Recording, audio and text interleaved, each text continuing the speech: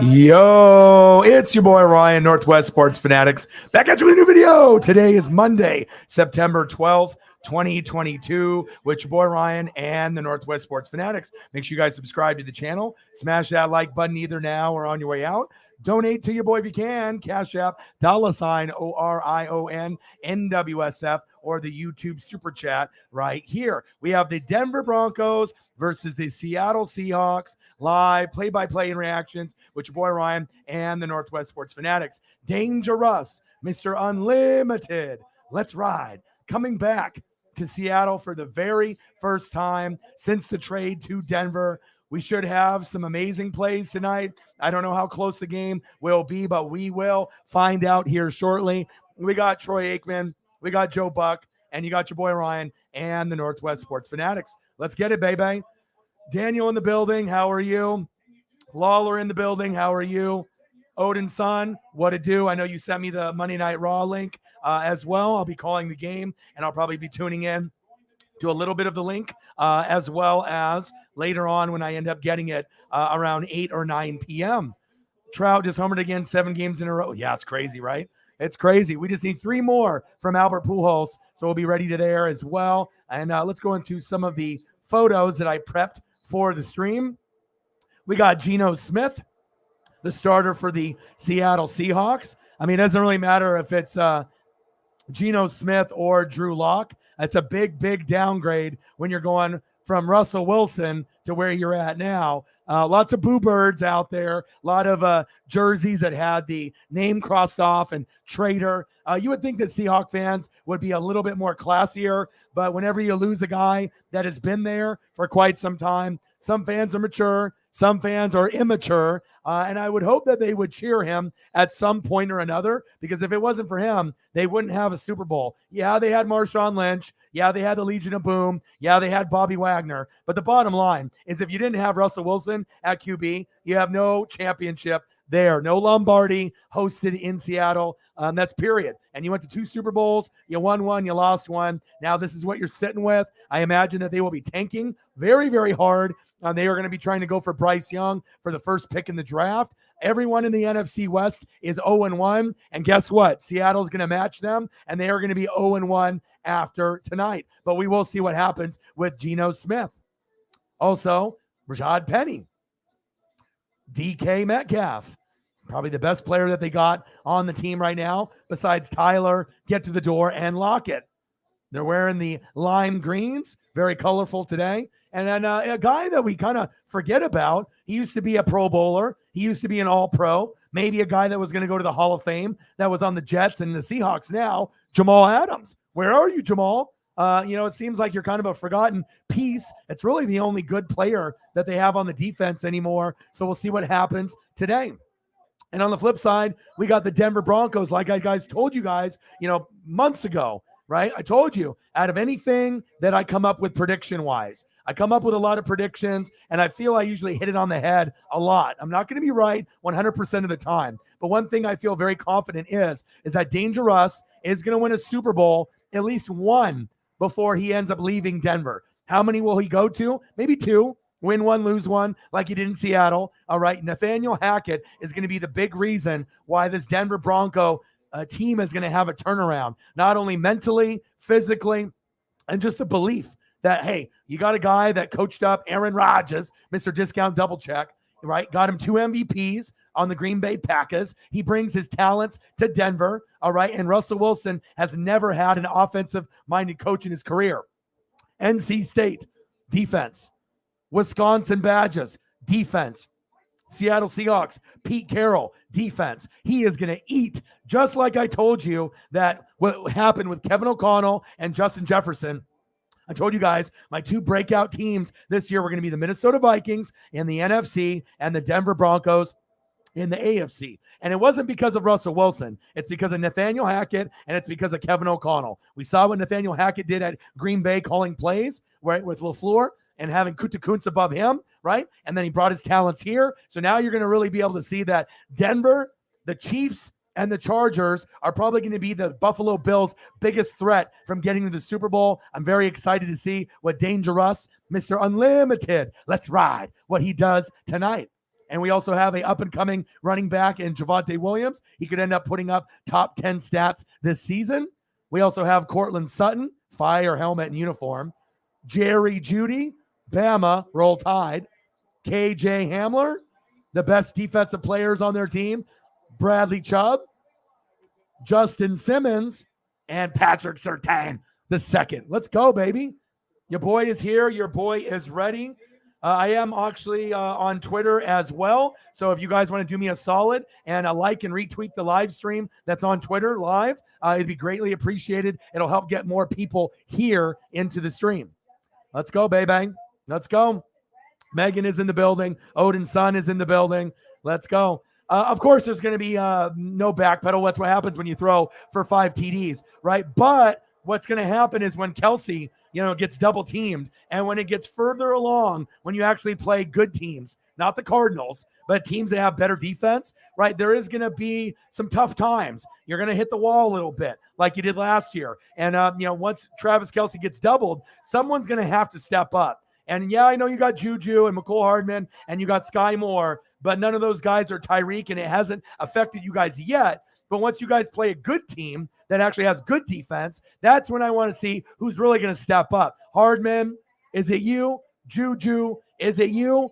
Sky Moore, is it you? We'll find out. And then they're going to get guys like Pacheco involved. Clyde Edwards-Helaire did a great job. But yeah, of course there's going to be backpedaling because Tyreek was the number 2 receiver as Devontae Adams was number 1 for years. So now we have a new breed, Justin Jefferson, Cooper Kupp, and Jamar Chase that are trying to take the top 3. But Devontae Adams and Tyreek are still going to be relevant, and they're still going to dominate. But you're very true. There is going to be a lot of people, saying, they're going to be garbage. And they're not. Like I said, I think that everyone thought they would be at the very worst, 3rd place in the AFC West at 10-7. At the very best, maybe 13-4, or somewhere in between. Just because we know the Raiders, right? The Denver Broncos with Russ and Justin Herbert's Chargers, everyone got better. So we'll see where it goes, but definitely the Chiefs with Patrick Mahomes getting 5 TDs. That's a great, great start to let everybody know, hey, you think Josh Allen is the best QB in the world? Well, maybe it's not Josh Allen. Maybe he's the most popular right now, and everyone is on the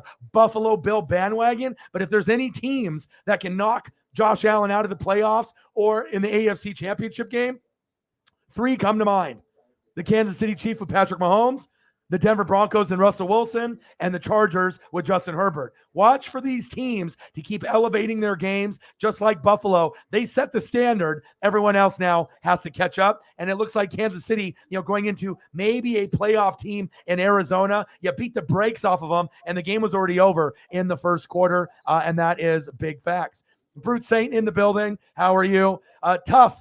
Fantasy, when you're going to be going against me and Sarah, you have a very good team, Brute Saint. You might have the 3rd best team overall in fantasy, but it shows you when you have those heavy hitters in fantasy, and when you throw up a 150 week 1, me and Sarah, and we fucked up in our lineups too. She left Kareem Hunt on the bench, right? 20+ points. Amon-Ra St. Brown, 20+ points. I had the Bills defense on the bench, 18 points. So there is a chance that she might have almost hit, 200 points or 175. And maybe I would have got a little bit closer to 170. But I do see you. I looked at your team. You're definitely going to mop the floor with a lot of the other teams in fantasy. Shout out to you for having a good draft. And I'm excited to see what happens as we move forward. Brute Saint in the building, one of my Saints affiliates. Hey, we play each other week 2. We normally can't beat you guys. We haven't beaten you guys since 2018, 2019. It's been many, many years since we've beaten you guys at home. We'll see what happens in week 2. We got the dub against the Cowboys. Obviously Dak Prescott had surgery today. That team is done. Even if you get Jimmy Garoppolo or Gardner Minshew or any of the other names that are out there, it's probably best that you probably just see where things go. And if you end up getting a top 5 or top 10 pick, it might end up benefiting you in the long run instead of trying to scramble and try to get a guy like Jimmy G and end up, missing the playoffs anyway at like 8-9 or 9-8. So I know it's rough for Cowboy fans. It's always rough for Cowboy fans, but I'm not a hater for the Cowboys or, the New England Patriots. I pray for Dak Prescott. He is one of my quarterbacks that I enjoy watching. I think he's more enjoyable to watch than Kyler. Lamar might be more exciting, but the thing is with Dak now moving forward, your offensive line doesn't have Tyron Smith. right? Your running backs aren't very good with the O-line play with Zeke and Tony Pollard. You don't have Amari Cooper, right? Michael Gallup is hurt. CD is non-existent like Dalton Schultz. The only thing you got good going on now, if you're a Cowboy fan, is Dan Quinn and Micah Parsons. We got to see what Diggs does this year, and he had 11 picks last year, but at least you got Micah Parsons and Dan Quinn, but it's not looking very good. And like I said, the Eagles are winning the NFC East. Delete with the first donation. I appreciate you. Let's get it. $1.99. Come on, people. Be giving Russ too much credit. No. You want to be able to say that, but if you have the Legion of Boom, right, that's fine. But if you didn't have Russell Wilson, pretty much being the catalyst of the offense, do you really think with another quarterback like a Geno Smith or Drew Lock back then, or anyone that was like mediocre, that they would have been able to overachieve and get all the way to the Super Bowl? Fuck no. Use your brain. Come on, bro. Come on, delete. It's all about running game and defense, offensive line. You have to have all the pieces. Having a quarterback under a rookie contract help, but stop sleeping on fucking Russ like he's not very good. Like, you could have the Legion of Boom and never even get to the NFC Championship game ever. You know what I mean? Just because you have the Legion of Boom doesn't mean shit. Yeah, you got two good corners and you got two good safeties, but you still need a good quarterback to get there. This isn't the early 2000s where you had Brad Johnson, and Trent Dilfer, with the Ravens and the Bucks, who had two of the best defenses in the last 30 years. Okay, they needed Russ to elevate their game to not only be a playoff team, and they needed to be able to have that catalyst to be able to run the offense. Okay, that's the bottom line. So you can talk shit about Russ all you want, delete. I know that Russ is the truth. I know Broncos are winning today. I know the Broncos are going to win a Super Bowl, and the Seattle Seahawks are nowhere near getting a Super Bowl in the near future. That's just the bottom line, And Danger Russ is a Hall of Famer, point blank. So, you can say whatever you want. If you're a Russ hater, that's fine. But Russ was a big key component, just like Marshawn Lynch and the Legion of Boom, Pete Carroll, and obviously John Schneider back then. They had many, many pieces, including Bobby Wagner. But if you take away one piece, Russell Wilson, they don't even go to the NFC Championship game. Come on, bro. Be better. 0-0. Nice return. Delete with a $2 donation. Come on, bro. Come on. Let's get it, baby. $2 holla. And like I said, I appreciate Marshawn Lynch. I appreciate all the receivers. I appreciate the Legion of Boom. I appreciate Bobby Wagner. But stop fucking hating on Russ. You know what I mean? This thing is he's a first ballot Hall of Famer. He's better than Aaron Rodgers. He's going to be better than Matthew Stafford when it's all said and done. He's going to probably have 2 rings, maybe 3 when it's all done. Stafford's got a chance to get 2. Drew Brees only had 1. Rodgers is going to end with 1. And you're going to see why moving forward, where Danger Russ is going to be that damn dude moving forward. First down and 10. I like with the Seahawks with those lime greens. Halfback toss to Penny. Sit down. Short gain. Let's go, baby.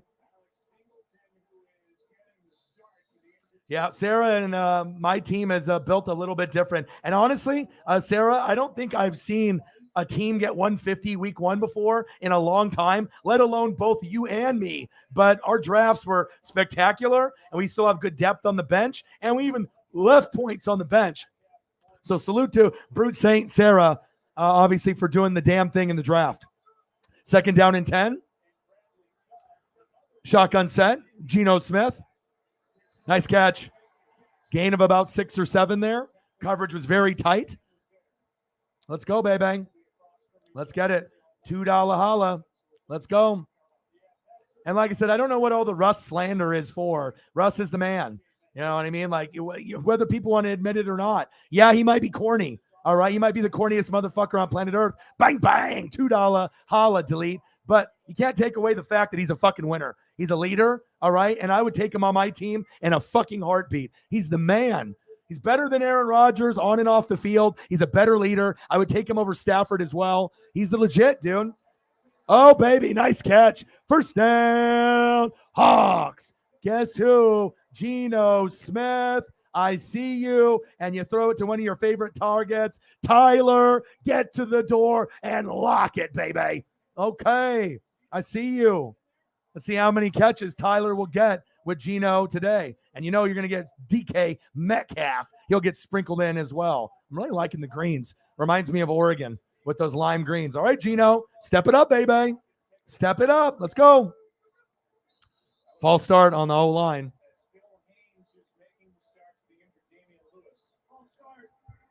Yeah, baby.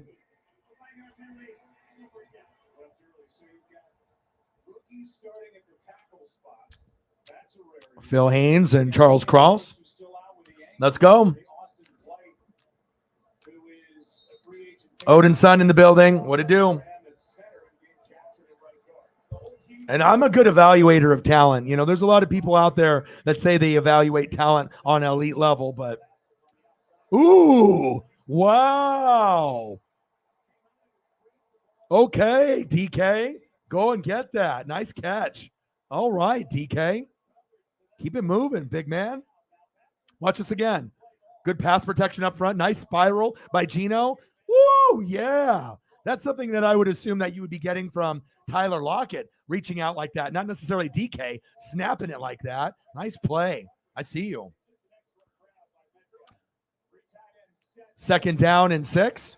Handoff, short game. And if the Seahawks are one of the bottom 5, worst teams in the league this year, that's not a bad thing. You just want to keep building pieces to get caught up to the Cardinals, the Niners, and the Rams. All right. Even though every single team is 0-1, including most likely the Seahawks after this game, everyone in the NFC West will be 0-1. But if you can end up getting like a Bryce Young, that could really change the franchise. You take one step backwards, and go 10 steps forward. But I'm not sure if they're going to be the worst team in the league, because you probably would have to be 1st or 2nd pick to try to get Bryce Young, unless you trade up.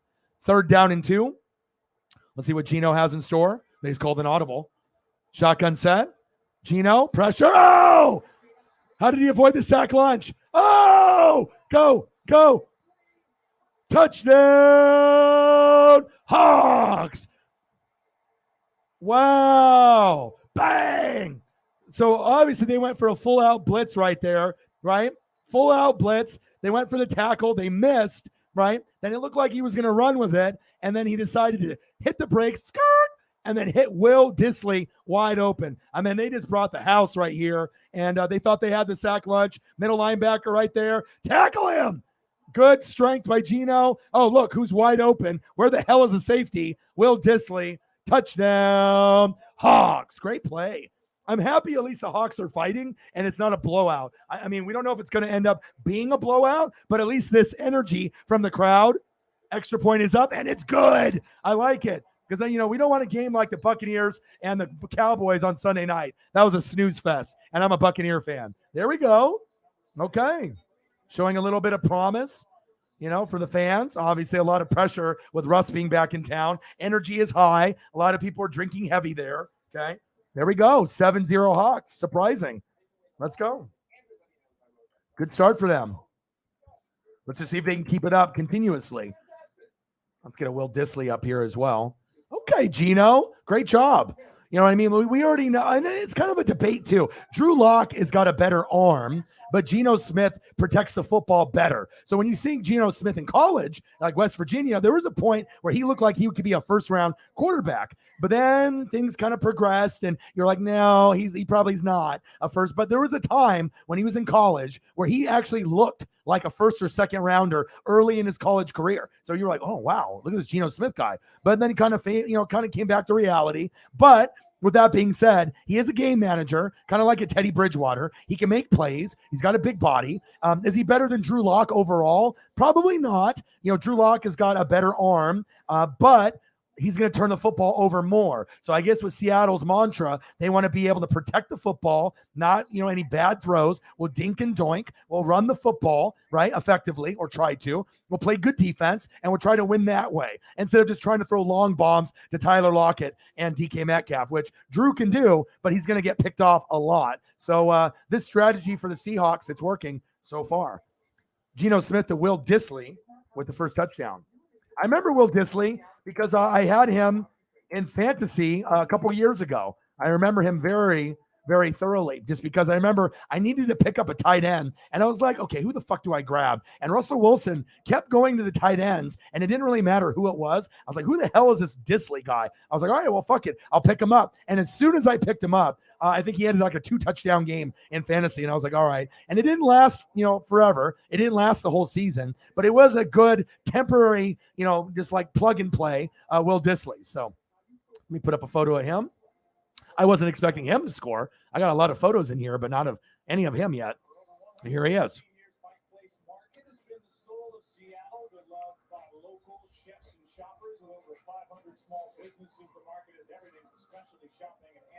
All right, Gino, I see you. And bang, your first touchdown to Will Dissly. 7-0 Hawks. This game is already more exciting than the Buccaneer-Cowboy game that was on there before. Let's go, baby.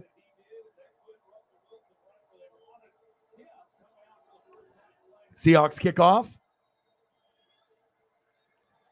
Oh, don't take it out of the end zone, you idiot.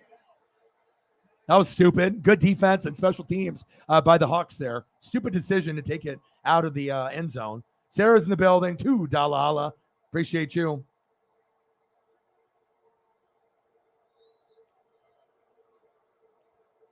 Delete with another $2 holla. Give Seattle your damn respect.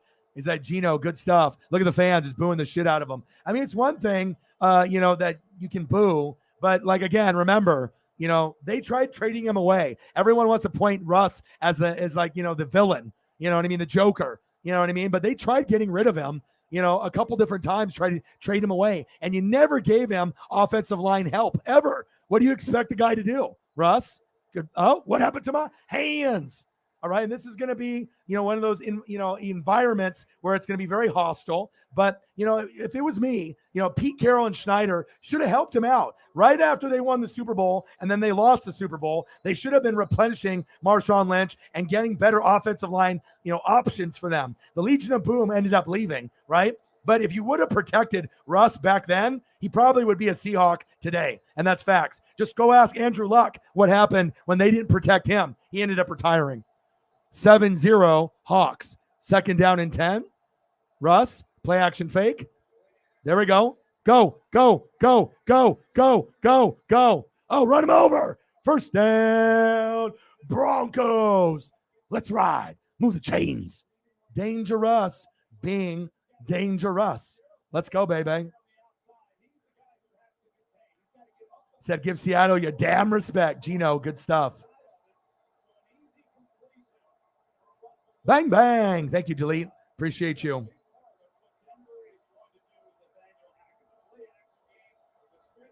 Appreciate you, bro. Love you too.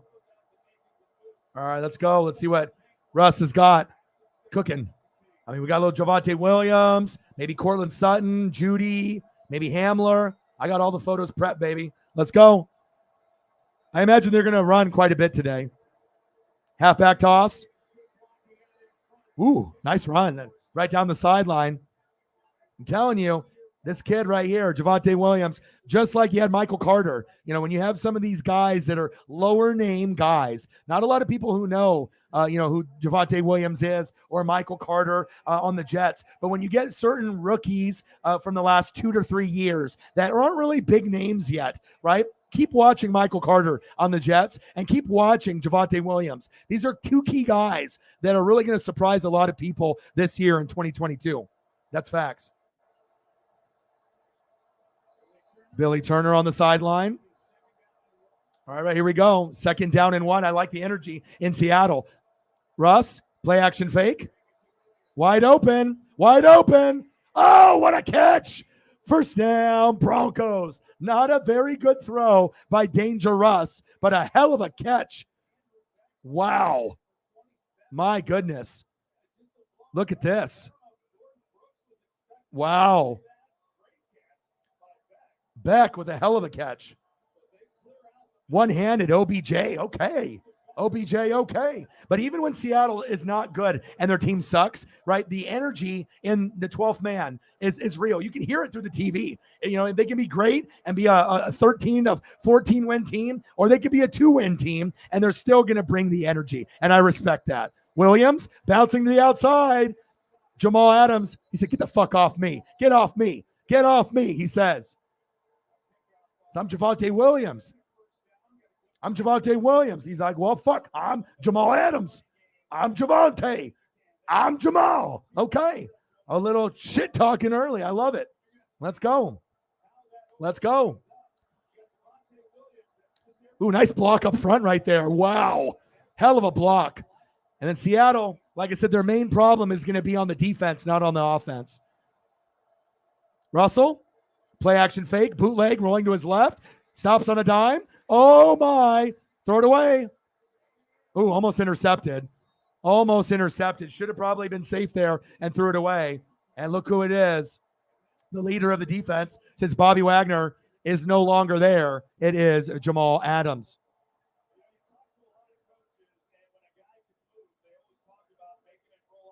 Let's go. Lots of energy in this game. Much, much better environment than the Tampa Bay Buccaneers playing in Dallas yesterday. That was a snooze fest. I'm glad I got the dub, but that shit was boring as hell. My boy, James Poss, Chiefs Kingdom in the building. 5 tutties by guess who? You already know who. Mr. Patty Mahomes. Flag, offensive line. That was definitely a jump on their side. False start. Hey, and all the talk with Tyreek leaving, it still will be a concern when you end up playing a team that has a good defense. Cardinals do not have a good defense, but shout out Patrick Mahomes making a claim that, hey, everyone says Josh Allen is the best QB in the world. Well, maybe he's not. Maybe it's still Patrick Mahomes. And he proved that he's in the conversation with Josh Allen and a few others based off their performances. Allen had 4 tutties. Patrick Mahomes had 5. Let's go. 7-0 Hawks, baby. Let's get it. Great to see you in the room. One of my favorite Chiefs Kingdom. And like I said, I told you that I thought they were still going to be a good team. At the very worst, 3rd place. Nice run right there. 3rd place, 10-7. If the Broncos and Chargers overachieve, right, and you still get into playoffs, or best case scenario, 13-4, 1st place in the AFC West, and then you make the Super Bowl or AFC Championship game.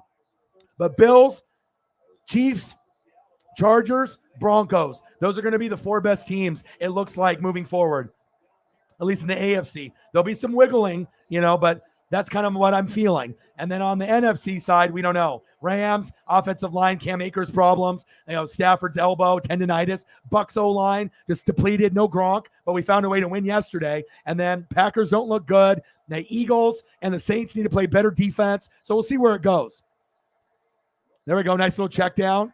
And the Niners didn't look very good. They need to go with Jimmy G instead of Trey Lance. That's evident, right? And then the Cardinals might make the playoffs, but they don't look very good. And then my sleeper team, like I said, on both conferences, was the Minnesota Vikings like 4 months ago, as well as the Denver Broncos. And it wasn't because of Russell Wilson or Justin Jefferson. It's because of Nathaniel Hackett and Kevin O'Connell. It's always offensive line, defense, and coaching. Coaching is very, very strong. Let's go.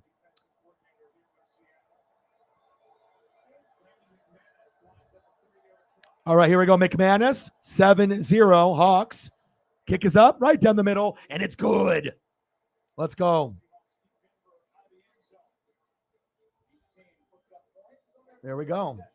7-3, lots of excitement. Seattle's so beautiful. I mean, I go there for Mariner games, and occasionally I'll go to a Hawks game, usually once a year or once every other year, just depending on if I'm going to a Duck game or a Mariner game instead. But if the Mariners make the playoffs, I'm going to use my money towards that. And because I've already went, how many times have I gone this year? I've gone, 3 times? And I got a Julio Rodriguez foul ball in April, and I got an Aaron Judge ball when the Yankees came to town. So a pretty good year for me and a pretty good year for Seattle, especially beating the Braves, World Series champs, 2 out of 3. And then yesterday, Julio hitting a homer early like Eugenio Suarez did, and then they ended up hitting homers back-to-back in the bottom of the 9th to win against the Braves to take 2 out of 3. I can't wait for tomorrow. Padres Mariners in Seattle. It's going to be great. I think it's Yu Darvish versus Logan Gilbert, but I have to double check to see if they kept that. But Seattle is definitely, if the Hawks end up being bad, at least you got the Mariners. Sonics are nowhere to be found, but it sounds like Seattle is in the running to bring the Seahawks and the Mariners another teammate, another brother, which would be the Seattle Supersonics. And I hope they do come back to Seattle. It is a good basketball town there. Let me see real quick.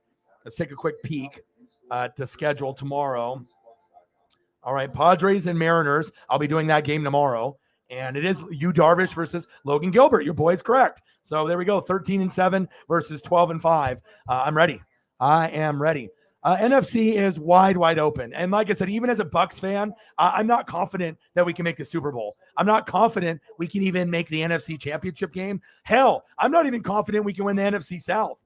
You know what I mean? I got to kind of see how this team, rallies about, with these backup offensive linemen. I hope that, we do a good job. Brady's going to have a second to a second and a half instead of about 3 or 4 seconds like in the last 2 years. So, I mean, if the Rams keep fucking up, and history tells you if the Rams and the Bengals made the Super Bowl last year, they're not going again. We haven't had a repeat Super Bowl team since 03-04 Patriots. So if the Rams and the Bengals are out of the question, so then next up is who? Buccaneers, right? Not the Packers. So it's like Buccaneers, Saints, Eagles, Vikings, and Rams. Right. And then we have to kind of moderate the Niners and kind of keep tabs on them, on the Niners and Packers. But I mean, we got to have to kind of wait and see on how all that plays out. And obviously the Packers and Niners, we'll see it if they rebound, from, the early struggles they had. But Rams, Buccaneers, Vikings, Saints, Eagles, those are kind of the ones that are looking strong. And we have to watch, the Niners and the Packers to see if they're going to be able to come out of this hole, and then the Cardinals as well. Because everyone assumed that the Packers were going to be number one in the NFC North, which they're not. It's going to be the Vikings. Everyone assumed the Niners more than likely would make the playoffs if they have Jimmy G at quarterback, not Trey Lance. And you need to see the receivers get healthy for Green Bay. Otherwise, they might not even make the playoffs. Maybe not even as a wild card, because there's a lot of other competition with these other teams stepping up. So,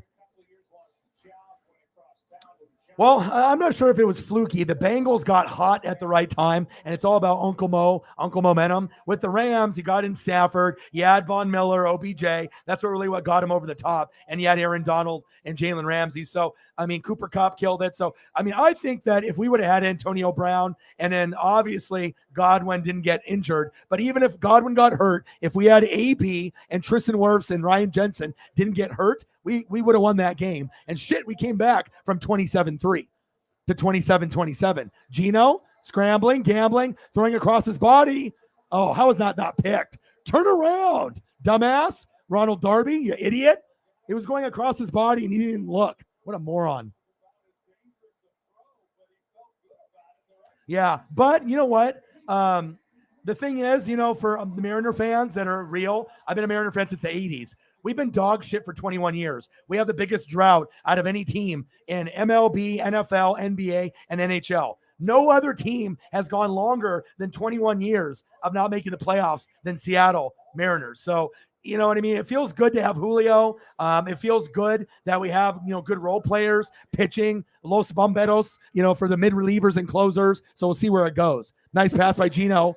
First down, Hawks. I like the offense so far for Seattle. They're looking like they're, very motivated by this crowd. Flag on the play, maybe helmet to helmet, an additional 15 yards. But Geno is playing like a vet. He's not playing scared. And his throwing motion doesn't look too bad. Denver D needs to tighten up a little bit, but I like what I'm seeing from the Seattle Seahawks.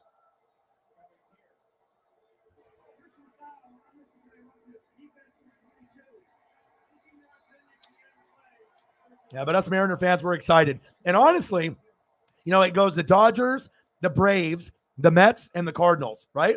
And on American League, Astros, Yankees, Mariners.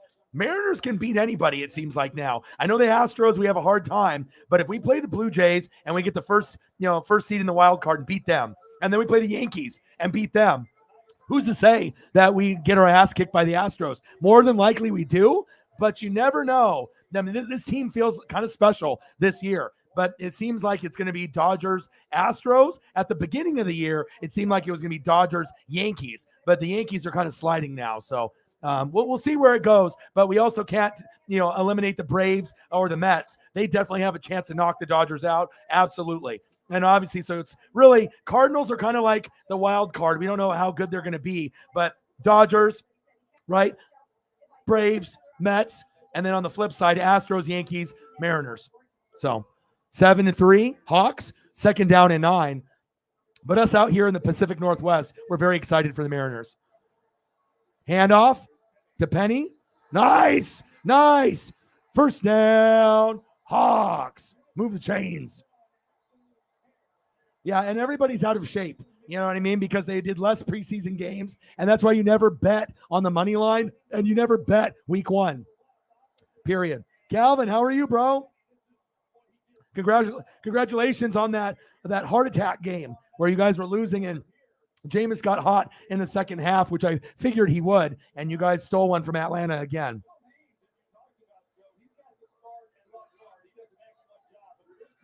Oh, I bet. Absolutely.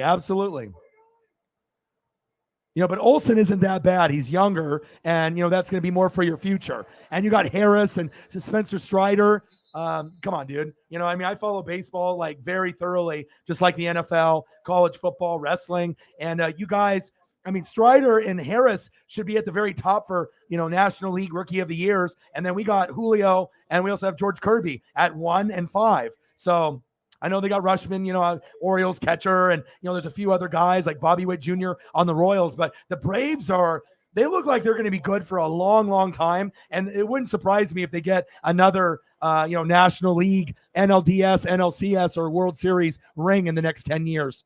Gino, second down, good protection. Screen pass to Penny. Broken tackle. Ooh, big hit. Wrap up, Broncos. Falcon's going to Falcon, yeah. Strider is the man. And, there's a lot of people that act like they know baseball, but unless you're actually watching games. And now I'm full-time since January. So I'm literally doing every Dodger and Mariner game I can, which is a lot. And I'm watching, all the other teams thoroughly. Braves, Mets, Cardinals with a microscope, as well as Yankees and Astros, and a little bit of Blue Jays, Rays, and Guardians, just because they're in the wild card hunt.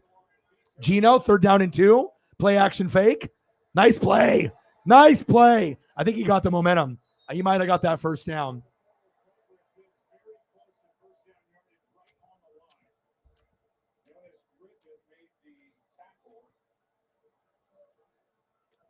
Let's go. 7-3 Hawks. We're going to do a measurement.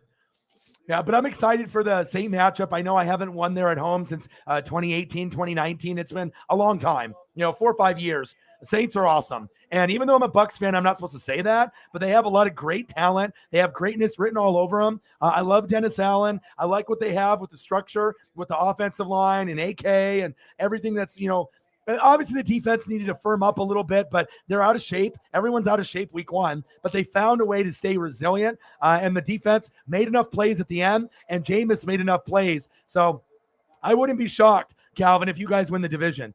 And no other Buccaneer fan on planet Earth is going to say that.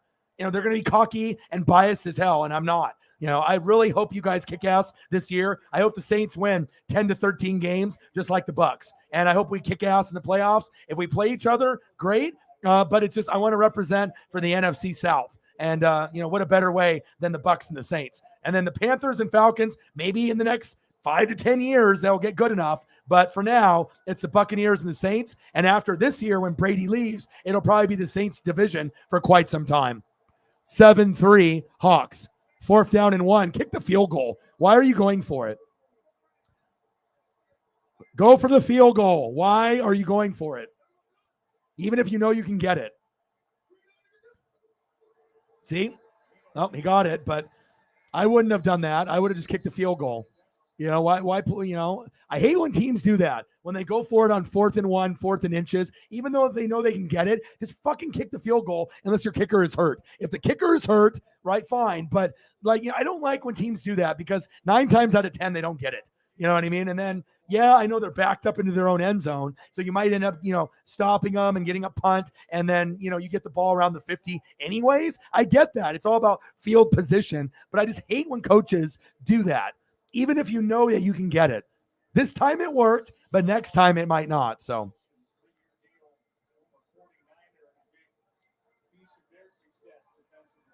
Oh, dude, they're awesome. You know what I mean? You can tell the Braves farm system is like the Dodgers. Dodgers farm system. Look at this. Orion is right. Orion should be a coach. What did I tell you? That's why you don't do that shit. Stupid. You know what I mean? You get these dumbasses that think they know football, right? You don't do it. And statistics, they should have analytics guys and statistic guys. You don't go for it, even though, like, even if you have Brady, even if you have Manning, even John Elway, Joe Montana, you got Thurman Thomas, Emmitt Smith, Barry Sanders. I don't give a fuck. You just kick the field goal. Oh, are you that greedy that you have to try to get up 14-3? You're probably not going to win the game anyways, and maybe that's what they're thinking, right? But just take the points and go up 10-3, play defense, and then maybe you'll go up 17-3. And then now they're thinking, well, we'll just play with house money. If we don't get it, they'll get the ball. Maybe we'll stop them, and then they'll punt it, and we'll get it at the 50. But I'm telling you, 9 times out of 10, when teams go for it before the fourth quarter and they do it early like this, they never get it. It's like I've probably seen that play 100 times, and I've seen them get it maybe 5, maybe 8 out of 100. Like, stupid, man. You know what I mean? It's like there's good coaches and there's bad coaches. Yeah, you can let me know which one you saw right there. Stupid. Yeah, Dallas will never be anything unless they get Sean Payton. I've already said that very, very many times. You need Sean Payton, right? You need Dan Quinn, Micah Parsons, and keep drafting defense. But then you need an Amari Cooper replacement. Obviously, you're not the same without him, as well as Tyron Smith. And you're not the same as Tyron Smith, Travis Frederick, and Zach Martin when Zeke was in his rookie year. So you need to keep beefing up the O-line. That should be a priority. And obviously, Amari Cooper leaving, it's a big deal. And Tyron Smith, I mean, now Dak is hurt with the surgery. They're fucked. So we'll see if they try to, get Gardner Minshew or, go with Cooper Rush or go Jimmy G. But if it was me, I would just say, fuck it. The season's over. Just, go through the motions. Try to get a top 5 pick, top 10 pick, and make sure you're getting the best offensive lineman from Alabama, that you can, or one of the SEC schools. Keep beefing up that O-line. So, but my defense doesn't look too bad. I was sad, no JPP. I was sad, no Ndamukong Suh, but they obviously have Joe Shonika Tryon, right? And then they have Akeem Hicks, who gets hurt all the time, but they looked pretty good. Devin White, Levante David, let's go. We have a chance to make the Super Bowl and the NFC Championship game, especially if the Rams keep fucking up. Halfback toss, Javonte Williams. Nice. First down, Broncos. Let's go. Yeah, well, I already said that years ago. Pete needs to go and Schneider needs to go. I know Megan loves Pete, you know what I mean? But there's a thing where, where your message, right, it starts to go on deaf ears. And after a while, if you're not having success, right, and you don't help Russ out with the O-line, I mean, what do you expect? A lot of these fans of Seattle, they want to just point the blame at Russ. You should be pointing the blame at Schneider and Pete Carroll. That's facts. 7-3 Hawks. Russ? And then also you get nice first down Broncos. And also you get these fans acting like they could have won it without Russ or like he wasn't a factor. Please.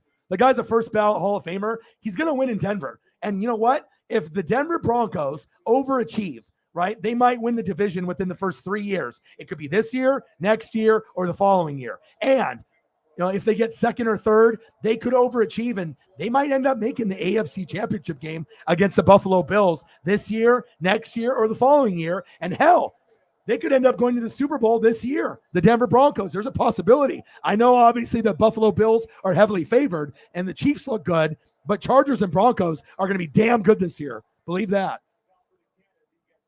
Don't fuck with Dangerous. You know what I mean? He might be the corniest guy on planet Earth, but I'm not biased. I just see it as greatness and talent. You know what I mean? And whether you think he's corny or you're salty because he left the Seahawks, he's the fucking man. All right? To me, obviously Drew Brees only had 1 ring. Russ has got 1. Rodgers is going to end with 1. Matthew Stafford will probably end with 1. Russell will end with 2 or 3.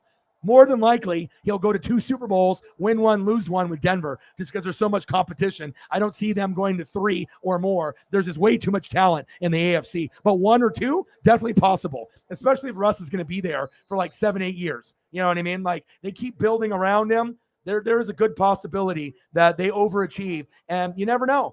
First-time quarterbacks going to a new team. Hey, guess what? Tom Brady, Buccaneers, Super Bowl. Hey, Matthew Stafford, Rams, Super Bowl. Hey, Russell Wilson, Broncos, Super Bowl? Could be. Yes. Right, exactly.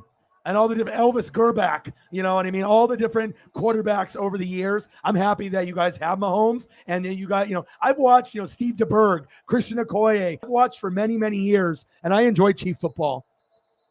Good tackle there by the Hawks. But, it's not like it's been all easy breezy cover girl for the Chiefs. As of late it has been, but they went through a lot of pain. And obviously when you go 50 years plus with no Super Bowl, it's a long time. 5-yard penalty there on false start on Garrett Bowles. Oh, Fournette. Oh, man, Fournette. Wow, Fournette talking shit back with Micah. Micah calling him a pussy. That's a little too much, dude.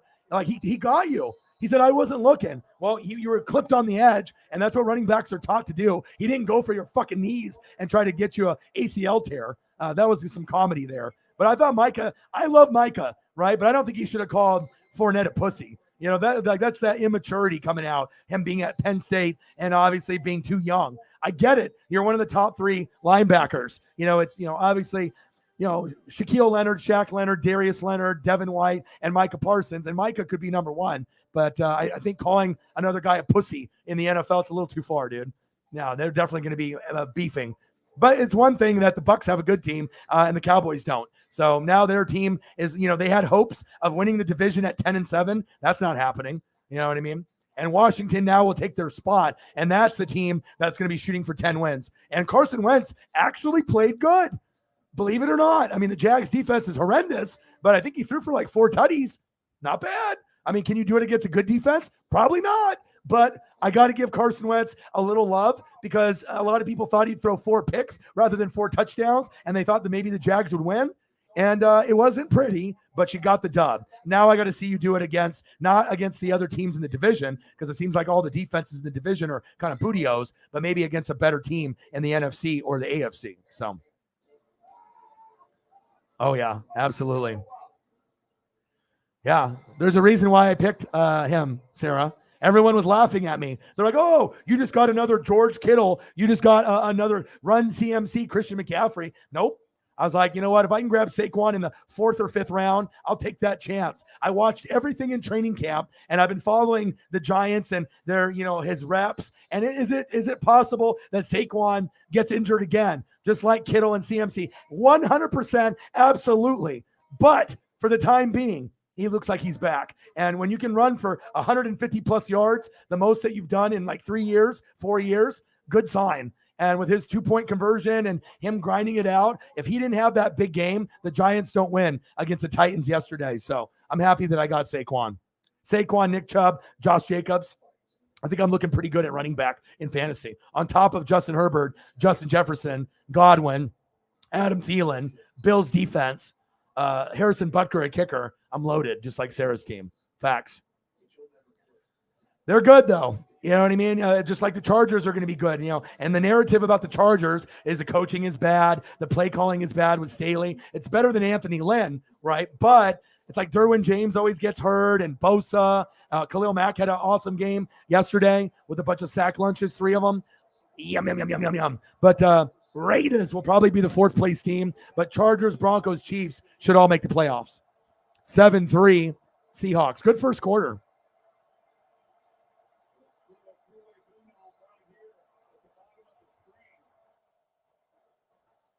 Russ, all day, every day. Good tackle by the Hawks.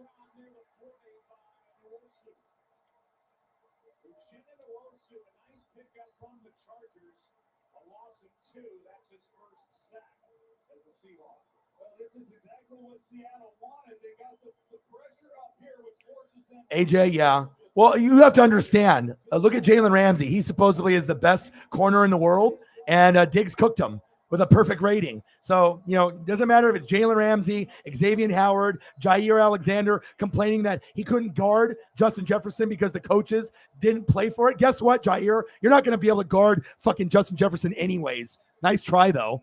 I mean, you are a good corner, but one-on-one, Jefferson's going to beat you every time. And so you can be Xavier Howard, Jair Alexander, Jalen Ramsey. If it comes down to Justin Jefferson, Cooper Kupp, Jamar Chase, Devontae Adams, and Tyreek, you're not winning. You know what I mean? You're not winning that matchup. And I will give you love. It was awesome seeing Michael Thomas back. Bucks fans, normally are like, fuck that guy. But I watched him at Ohio State, and I like greatness, and I like what I saw. And keep it up. I hope that you guys have great success with Michael Thomas and Jameis. And again, you're not going to hear another Buck fan say that on planet Earth besides me, because I'm just not biased. 7-3, Hawks. 3rd down and 12. Shotgun set, blitz. Almost intercepted. Flag on the play.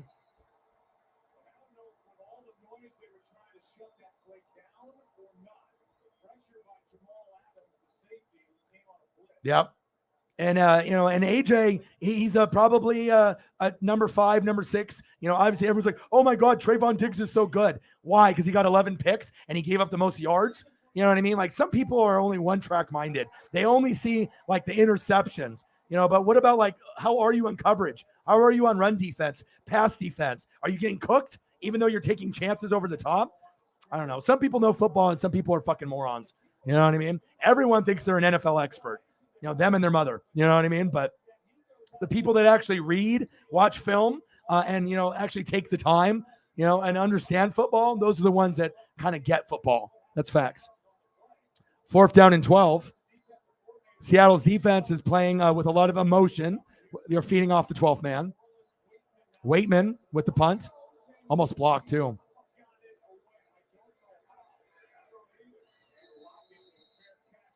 Yeah, Lattimore's good. So is AJ. I mean, but it's just, sometimes when you're going against the best of the best, and Pitts is only in his, early on. I mean, he's in the early part of his career, so.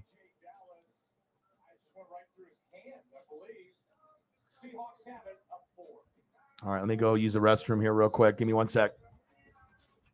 One day, you might realize it's time to switch things up. When your sisters come to town and you say, "Tommy, crushed it, little bro." When your friends come over to watch the game. No, when you go to the game. Total power moves. When you realize your vacation days won't use themselves and it's time for an out of office. Way out. When you're with Amex, it's never a question of if you'll make it happen. It's when. I'm Janine too. Girl, I already know who you are. Get to it. People think school starts when the kids get here, but it starts at development week. It's the calm before the storm. There isn't, actually.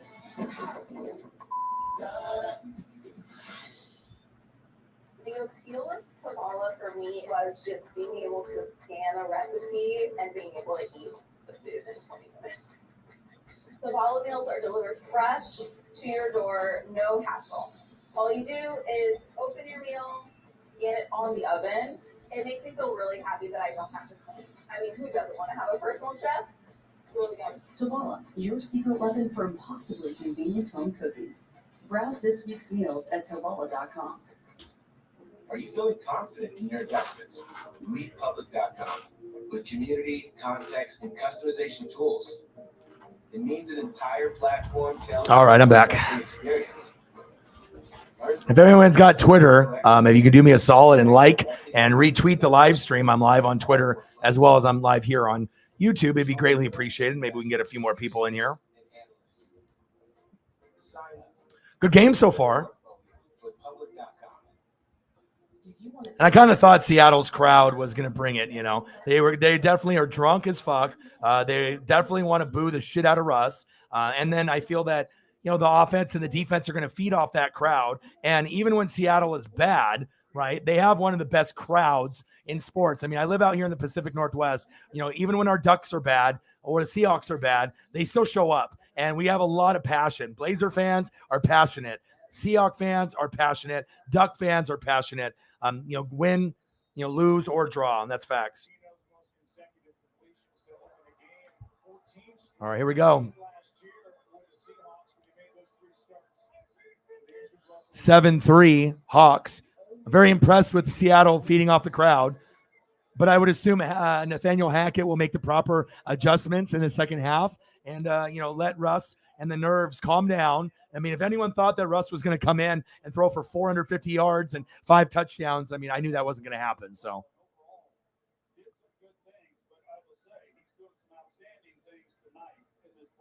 yeah, Dayball. Yeah, Ohio State's. I mean, C.J. Stroud will be okay, but he's not as good as Bryce Young. Nice catch, good tackle. DK Metcalf with the reception. But you know what though? You know what, James? They said that about Oregon too. When's Oregon ever going to have a quarterback? You guys have Akili Smith. You have all these guys, Chris Miller, Marcus Mariota, Joey Harrington. All these guys are ass, right? And then we have Justin Herbert. So at some point, you can have the reputation from the school, but at some point, Ohio State will have a superstar quarterback. Will it be C.J. Stroud? No, but maybe one day they will have their version of Justin Herbert, because they said that about us all the time too. But bottom line, Bama and Georgia are the best teams in college football. Ohio State won't be able to hang. I know Marvin Harrison Jr. is nice, and Najigba and all those other guys they have at wide receiver are nice, but they're not going to be able to keep up with Georgia or Bama. That's facts. 7-3 Hawks. Hybrid in the building. How are you? What's good? Yeah, their wide receivers are good this year. It's just like they are almost every year. They're kind of known for skill position players, but I just don't think that they're going to be able to hang. Even when Justin Fields, and played Bama, what happened? Their team was awesome, but Bama is on another level with Georgia with recruiting.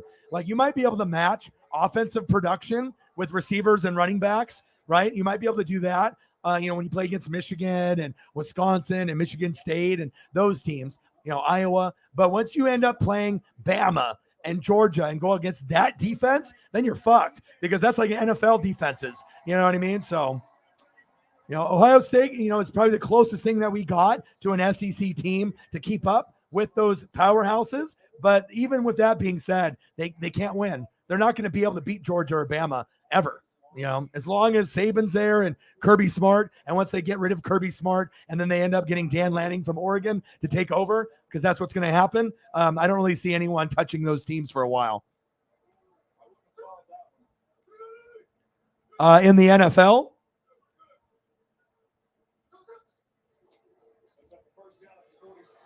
nice. Go. Penny, stripped it. You stripped it and you didn't even get it. Great defense there with the strip, but you gotta look where that football is. Great strip from behind though. Great run. Penny's running hard.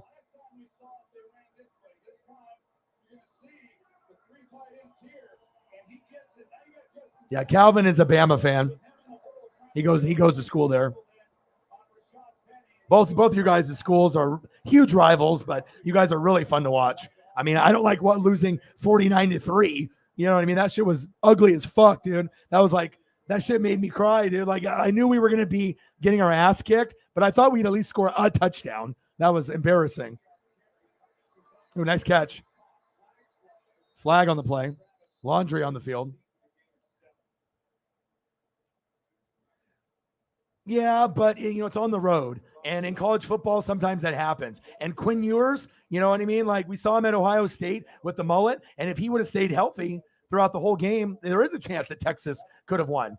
But you're going to have those games where you're shaky a little bit. It happens. Think about how many recruits every year go to the NFL from Bama and Georgia. A lot. I know they always replenish, but some teams are deeper than others for Georgia and Bama. I think you both know that.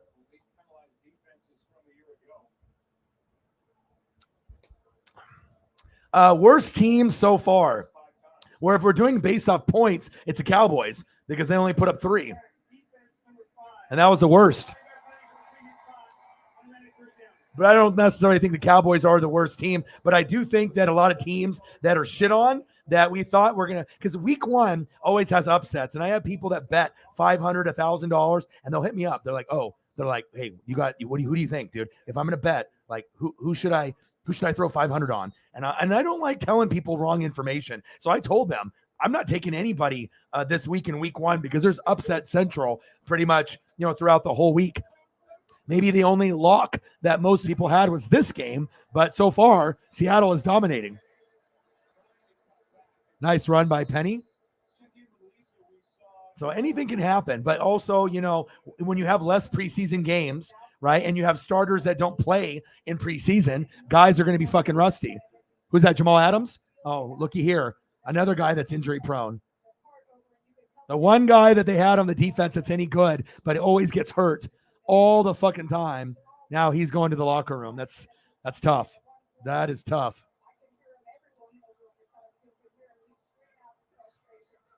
Wonder if he tore something. Gino? Oh, look at Gino. Protect the football. Broncos need to start going for the strip and punching the football out like Charles Peanut Tillman. They need a spark. They need a spark. It's funny how Uncle Mo works. You know, Uncle Momentum. Peter Schrager watches this show, from Good Morning Football, believe it or not, just like EA Sports and Madden. And Uncle Momentum is real. Like, you can feel it. You feed off the crowd in any sport. Baseball, basketball, football, hockey. And even though your team isn't as good as the Broncos, who might be a Super Bowl contender, at home, with Russ's return, lots of alcohol, lots of passion, then this is the type of result that you're going to get. You still need to execute, but we'll have to see. Yeah, neutral site my ass. You know what I mean? But we don't have good players, dude. That little fake, DK. Backwards. Where are you going? Big loss. Good tackle there. But Travis Dye, our best player in offense, transferred to USC because he's from California, right? CJ Verdell, the other running back, is no longer with the team. Kayvon Thibodeau is on the Giants, the best player. And McKinley, the Pro Bowl All-Pro safety, is gone. So we have one player that's good on the Ducks now. That's it. And it's not Bo Nix. It's Penei Sewell's brother, Noah Sewell. That's it. How do we expect to fucking win games? And yeah, we can put up 60, 70, 80 points against Eastern Washington, but that doesn't fucking matter. Like, who gives a shit, Gino? Good tackle. I mean, I was going to go to every home game for the Ducks this year if we were going to actually be like halfway decent. I assumed that we would lose to Georgia by 17-20, but I didn't think we would be 49-3. But this is the only good player we have, Penei Sewell's brother, Noah Sewell, plays linebacker. That's it. He'll go NFL, late round NFL pick, but yeah, sad, man. So it's not worth me spending money to go to every game. And maybe I'll go to a game and sit front row behind the Duck bench, maybe one game or two. But I'm not going to go to every one. Field goal attempt is up. And it's good. 49-yarder.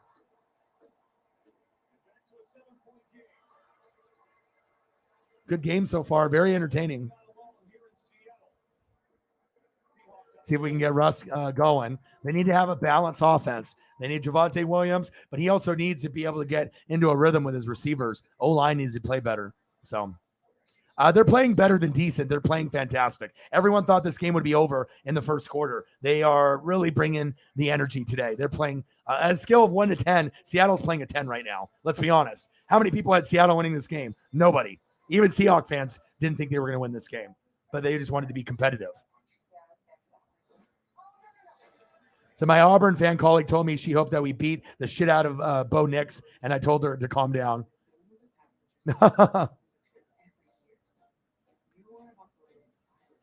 STL in the building. How are you? A guy in the building. Raiders in the building. What to do? Brute Saint. What to do? Yeah, but again, it's Russ's, homecoming.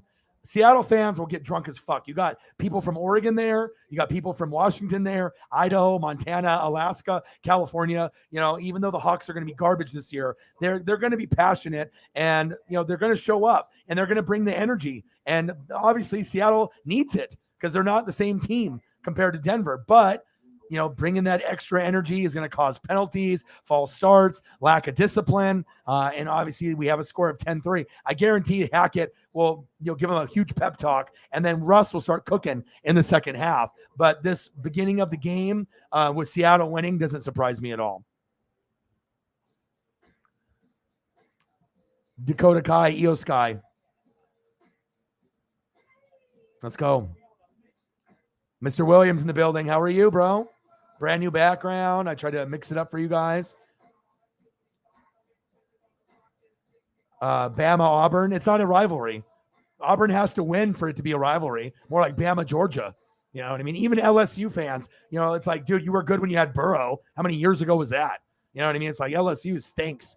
Like, it's pretty much just Bama, Georgia, Ohio State, and everybody else. And there is a drop-off from Bama, Georgia, drop-off, Ohio State, and then the rest of the teams. And Ohio State's damn good, but there's just not on the Georgia level on defense and Bama defense level either. Even though those teams can maybe have some lapses, like Bama, definitely could have lost against Texas for sure.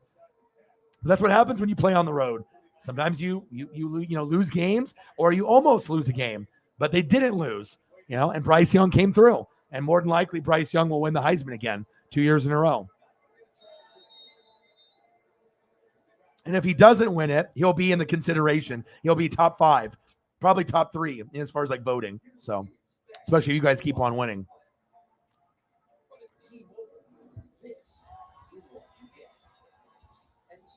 Let me check the Cash App to see if we have anything there. I doubt it, but you never know.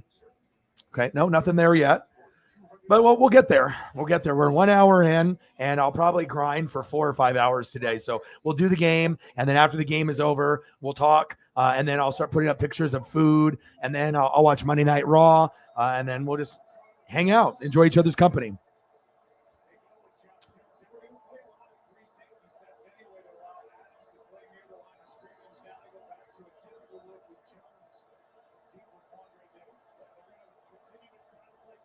First down and 10, 10-3 Hawks. Listen to the crowd. You don't hear crowds like this in the NFL besides where the Chiefs, with them at Arrowhead, Seattle and the 12th man, right? And the Saints. Like, you hear it through the TV. I don't have to have my TV at 100 to blow the speakers out. Like, you hear the fans, and I love that. I'm an energy guy, so I love hearing the crowd. Oh, I bet. Iron Bowl is for real.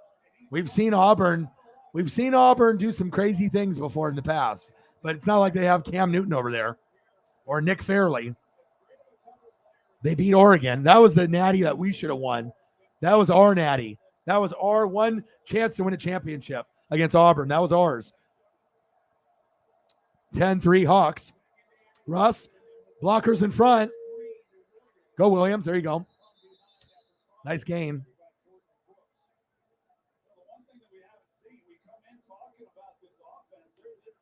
Russ needs to test the corners and go deep.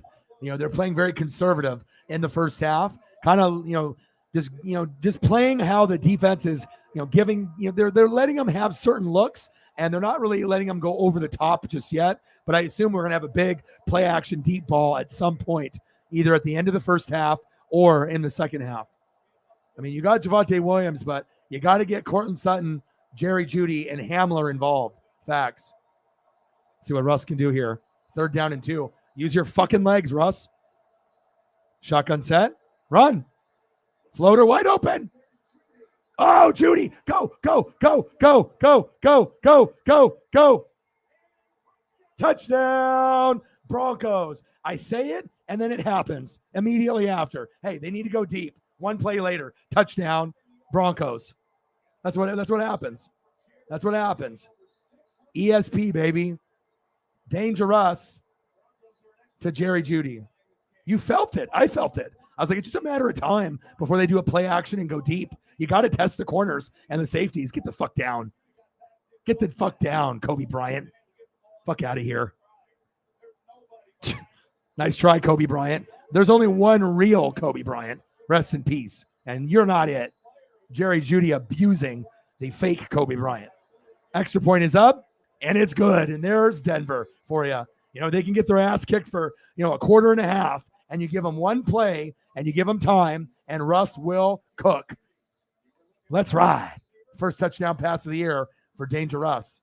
That was kind of creepy. I knew it was coming too. Sometimes you just watch football for a long time and you just have this feeling that the play action over the top is coming. At some point or another, you're patient,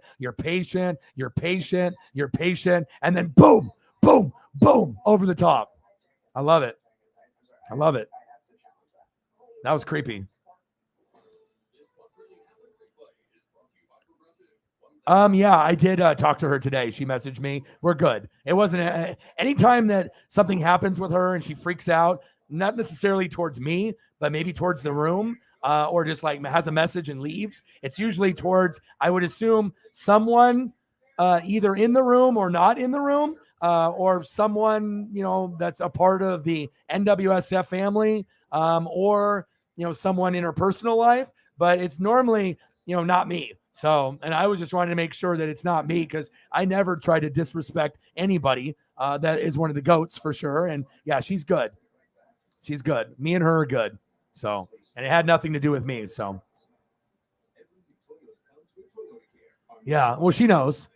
She knows. Hey, Broncos, let's ride. James is like, that Orion ESP motherfucker. God damn it.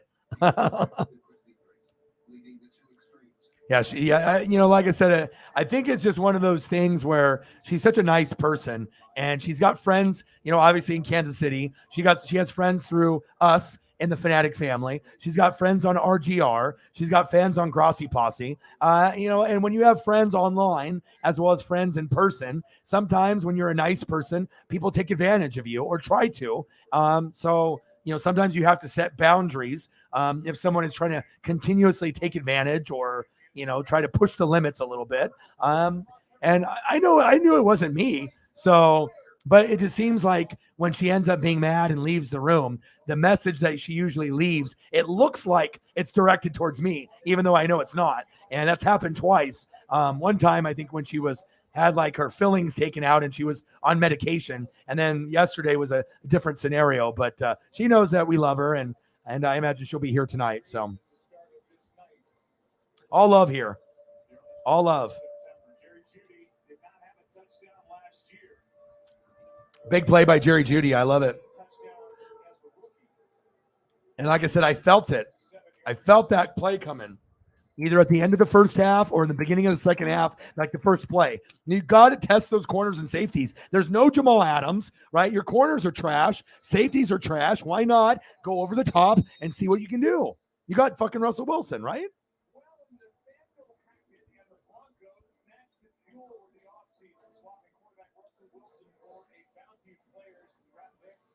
I mean, not many teams are going to have Cortland Sutton talent, Jerry Jeudy, and up-and-coming KJ Hamler, with also an up-and-coming running back who could be a top 10 running back this year. So, I mean, they got pieces. Noah Fant is on the Seahawks now, so they don't have him. And they still got some nice pieces. Bradley Chubb is there. I love that photo, but he gets hurt every year. Justin Simmons is fucking fantastic, one of the best in the NFL at his position. And I love Patrick Surtain from Bama.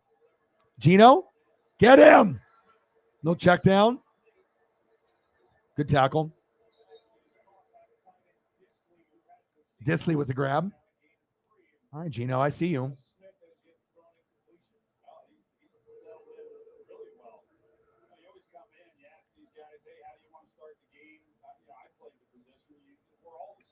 Yeah, Holly's gone upset with a troll, but I just think when you're a really good person, sometimes people try to take advantage of that. You know what I mean? Like even with me, myself, like I always try to be very generous, try to give back to the fans. I always try to help my friends out. I always try to put other people before myself. And sometimes people can try to take that as a weakness, but I mean, I draw the line in the sand, and maybe that Holly needs to do the same. Nice tackle, Darby. Penny with a gain of about 6 or 7, but that's offensive line holding. That's coming back. Yeah.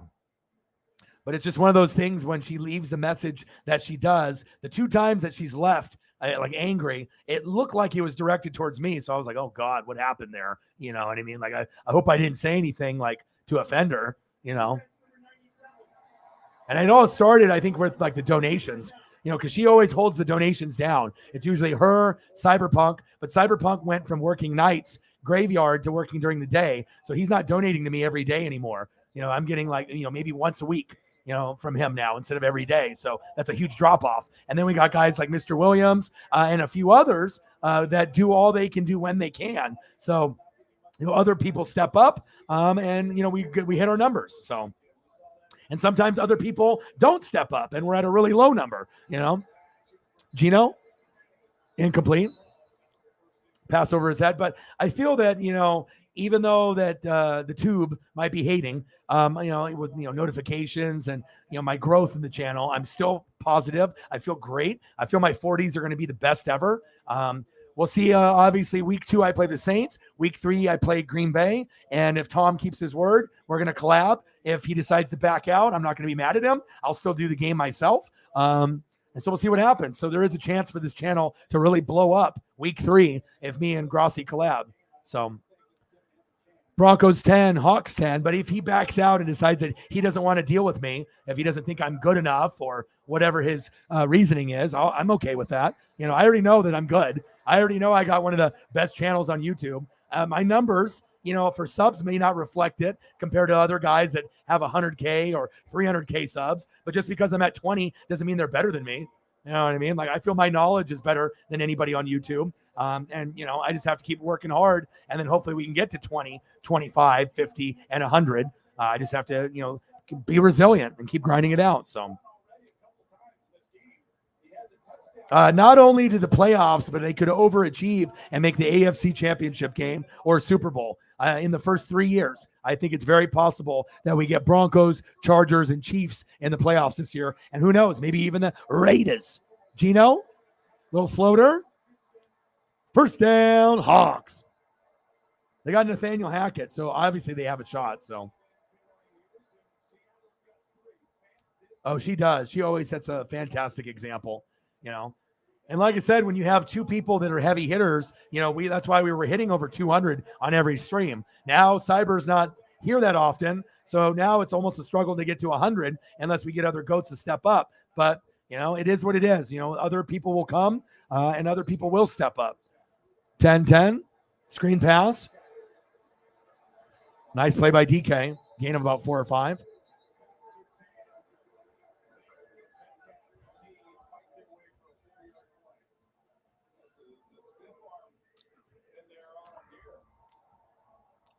Yeah. The Broncos, obviously the question for every team in the AFC is going to be, okay, what's the running game look like, right? Clyde Edwards-Helaire, right? Eckler, right? All right, what's it going to be with Josh Jacobs and company? With all the teams, in the AFC West, it's all about O-line, defense, and running game. That's really where the concern is. There's not really a lot of concern with the passing game, from each team. Touchdown, Hawks. Wow. Blown coverage by the Broncos. That was unexcusable. Geno Smith. Wow. Wow-wee. Unbelievable. Geno Smith playing like Russell Wilson. Even Drew Lock is like, holy shit. Colby Parkinson. Who? Wow.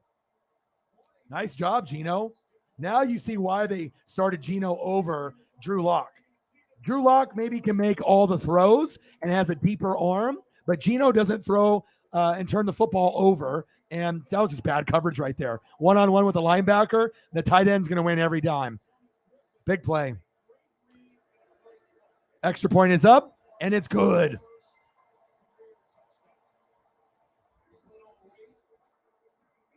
Anybody can beat anyone on any given Sunday, Monday, or Thursday, especially in the NFL. Great job, Geno.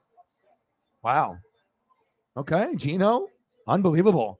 That was just bad coverage, and they obviously had the one-on-one with the linebacker, and linebacker was slow as shit. That was good awareness by Geno.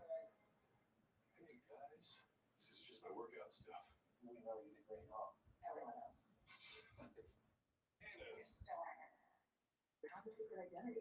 You need to keep it secret. And if you want to save by bundling home and car insurance, you need Geico. I'm not the Green Hawk. But delivery the Green Hawk. See how much you could save by bundling with Geico. I will bring it to you. Sometimes you'll get $5 and get $150 in free bets. This game is good. So much better. So much better than the Buccaneers and Cowboys game. That game was boring as hell. I'm a Buck fan, and I love winning and all. But that was like a snoozer. Like, I was like, God, this game. And I started recording early at like 9 a.m. I was prepping. So I did NASCAR, and then I ended that stream. Then I did Cardinals and Chiefs, and then did that game, no rest. And then I went into the Bucks and the Cowboys. I literally was in the chair for like 10, 11 hours. It was kind of a hell. It's hard doing that, much streaming in a day. There's a reason why like most people can't stream longer than 3 or 4 hours, because it takes a toll on your mind and your body. It's not easy. But hey, at least we got a good Monday night matchup here with Geno Smith, rocking it for the Hawks. I see you.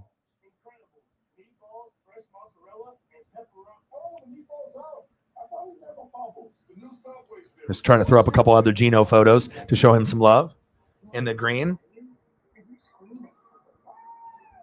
God, I love football. What a great time to be alive right now. So you got NFL, right? We have NFL. Then we have college football already underway, right?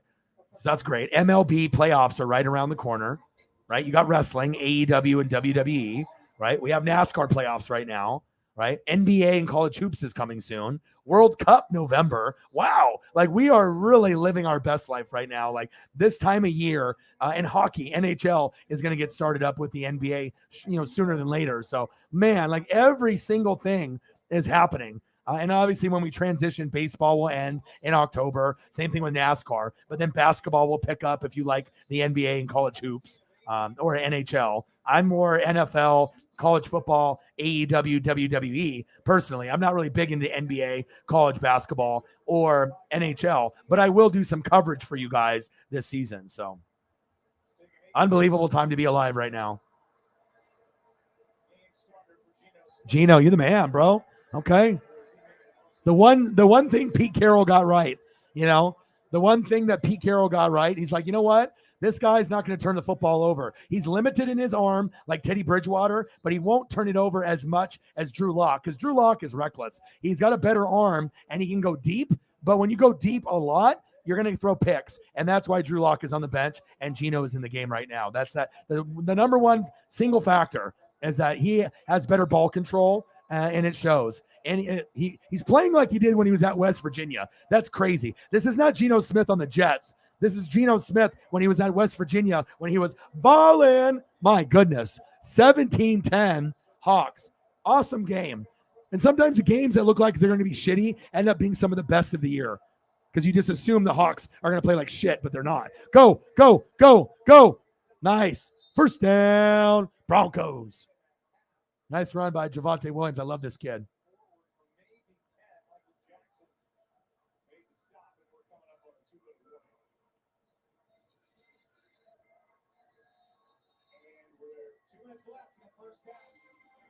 Geno's at it again, man.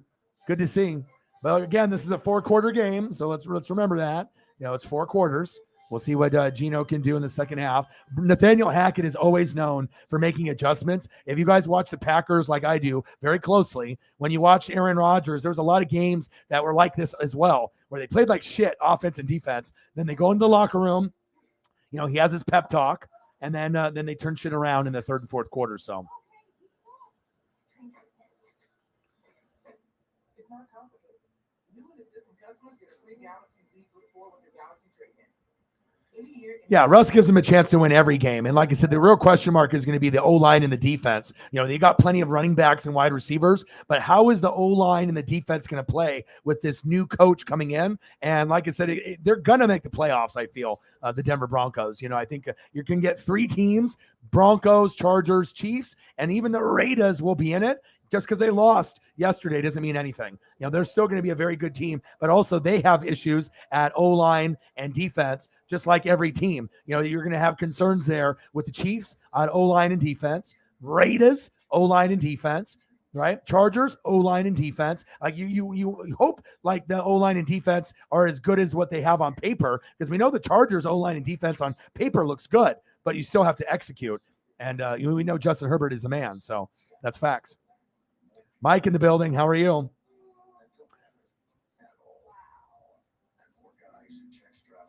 Yeah, I mean, especially if you're getting paid the big dollars, like Sam Bradford. Jesus Christ, some of these guys have made 150 to 200 million for barely even playing any football. It's just wild.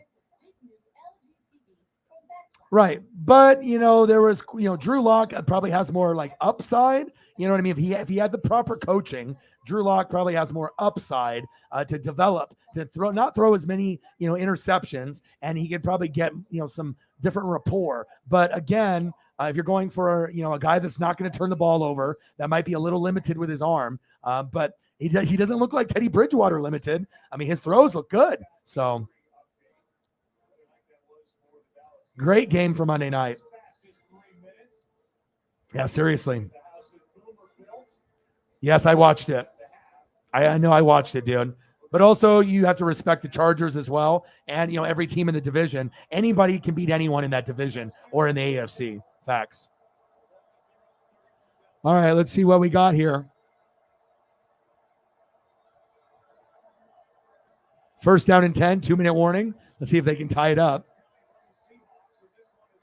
Good. 3 blockers in front. Break that tackle. There you go. You got to be like Penny, Javonte Williams. Fucking lift the weights, motherfucker. Get in there. Put your shoulder down. You know, if they're going to win the game, you got to break tackles, okay? You can't just go down after the first initial hit or two. I need you to pump those fucking legs, and you have 3 blockers in front. Why didn't you follow them, you fucking dummy? Come on, Javonte. You're better than that. Follow your blockers. Russ. Good tackle by the Hawks. Nothing there.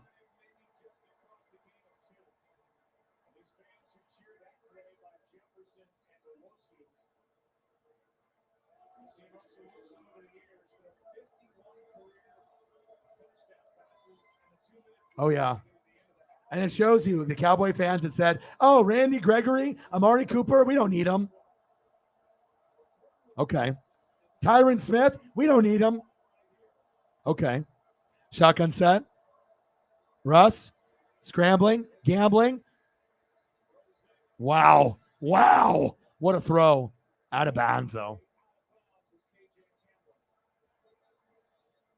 That's what the rumor was, Mike. Is it like what? So they're going to get a third car? Because it sounded like other boys are going to be staying at RCR. So are they going to open up a third car?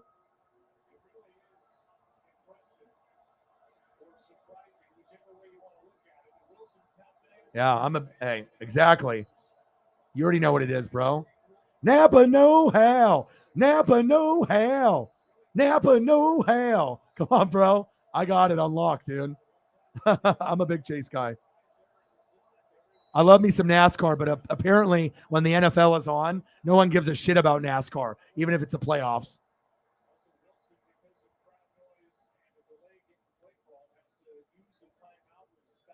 Nice. Russ will get another touchdown guaranteed before the game's over. He might get it with his legs or his arm. We'll have to wait to see what the game plan is in the second half. Oh, thank you so much for letting me know. I was just about to ask you that. Okay, where is it? I don't see it yet. Oh, they're going against the Diamondbacks. There it is. Got to watch 2 games at once. All right, perfect. I got it set up. Thank you, Sarah. I got it all connected now. Perfect.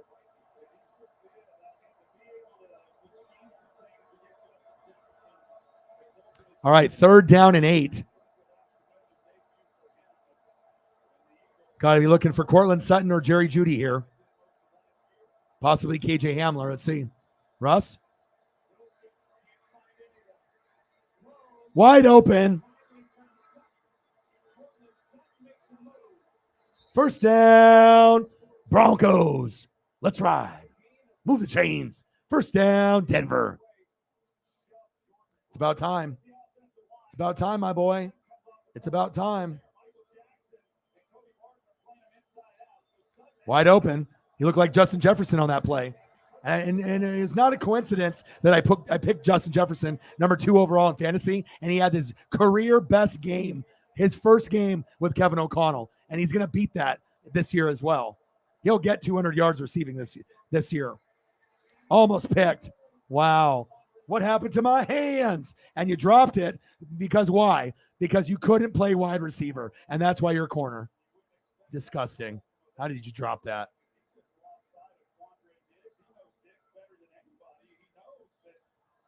Hey, thank you, man.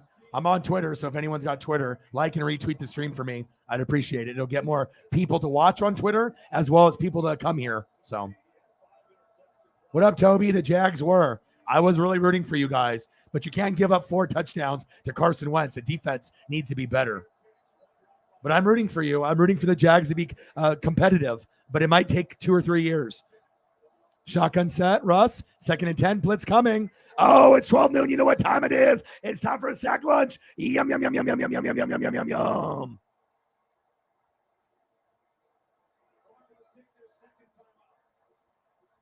Well, he got a 2nd and 3rd opinion. But if he ends up, trusting that doctor and he comes back in 6 to 8 weeks and then tears it, then he'll be fucked for next year. So we'll see. Did you ever watch Cody Rhodes against Seth Rollins in the pay-per-view? That's what a torn pec looks like, especially a severely torn pec. I mean, your whole titty is bruised. The titty is just purple and red, and it doesn't look good.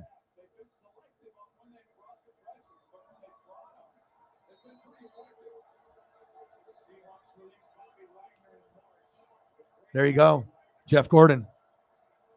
Have I ever showed you my Jeff Gordon autograph? My Jeff Gordon autograph card from Trax from like 93, 94. I'll show you here in a second.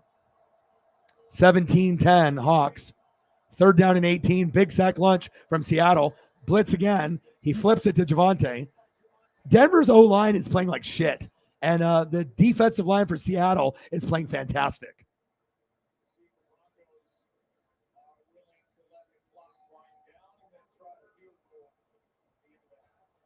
7 seconds left.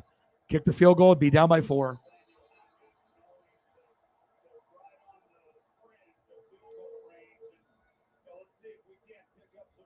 Here, I'll throw up a couple Jeff Gordon for you just because I didn't know you liked him like that. Here, I got a time. I'll be very fast. Boom. Look at this. Your boy, I mean, my NASCAR streams are lit, but I'm not going to do one until the end of the season because the fans aren't watching on YouTube. They're watching NFL shit. So let's see if I can do this fast. All right, so we got that one, and then this one. See how fast I work? You got to be fast with the internets. Oh, baby, look at that. Look at all the different eras of Jeff there. All the different cars. Now I know you're like in heaven right now. Like, damn, O is doing it. O is doing it.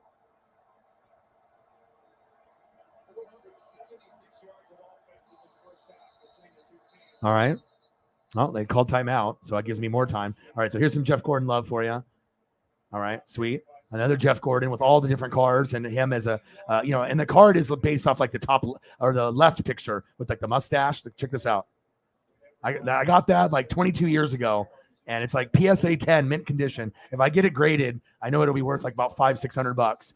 It's not an 8. It's not a 9. It's like there's nothing wrong with it, and it's beautiful. It's from like 93, 94, and it's out of like Trax packs, but nobody bought Trax packs back then. You know what I mean? So there's barely any of these are in existence. A few hundred maybe, that are in existence out of like the supposedly, like 2,500 or 3,500 that they made.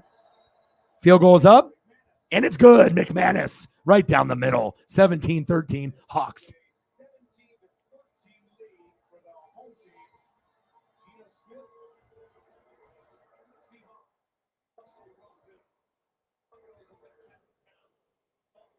Got to give Seattle a lot of credit. They played great. The crowd has been great too.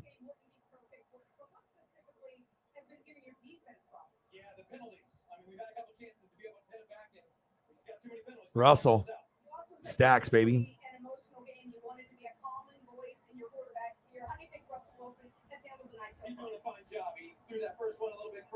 I mean, I like NASCAR, but again, if I'm going to do NASCAR for 5 hours and I have to be able to have it make sense. I have to have views, hopefully potential of subs, and I have to make sure I'm getting a certain amount on the donos because if I do football, I know I'm going to get it. You know what I mean? I'll get more views and I'll get more donos while doing football because that's what I'm known for. So if I decide to do NASCAR and I'm not getting views and I'm not getting donos and I'm not getting subs, why am I doing it over NFL? You know what I mean? Like I have to have it make sense. So since this is my full-time job, so I am going to try to do some, but based on what happened yesterday, I mean, I might not do another stream for NASCAR until the last race. So we'll see. Unless the fans will, if they show up, then I don't mind, but I got a lot of good matchups for football. So I might end up doing a morning and afternoon and Sunday night football. So maybe I'll do like 3 football games on a Sunday or at least 2. So yeah, Brewers aren't making it. Come on, Zach.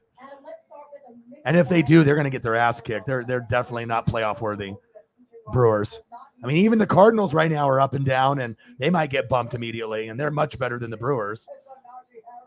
We'll see. We'll see what happens with your guys, but we will definitely compete with the Padres.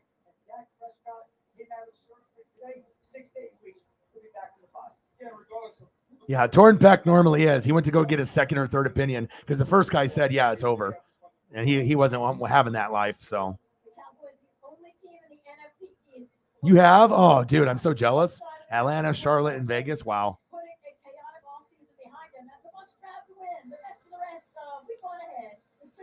Yeah, well, everyone, it's the opening weekend for the NFL. And normally my NASCAR views are like 1,000 to 5,000. And, you know, when NFL is around, NFL is king. You know what I mean? NFL is king. You know, I mean, I know people that are NASCAR fans are watching the race, but maybe they're on another channel. Maybe they're not on YouTube. Maybe they're just watching it, you know, by themselves or with friends, you know. So, you know, people also that are NASCAR fans, some of them are doing fantasy football or fans of the NFL, and they're kind of going that direction. So I love the NASCAR fans and I love doing the streams, but I have to, and obviously they didn't have any competition with the NFL until this week. So I was able to do pretty much the whole season and then the first couple of weeks of the playoffs with no interruption from the NFL. But NFL is going to be better for me, I think. So I'll try to do some more NASCAR, you know, but I would definitely try to do at least the last race, you know, to crown the champion and whatnot. But you know, everything has to make sense because this is not for fun for me. This is my career. This is my full-time job.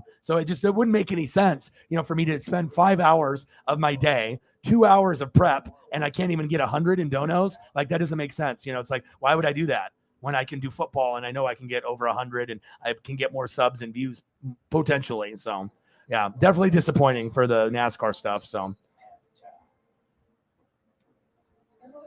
oh yeah. Talladega, Daytona, Bristol. I agree.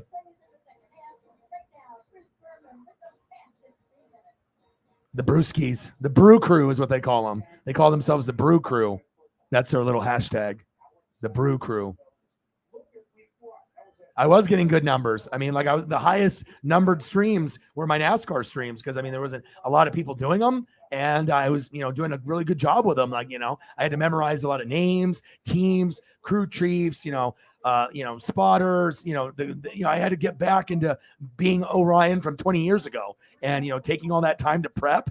It just kind of sucks when I put in so much time and effort and nobody shows up, or I spend $35 on a beautiful thumbnail and it didn't even do anything. Like I wasted $35 on a thumbnail and it didn't even help, because the whole reason of, paying, Johnny for an upgraded thumbnail is potentially getting those people to clickbait and to click on it. And then actually to see that not only is the thumbnail good, but my stream is good. But because a lot of the streams I was doing the thumbnail myself, which isn't as good as Johnny's, but I was still able to get 1,000 to 5,000 people to come through. But yeah, but again, I enjoy NFL more than NASCAR, even though I love NASCAR. NFL is always going to be king for me. NFL, college football, wrestling. And then after that, it's Mariners and Dodgers and NASCAR right behind that. So, I mean, because like I said, I need to be able to, I need to be able to pay rent. I need to be able to buy my dog food. I need to be able to pay bills, and if I'm spending 5, 6, 7 hours of my day and we're sitting at $20, I mean, I could make that in an hour at a part-time job, you know what I mean? So I just have to be able to evaluate and kind of see what's going to get me the best views, who is going to be in the room, and what makes sense, moving forward. So, but I'm always down to do whatever, wrestling, World Cup, AEW, WWE, NASCAR, baseball, I'll do Dodgers and Mariners playoffs, so. You got Garage Pass? No, you didn't. You won Pit and Garage Pass? Wow. No way. Dude. Wow. Do you have pictures? That is so cool.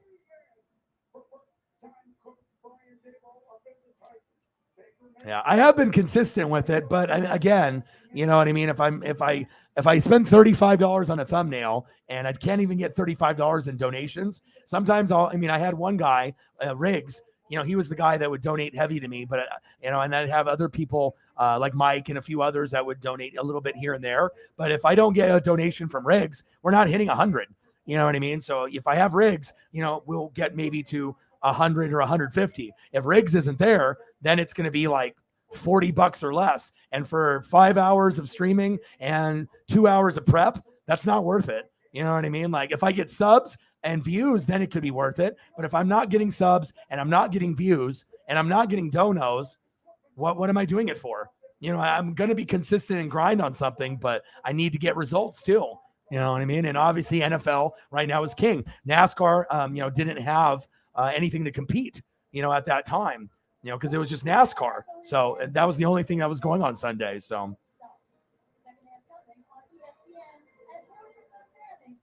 NASCAR is always going to be good for me, in the beginning of the year, and as well as, right before when NFL starts. But once the NFL starts, I think everyone's views on NASCAR go down quite a bit because people are watching football, and even NASCAR fans are like, okay, what's my fantasy team doing? Like, that's what is going on, except for maybe like if you're Mike and who doesn't play fantasy and he's just watching the race, either on a YouTube channel or just by himself, or with family. So.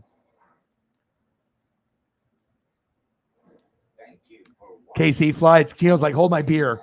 Yeah, absolutely. Yeah, Seattle went to Oregon to get the unis. Yeah, the lime greens. How are you doing, KC? KC Flats.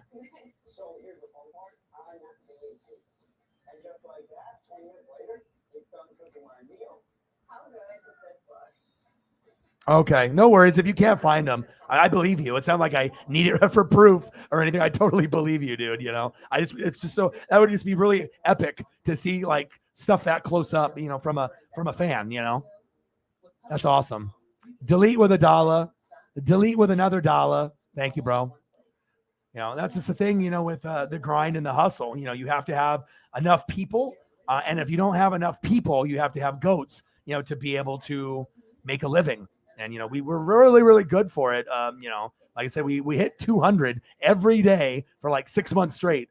And then gas prices went up, food went up, people's, work schedule changed. And it's been a little bit of a struggle, even though we're in NFL season now. I thought it would be picking up and, just going through the roof now. But, I just have to just stay consistent and stay positive and know that the goats are going to show up for me. And then, things will be okay. So. And like I said, I don't need to be rich. I just need to make sure I can pay my rent. I mean, that's why I'm streaming every day. I don't take days off. I'm doing 7 days a week, 4 to 5 hours, 6 hours, 7 hours, 8 hours. I mean, if I was getting paid on my work ethic, I'd be a fucking multimillionaire. I mean, if Stephen A. Smith is getting paid $8 million a year to say something like, okay, who's going to win between the Raiders and the Chargers, right? And he's going to say something like that, right? And he's like, Chargers. But then he said the Raiders are going to score the most points out of any team all week. So the Raiders are going to score more points than any other team in week 1, but the Chargers are going to beat the Raiders. That's what he said. Why is he on TV? You know what I mean? That's the sad thing when ESPN and some of these people, you have people that don't know sports. They read off a teleprompter. The guy doesn't know football, and he thinks he knows basketball, and every time he picks an NBA final winner, they lose. He's like 0 for 10. I mean, I guess, if you want to be wrong and scream all the time and get paid $8 million a year, I guess that's the job for him, but crazy. Yeah, see, and that's what I was thinking. I think a lot of people are doing that. So it just doesn't make sense. I can do it at the beginning of the year, and I can do it for the first couple weeks of the playoffs. But once the first week of the NFL hits and those last 7 races, I'm going to have to I'll watch it and I can talk about it, but it's not going to be my primary, thing. My primary thing will be, like a Chief game or Buccaneers and Saints, and we can talk about it, but I'm not going to, do the regular routine until maybe after. So. Yeah, I totally agree, but I had to learn the hard way. So, no, because of the fans. People have been drinking and drunk since 7 a.m. there. So it's Russ's return. Very emotional. They are doing better than I expected, but I did expect them to come out with a lot of fire. So, see, and then you're the same way. Even if you love NASCAR, NFL comes first for like most people, unless you're not a fan of the NFL, and then you're just NASCAR everything. So.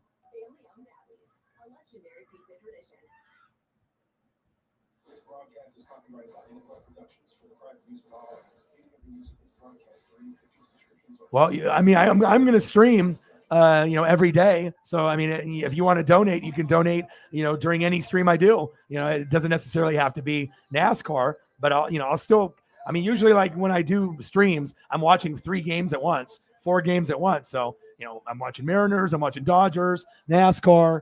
But like I said, I might end up doing the NASCAR, stream at the end of the year. But again, you know what I mean? Like if I'm going to do a NASCAR stream and I'm putting in 5 hours, I got to hit at least 100, $20 an hour. That's not asking too much. You know what I mean? My time is worth something. You know what I mean? I'm not a fucking shitty YouTuber. It's not like I'm like a garbage, streamer. You know what I mean? Like I've been doing this for 10 years. This is my 6th year. You know what I mean? Like this channel is going places and I value myself and my time. So if I'm going to spend 7 hours and at the end of the day, I get $20 and then it's all on YouTube donations. And then after I get that next month, I make $8. Is $8 worth 7 hours of my blood, sweat, and tears? No, it's not. You know what I mean? So I gotta do NFL games where I know I'm going to get more people and people will donate. You know what I mean? Not everyone donates on the NASCAR streams, unfortunately. We only have like maybe 3 or 4 people total, or 5 that maybe donate on a NASCAR stream. So if I'm not getting enough donations, I have to flip it and I have to do football. I have to make a living. I just can't sit here and do NASCAR every week and make $5 in 7 hours of work. I mean, that's just crazy shit. So yeah, me like you donos too. Especially the reason why I work so hard is because when people donate on the super chat, they take 30 to 35% of it. So I don't get it until next month. So I appreciate Casey Flights right here. He donated $5. After, next month, maybe I'll get 3 of it. That's why I'm doing 4, 5, 6, 7, 8, 9 hour streams, because I got to work hard to make up the difference that Google and YouTube are making, And then if Cash App donations come through, I'll get 99% of that. So if, you donate 5, I'll get $4.95, so, but anyone can donate on any, different type of way. But yeah, definitely they do the business to you here on YouTube and Google. That's facts. Thank you, man. All right, man. Appreciate you. Casey Flights. He's helping out the cause. Appreciate you, bro. Bang, bang. I mean, because it's like not only a form of entertainment, but it also helps with mental health, and then also it's about the people that are in the room. So it's like if you do appreciate conversations, big hit.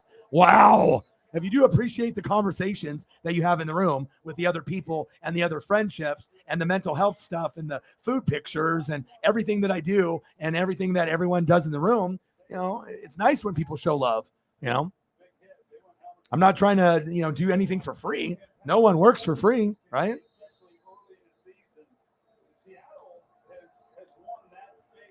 I'm just trying to hustle and grind. Me like you donos too. Facts. It's on the ticker down below.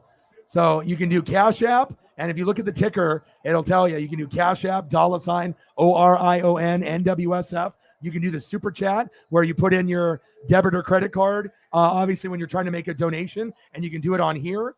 I have Facebook app, I have Venmo, but most people just do Cash App or just YouTube super chat. So, but signing up for Cash App is easy and it's secure. So see Cash App right here down below. Cash App, you download the app, $ORION NWSF. So you can do there too as well.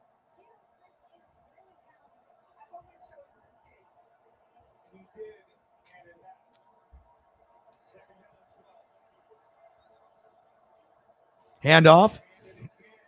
Nice run.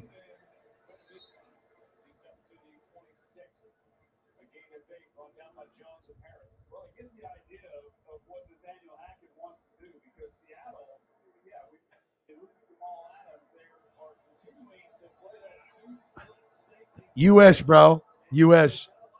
On the screen down below, you see the yellow thing that's moving on the bottom of the screen? That's the ticker. So if you actually, most people will look at the ticker. I guess some people maybe just like aren't paying attention to it, but that's where all the information is. That's where the score is. That's where the information is, and where to donate information is as well. Nice catch by Sutton. 17-13 Hawks. Danger Russ going to start getting it going now. Yeah, so I always update the date, what day it is, the date, the matchup, the scores. How you can donate. Everything is on the yellow ticker at the bottom. But I guess sometimes people don't look at it, I guess.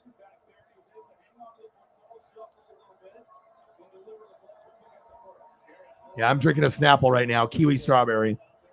I'm trying to cut back on the beer. 17-13 Hawks. First down and 10. Russell. Nice catch. Big hit. Laying the boom. Cortland Sutton with a nice catch there. Come on, Russ.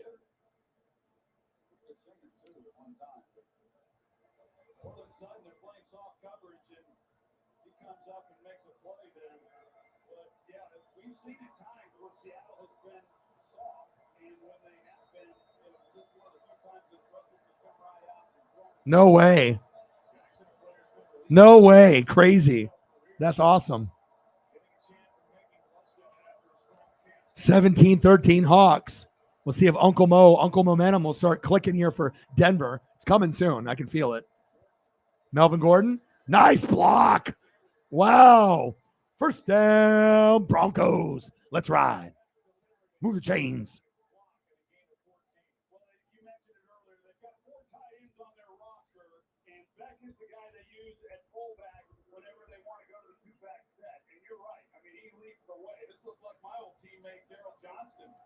Loading up, and then you've got Gordon right in behind it. But they've got some really good depth at tight end. They're all versatile. But Daniel Hackett said they like to use back the way that Kyle Shanahan uses Kyle Juszczyk. They're in San Francisco, and if they can get out to San Francisco, get out again, they've got something. Russ, screen pass. Javonte Williams, nice stiff arm.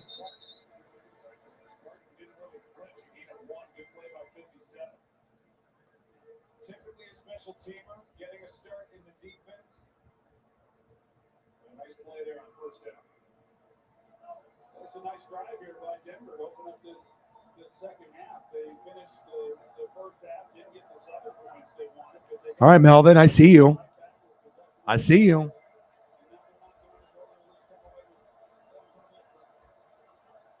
All right, let's see what we got with Javonte and Melvin going back and forth. Let's see what we get with Russ. Second down and 9. See if the Hawks bring the blitz. They're showing blitz. Yep. That was false start, more than likely, on the O-line. Or delay a game. No kidding.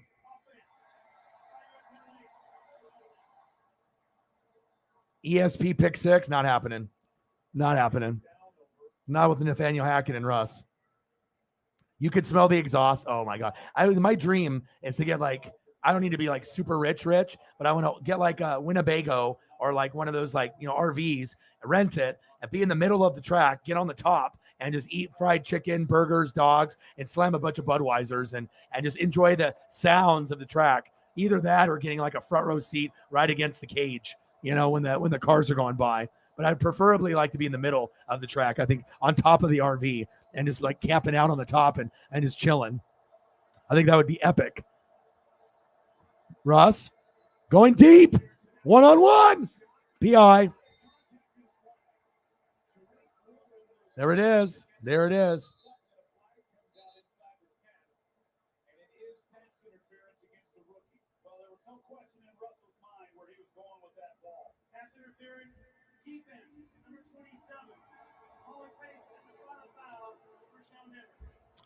Tariq Woolen.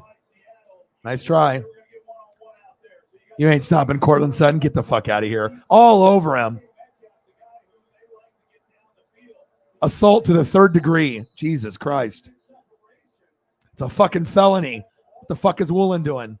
My goodness.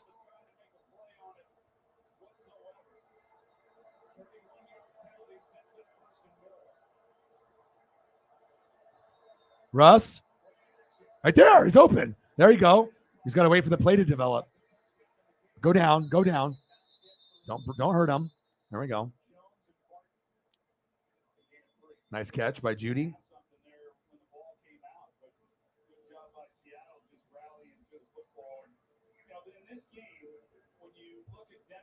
BS, BI call.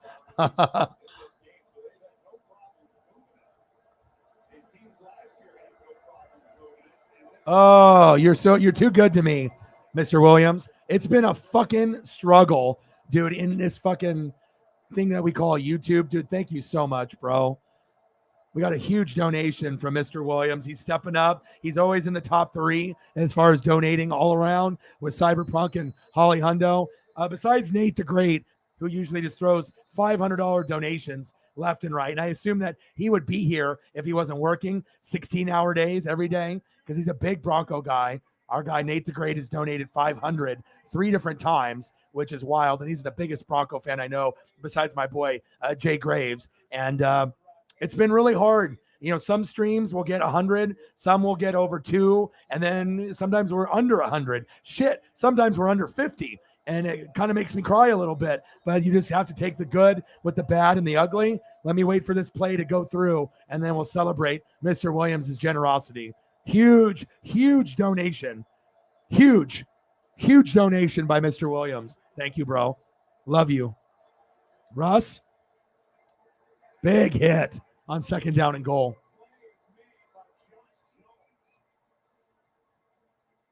No way. No way.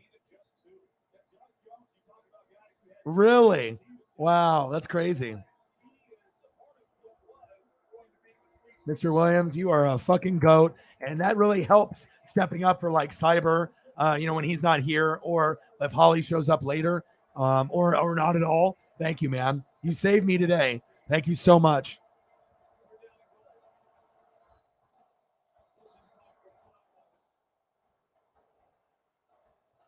Russ, 3rd and goal, wide open, fight. Ooh, close. So right here, the same situation happened to Seattle, and I complained that they ended up going for it. If I'm Denver, right here, go for the field goal. Don't go for the 4th down. Don't do it. And of course they will, because Hackett's aggressive. They could score, I know, but I just like the fact of getting points, guaranteed points, as long as your kicker's not hurt. But we'll see if they execute. This one kind of feels like they're going to score.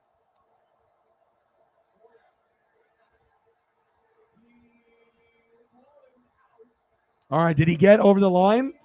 That was close. It almost looked like he didn't get it. And if this is 0 for 2 on 4th down, I mean, they just might as well make me head coach.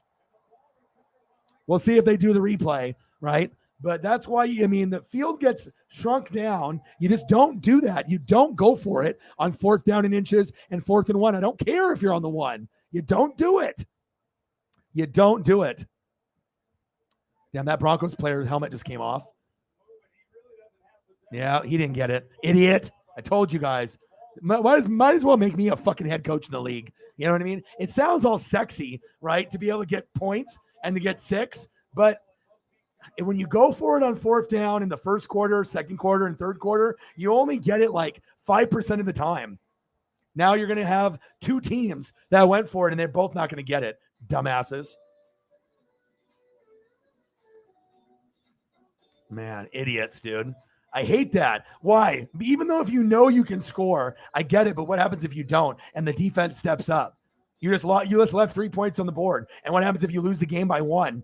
You could have won the game by just playing normal football instead of trying to be Chip Kelly and trying to be so aggressive all the time. I hate it when teams do that. They're fucking stupid. You're in the NFL. I mean, if I know this, how come these NFL coaches and college coaches don't?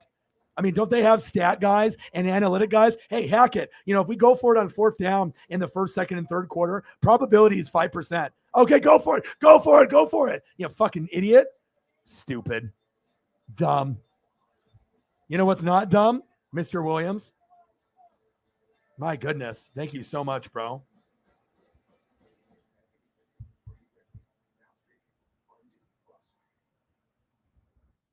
This is for mental health. Oh, looks like we have a goat in the room. All right, let's see here. Did Mr. Williams donate $5? No, he did not. Did he do 10? No, he did not. Did he do 20? No, he did not. Did he do 40? No, he did not. Did he do 60? No, he did not. Did he do 80? No, he did not. What did he do? Let's find out. Bang, bang, bang, bang, bang, bang, bang. Way to save your brother, dude. Bang! $169 for mental health.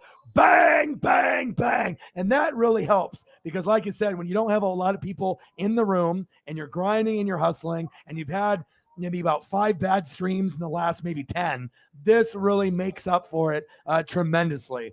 So that way I can buy dog food for my dog. I can actually eat food instead of eating fingernails. Thank you so much, bro. You're the fucking man. That's what I'm fucking talking about. Let's go.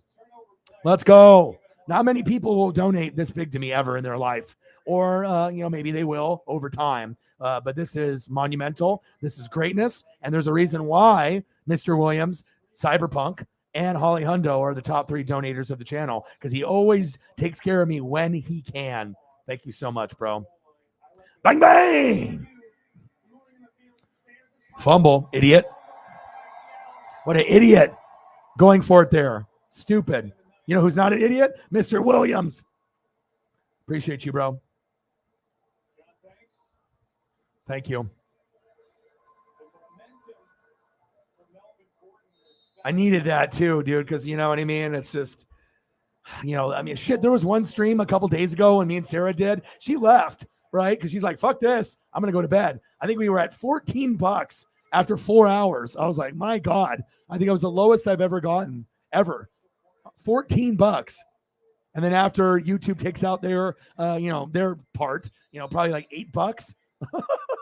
Oh my God. Thank you so much, dude. You are a goat. Thank you. Thank you. Thank you. Thank you. Thank you. Thank you. Let me get you some Dodger photos here real quick.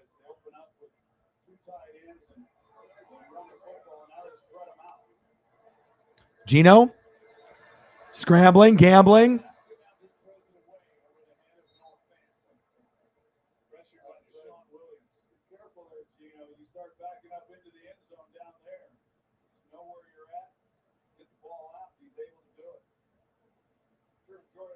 That's what I'm talking about, baby. $169 dono. What to save me again and again and again. Appreciate you.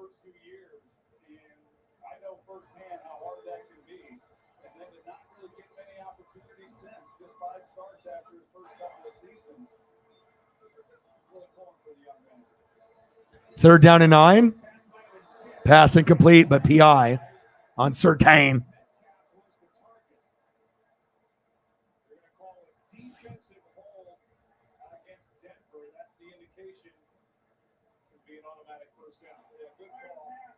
Zero in the Dodger game, bottom of the second. Automatic first down. Patrick Surtain.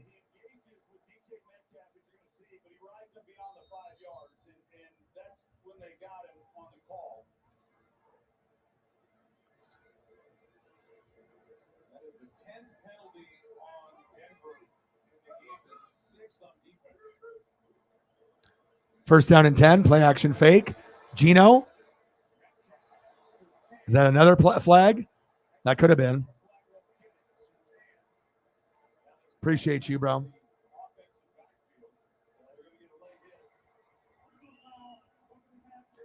Broncos undisciplined. They're shooting themselves in the foot here.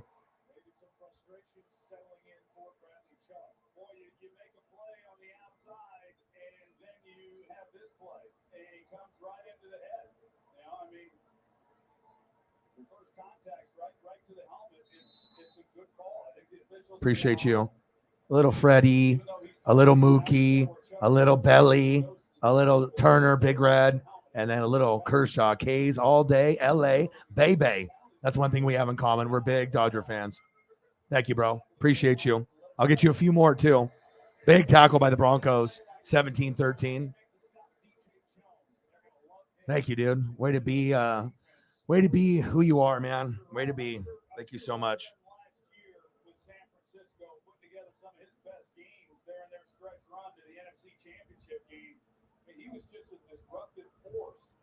in the middle of the field. I think George Payton. All right, James is following me. I'll follow you back on Twitter. I just followed you, James. Back. Well, my dad's been a Dodger fan since the 50s, so easy for me to root, for my dad's team. He's a big memorabilia collector too. My dad's got like the biggest Dodger collection in Oregon, possibly in Washington as well. Maybe even in California, they got a lot of, rich people in LA. But as far as like Northwest collections in Oregon and Washington, I think my dad's got the biggest Dodger collection. It's huge. Lots of autograph memorabilia, a lot of PSA, BGS stuff, a lot of certified autographs, baseballs and photos and cards, all kinds of stuff.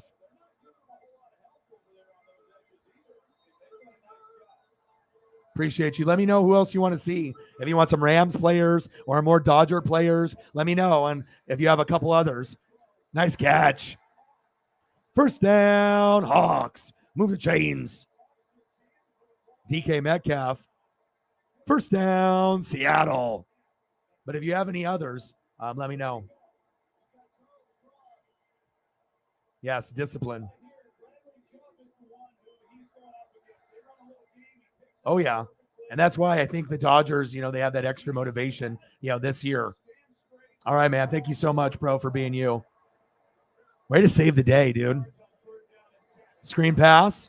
DK. Fumble. Yes. Yes. Get up. Get up, you fucking idiot. Go, go, go, go. There we go. There we go. There we go. Randy Gregory. If you're talking about guys that are not disciplined, he's one of them. That was on the Cowboys. But right here, punch it out. Rip it out. Great job, number 5. Great job, 5.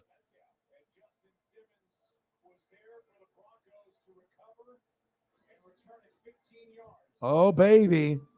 Oh, baby. Oh, baby. Oh, baby. Oh, baby. We have ourselves a game now. Broncos, let's ride.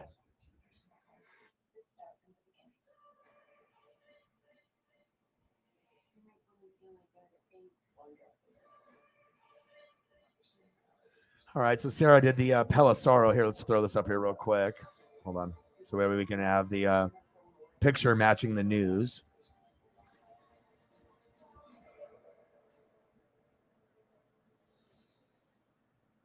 Do you want to be a better investor? Public.com is an investing platform that helps you build, grow, and manage your portfolio easier than ever before.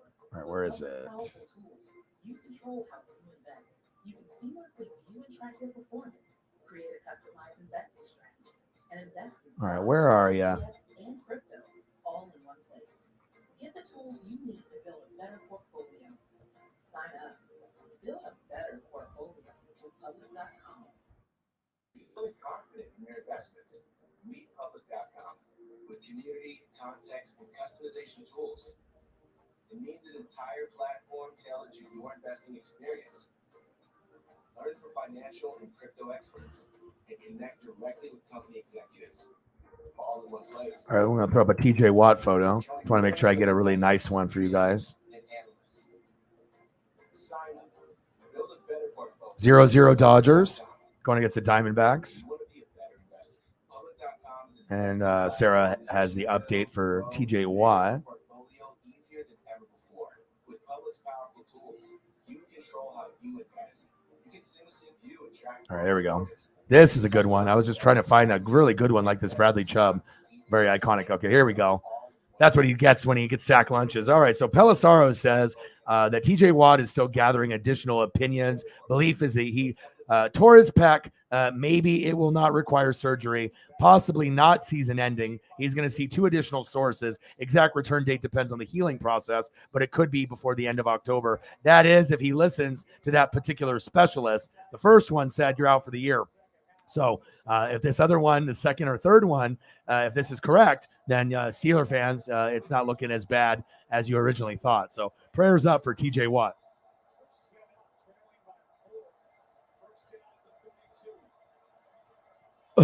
Coughed it up. Dangerous. Going deep. Take advantage. Oh, PI? Nope.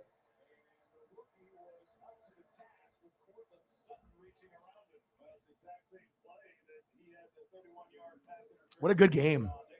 I love it when there's like one team that's Super Bowl contender, playoff contender, supposed to be like really, really good. And then you get a team that's supposed to be really, really bad, like, bottom 5, right? But if they're at home and they have a very lively crowd and it's Russ's return, you're going to see a little bit of magic. Yeah, it doesn't require surgery. It sounds bogus to me too. Go, Gordon. But we'll see. I mean, there's a lot of pressure for the Steelers to make the playoffs, but you don't want to jeopardize his career, though. You know what I mean?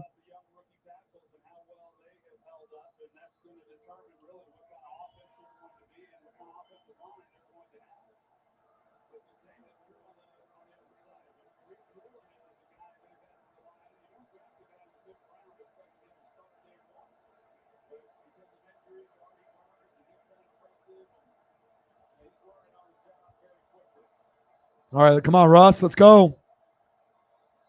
Let's go, baby. Shotgun set. Third down. Run. Oh, he floated it. He held him. PI. I was like, he could have ran it himself. But that was PI. That would have been a touchdown. Okay. Let's go. Pass interference. Defense. First down, Denver.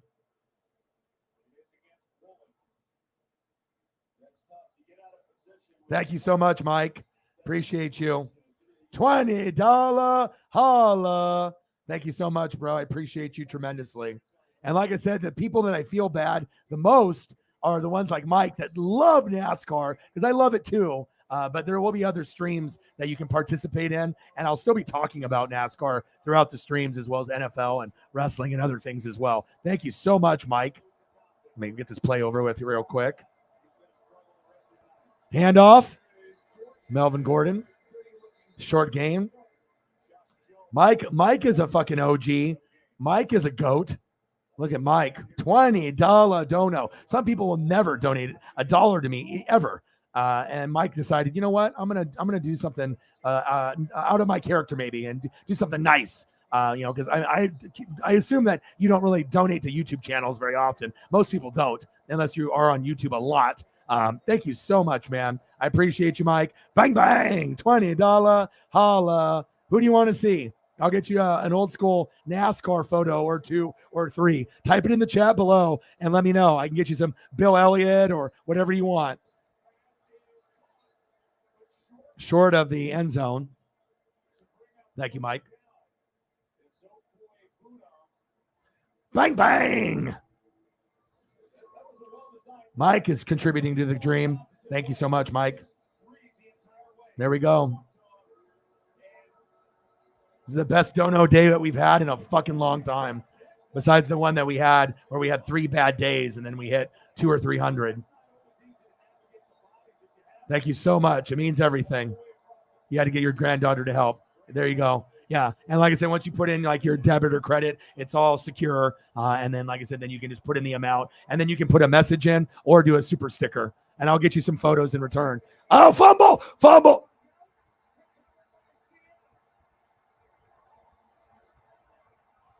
Wow. Unbelievable. Unfucking believable. Oh my goodness. I appreciate you tremendously. I thank you so much. 17-13 Hawks. How the fuck do you fumble on the 1? I mean, you might not even deserve to win this game now if you're going to fumble on the 1. Javonte, you ran into your own guy and he punched it out and then it just dribbled into the end zone. Wow. Oh my God. Holy shit. Pete Carroll just took his Cialis and his Viagra. He's just jumping up and down on the sideline over there. My goodness. Oh, shit. Oh, Dusty Rhodes. Nice. Great choice. All right, let me get you some Dusty Rhodes. Fantastic choice. Oh, my God. Well, maybe you're going to get benched now, Javonte. What are you doing?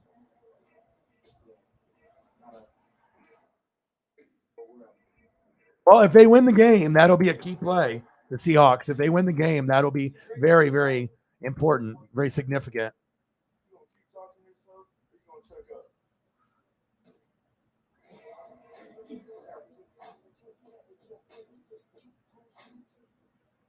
Dusty's one of the best charismatic wrestlers, one of the best talkers of all time. He doesn't get the recognition as one of the best talkers. You know, maybe a little bit of that lisp that he had, just like Cody has. Who cares? If a guy's got a little bit of a lisp or a little bit of a twang, it makes him cooler to me. But you know what the haters will say. Haters want everything perfect, you know.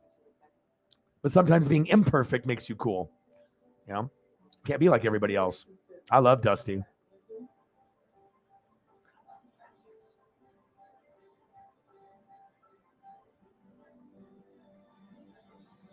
Fucking legend.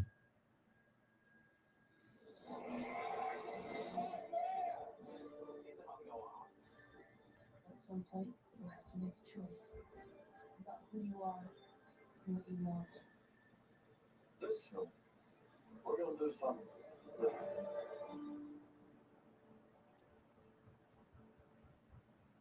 The redesigned Corona Slim King, named after yours truly. Slim is one of my old nicknames. You better ask somebody. Might as well call him Snoop King. You like that? God, these Dusty's got some really cool ones. Thinking about the fumble. Last team to lose 2 fumbles inside the 5-yard line of the game was the 09 Rams. All right, one more. Week 5 against the Vikings. They lost Gino. Nice. Oh, he bobbled it and then caught it.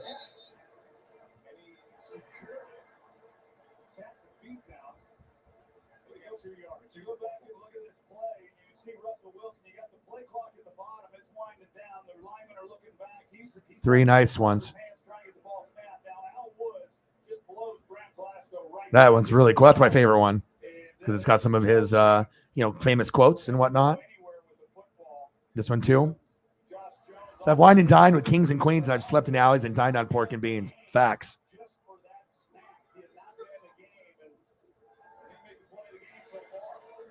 Pass and complete. Thank you so much for your gratitude, appreciation, and getting your granddaughter to help you with the donation process.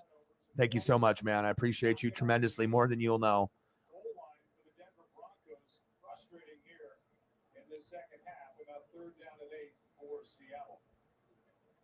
Yeah, it's entertaining as hell, isn't it?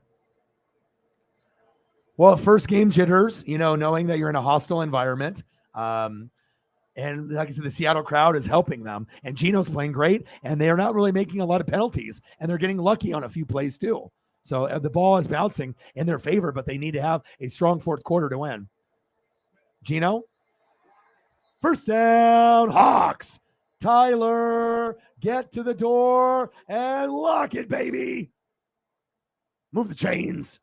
I love Tyler. Tyler was one of my most underrated wide receivers. It was always him, Cooper Kupp, Robert Woods, and DJ Moore. And then finally, Cooper Kupp got the recognition. But still, Lockett is one of the best receivers in the league that gets very slept on and underrated. One of the best number 2 options. Him, Adam Thielen, Chris Godwin, Mike Williams, T. Higgins, Gabe Davis. There's a lot of them.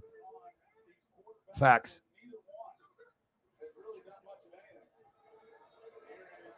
Penny. It's like, man, I haven't got to use too many of the pennies.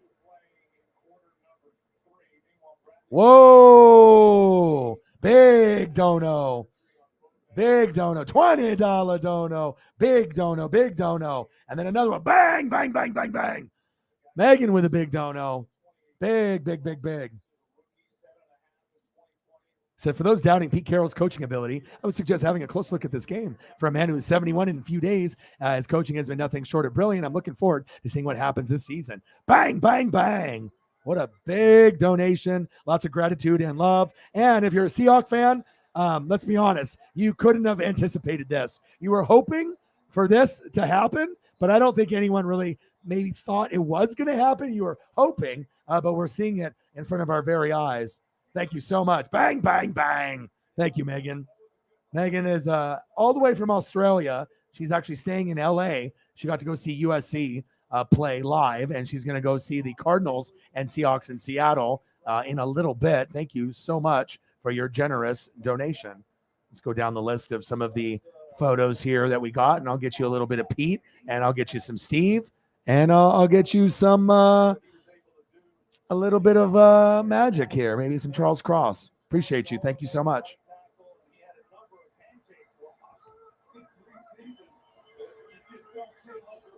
Shotgun set. Second down and 16. Gino scrambling, gambling. Use those legs. Oh, boo. Big hit. Lay the boom. Darby. Gino is a big man. Okay.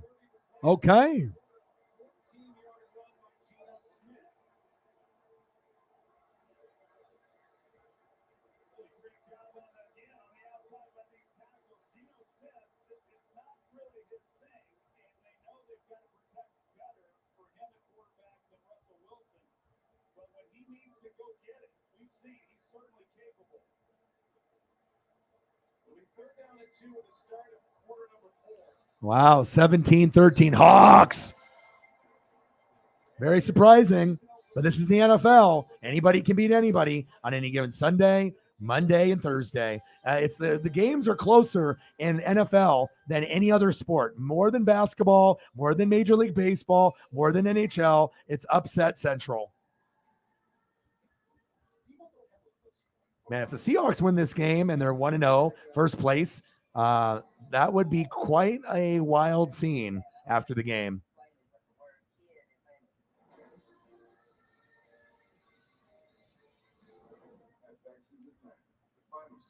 Appreciate you.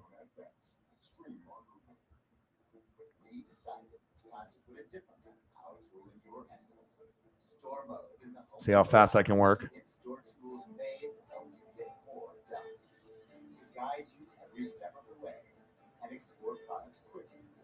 Nice picture with him and Matt Leinart, very iconic.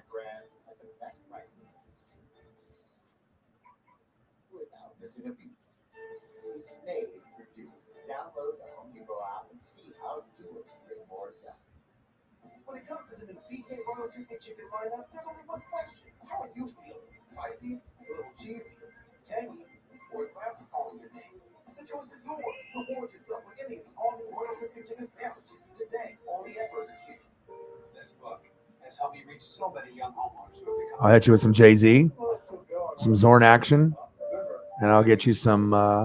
Try to do as many of these as I can.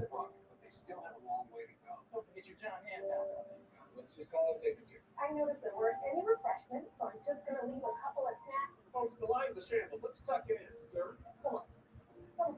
Oh, right. Progressive can protect you from becoming your parents, but we can't protect your home when you bundle with us. We need a line monitor. Love the uniforms. The old school stuff is always the best.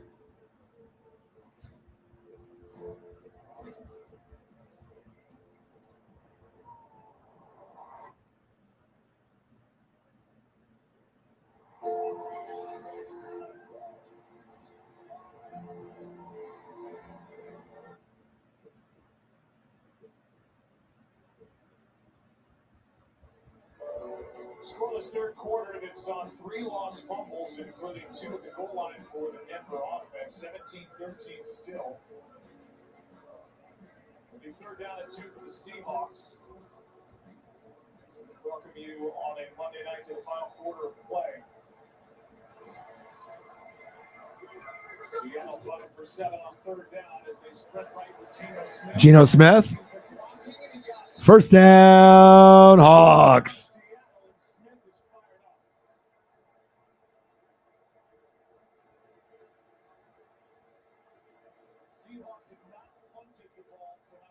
That's wild. That's the concerns, the O-line and the defense for Denver. Nice old Charles Cross there for you. I'm trying to mix it up. And I'll leave you with my favorite Seahawk photo. Well, I got 2 of them. See if I can find it real quick.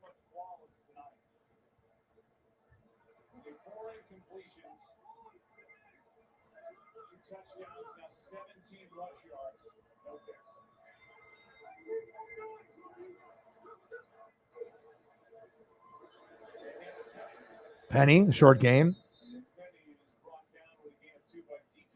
Here's my favorite Steve Largent photo. High stepping like he's Dion. And I have to end it with my favorite photo out of the Seahawks because it just showcases the beautiful jerseys they used to wear. And anytime it's an O-line or D lineman, I love it.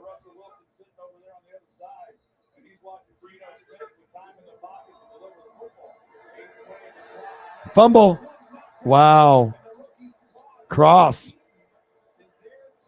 Right place, right time. Bradley Chubb.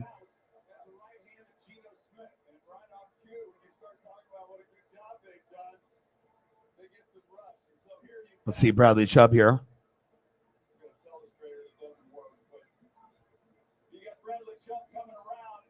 And then whoop, right into Charles Cross's hands.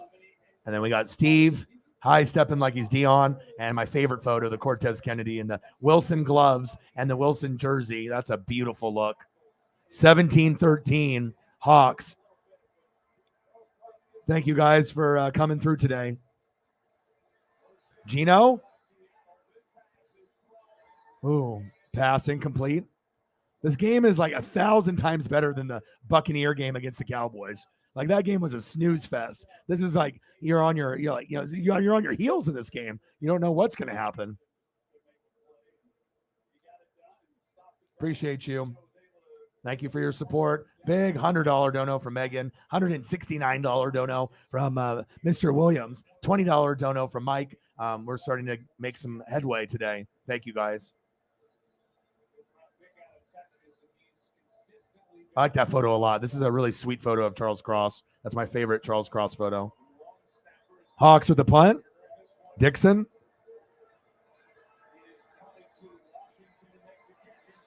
Good special teams by Seattle. Good discipline. This is just cool. The helmets are cool. The jersey is cool. The pants are cool. Everything is cool about this. And it's Cortez Kennedy. If you don't know who it is, look him up. Fucking fire. I like that. I appreciate you. Okay, Gino. Disley. Penny. DK. Tyler. Get to the door. And lock it. Jamal. Okay. Appreciate you guys. There we go. We got a little dono train going.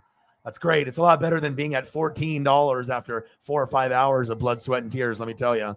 Thank you so much. This is a fun game. Seriously. Like, sometimes when it's like the Jets and the Jags and everyone's like, boo, this sucks. And then it ends up being like one of the best games of the year. They usually do that on Thursday nights where they have these like kind of awkward matchup, but it ends up being great. Oh, yeah. Yes, I agree. No problem. Thank you. I always going to give the fans more than they get anywhere else. And then shout out to Megan for dropping the hammer. Thank you so much. Thank you, James. $5. Appreciate you, bro. And sometimes you need a dono train to get things going. Like once people in the room see someone that donates or donates big, it definitely makes it a little bit easier maybe for other people to start going down that dono train. But if you go hours with nothing, it's really hard to get on a dono train when you're just, giving your all and then you're not getting anything in return. You know what I mean? So you guys are great people. Thank you so much. And obviously I'll take care of James the best way that I can. Appreciate you, James. Chiefs. Mike earned his business degree at PSU. He started a supply chain company out of his garage that would become one of Oregon's fastest growing companies. Now, Mike wants to take common sense business experience to Congress.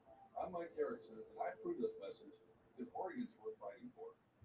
This September, Chinook Wings is celebrating Slot-tember. Play with us and you can Appreciate you, bro. Sunday weekly finale to spin for $5,000. James is in the building. $5. Even Mahomes loves it.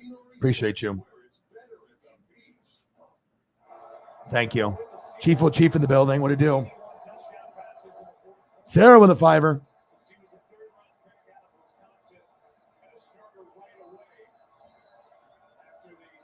Bang, bang.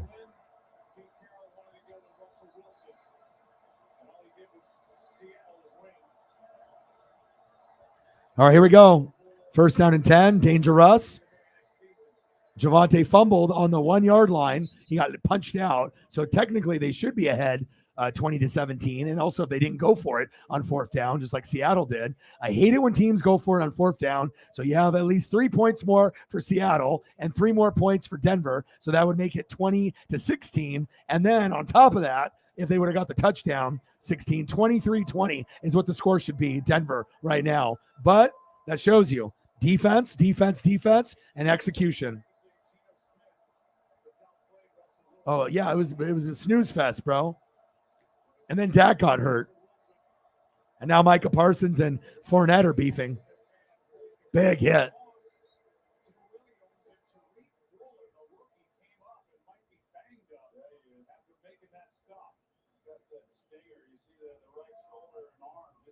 Uh-oh.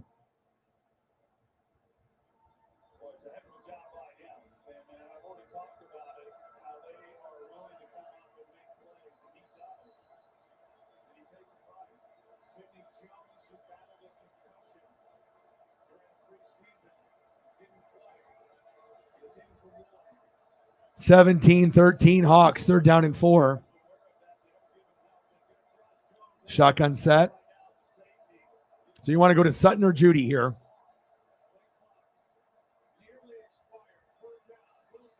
Yes. First down, Broncos.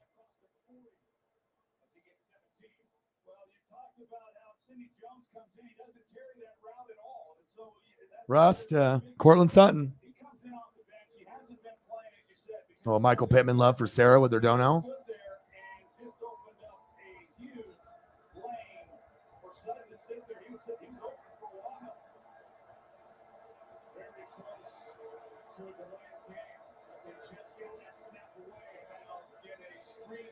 Oh, big hit.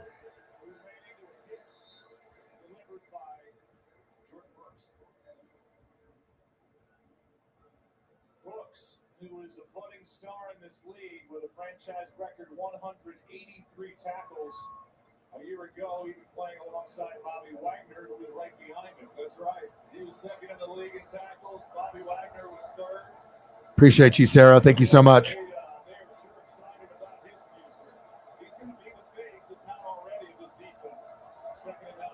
All right, here we go. 2nd down and 9, 10 to go. 17-13 Hawks in a surprise. That crowd is loud as hell, and I love it. I love passion wherever I get it from. Football, college football, or wrestling. Go, go, go. First down, Broncos.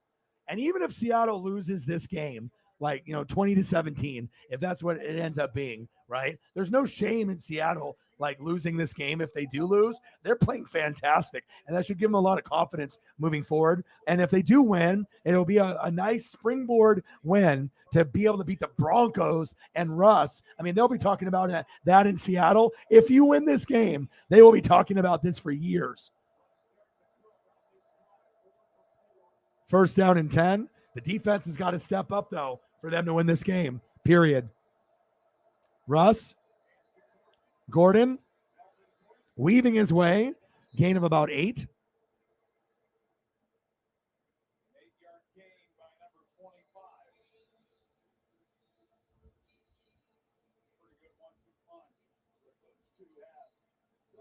Dodgers 0-0 against the Diamondbacks, bottom of the 4th. I'm watching that on the computer as well. Yeah, I'll get you another Michael Pittman photo here in just a second. Just wanted to make sure I'm calling the game and trying to focus on every single person. 2nd down and 2. Trips left. Man in motion, Sutton. They reposition the route. Russ going deep. Incomplete. Judy, the intended receiver.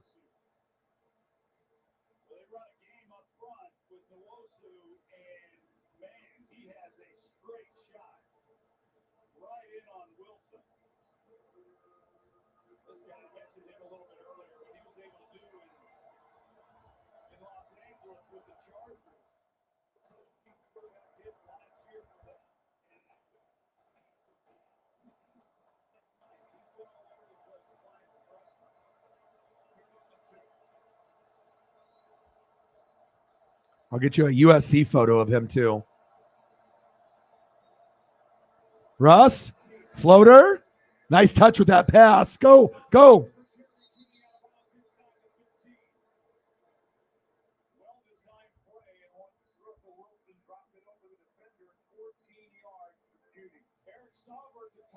Dangerous to Jerry Jeudy.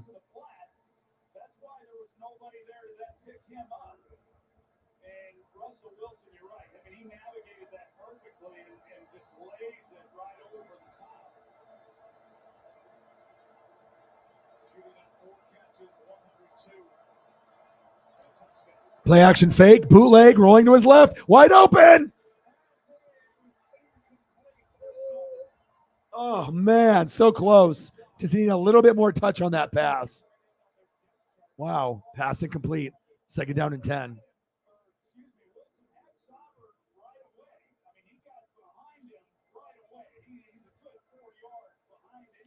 Okay, Pittman, you look good in that USC. I'm a Duck fan, but you were the man at USC. I can't lie.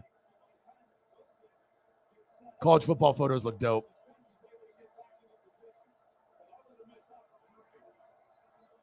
All right, Dangerous, what do you got for me? 17-13. Shotgun set, second down and 10. Dangerous, going down to his check down, Javonte Williams, gain of about 7.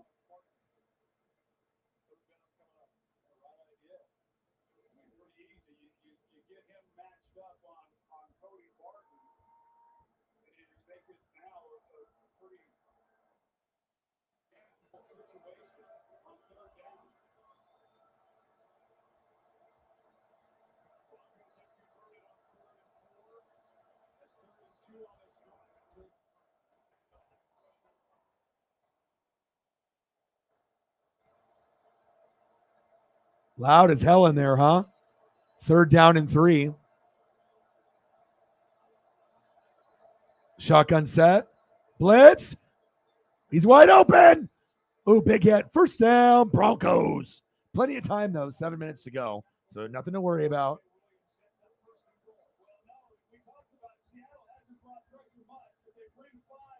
Yeah, they brought way too many right there. Should add some more discipline. Let it go in front of you, not over the top. Because he's not going deep often. It's kind of a lot of check down routes.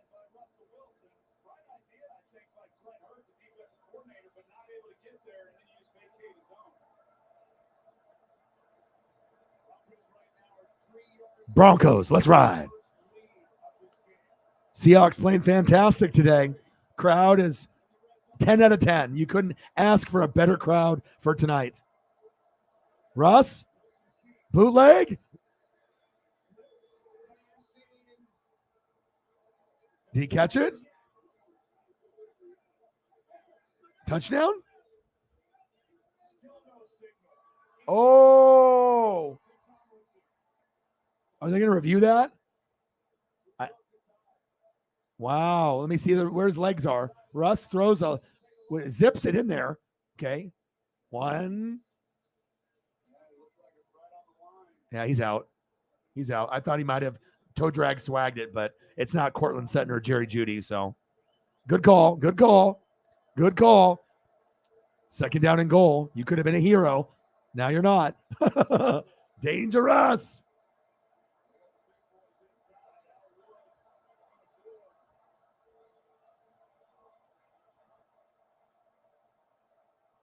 Shotgun set. Russ. Ooh. It's a false start on the offensive line.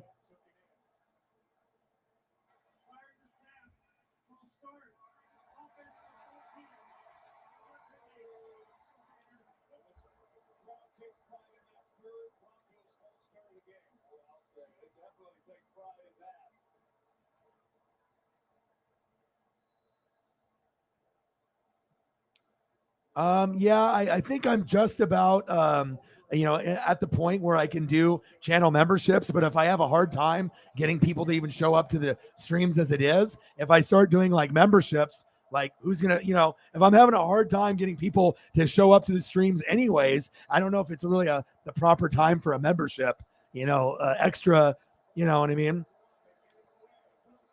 Because I'm already streaming every day, 7 days a week.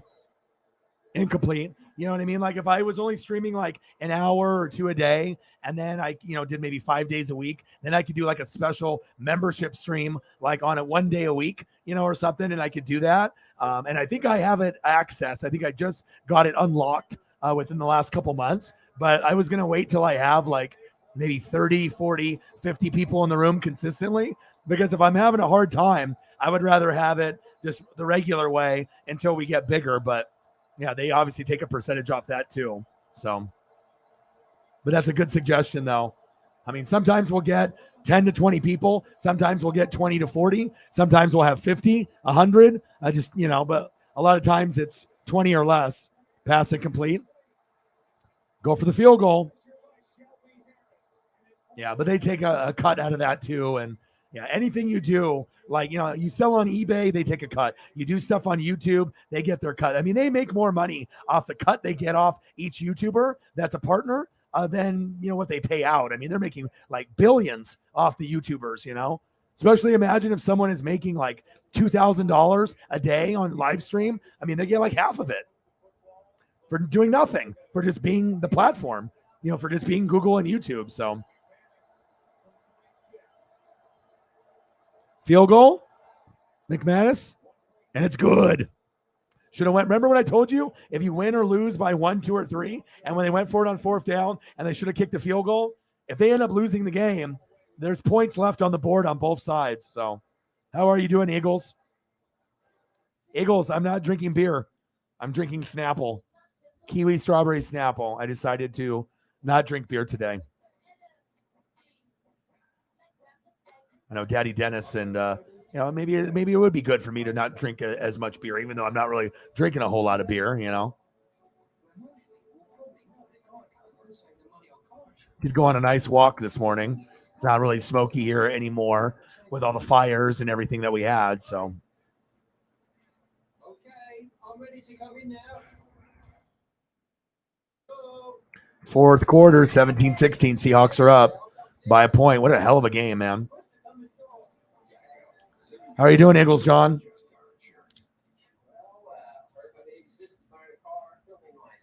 Said, hell, I'm already paying $12 a month for YouTube Premium, but I'd be a member in a heartbeat. Once I make the membership available, it's just the thing is, if I wasn't working as hard as I am, I'm not sure if I can justify, doing memberships, at this point when I'm already working every day, 7 days a week, and I'm doing 4 to 8 hours every day. You know what I mean? It's like, where do I have room to do a membership stream or to do extra perks for members? I can line it up, but I think I need to have more people before I do that. But once I do get that set up, I will let everyone know and whatnot. It's just like, sign up for my membership program, and then people do it and they pay money. And then that probably doesn't even really go to me anyways. Or if it does, it's a very small amount. And then I'm supposed to come up with like extra stuff, like content. But if I'm already recording 7 days a week, you know what I mean? So usually with the donations, it works out, pretty good for now. So.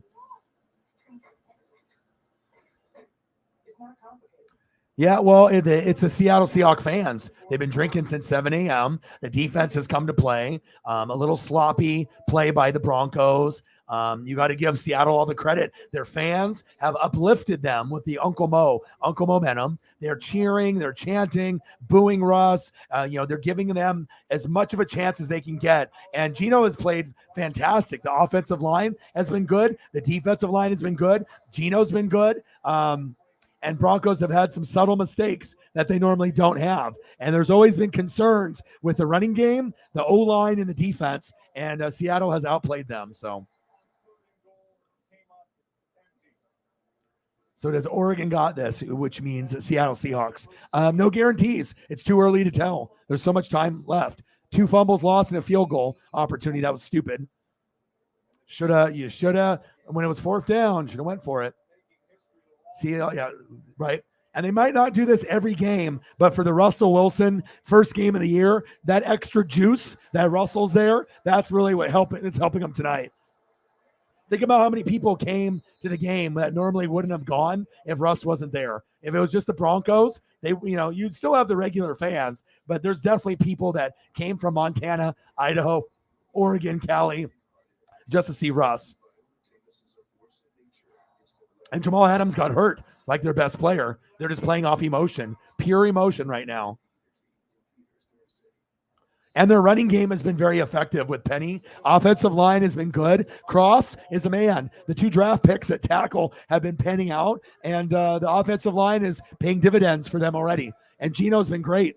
You know, it's the bottom line. I mean, you can't be biased. You just have to call it how you see it. And, you know, people are going to spin the narrative. Denver played bad. Can we just spin the narrative that Seattle played good? The fans were great. Penny played great. Gino played great. You know, the receivers got open with Lockett and DK. But a special kudos to the fans, the 12th man, right? And also special kudos to the O-line and the D-line. That has really been the difference. O-line and D-line play by Seattle. They've been winning the battle in the trenches, and Gino's been great.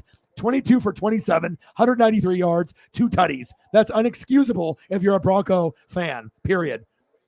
I mean, Gino's putting up stats right now like he's Patrick Mahomes, you know what I mean? Or, you know, someone that's, you know, one of those top tier guys. 22 for 27. I mean, I know Mahomes normally will get 3, 4, 5 touchdowns, you know, but he's playing better than a Teddy Bridgewater, you know. He's throwing up a good stat line today. A very good stat line. Maybe the best stat line I've seen him put up in a long time. Maybe since West Virginia. Like, I'm not even joking.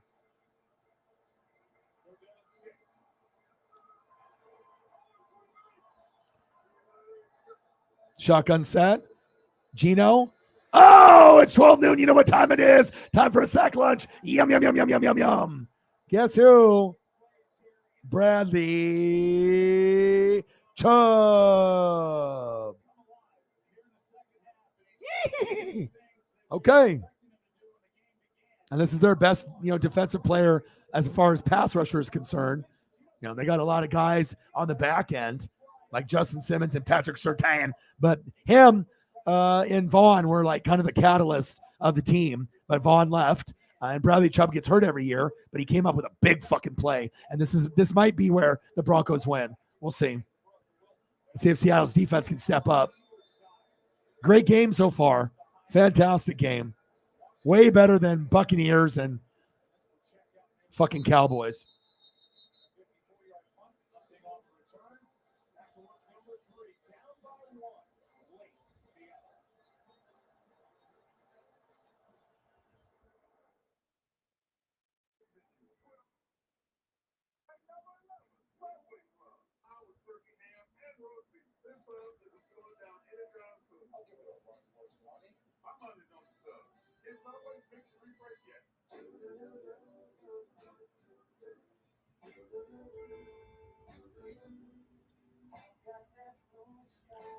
Next game, Mike. Yeah, I didn't know if you were talking about Seattle because of the uniforms. They look like ducks, but we play BYU. This is a big test for us. I mean, the Georgia was ridiculous. You know what I mean? Like, I already knew we were going to lose by 1 billion. Beat Eastern Washington 70-14. Yeah, 70-14. But it's Eastern Washington. They're known for Cooper Kupp, right? And we play BYU, and so Ducks are like 25th, and I think BYU's like 12th. So BYU could beat our ass. Luckily it's in Eugene. That might be a game that I go to, but I don't really have extra money to do it. But that's going to be one of the better games of the year, we think. And then after that, they go on the road to Pullman, and they play Washington State, who just beat Wisconsin at Wisconsin. So it's not looking too great for Oregon, but I hope they play well at home. So. Oh, this is one of the best games all week 1. I mean, out of all the games that I've seen week 1, this might be the best one. I mean, there's not many. I mean, obviously the Bengals Steelers was very crazy. There's a lot of good games for week 1, but this is definitely top 3 game of week 1 for sure.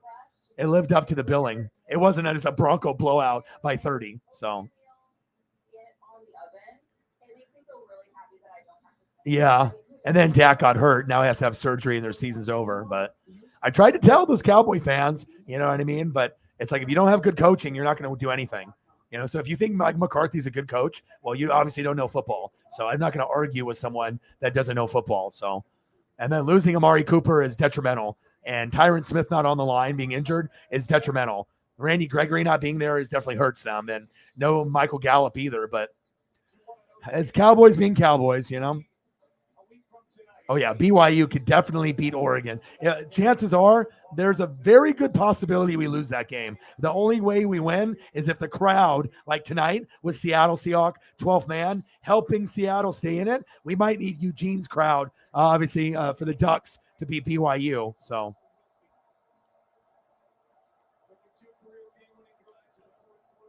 17-16. Let's see what Russ will do here. This will really help define the Broncos season from this opening game. Handoff. They're still being very balanced in the offense. Kudos to Nathaniel Hackett for not just going deep, because the offensive line isn't doing well. You know, which is kind of surprising because you would think that their offensive line, it's been a work in progress, but they should be blocking for Russ better. So Garrett Bowles and these other guys up front need to step the fuck up. And if I'm the Broncos, I'm drafting O-line with my first pick next year because they need help.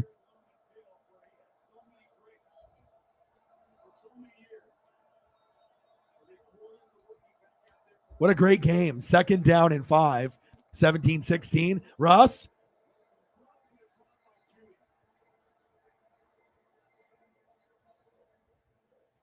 What happened to my hands? Come on, Judy.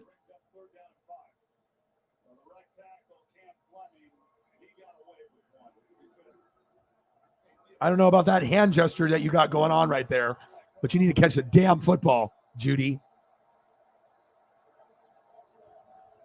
Seahawks fans, optimistic.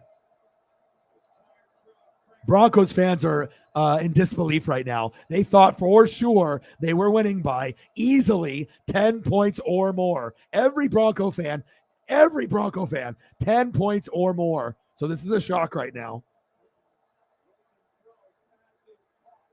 There you go. Fight for those yards. He's short, though. So now what? You go for it? Or do you punt it and then you use your timeouts? You probably punt. That would probably be the smart thing to do. The tip of the football is on the yellow, so if it's just based off the yellow, it's first down. Fucking A, man. What a game, huh? Motherfucking game. Yeah, the close games are the best games.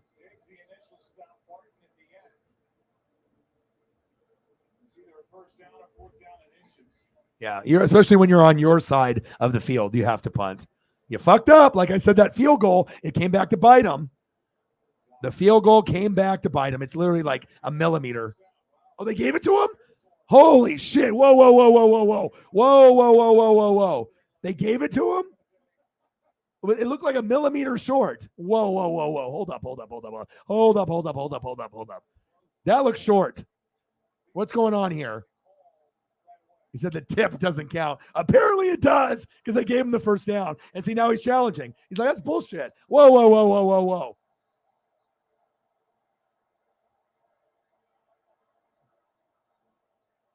He said the tip don't count.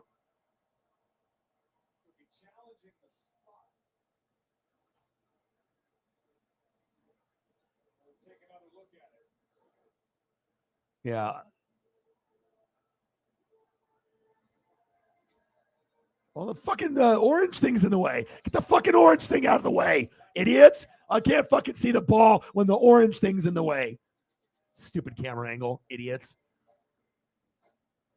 I knew you were going to say that, Eagles, John. I knew that. I was just waiting for someone with a dirty joke. Eagles. He's like, my eyes are not deceiving me. That's short. They like look down at the chain marker, notice that it was a millimeter short, and then they're like, first down. What? What the fuck is going on here? Oh my God. Pete's like, whoa. He's like, okay, Orion just said, whoa. Let's challenge it. Get the red flag. Oh, Jay Jetta. Best receiver in the NFL this year.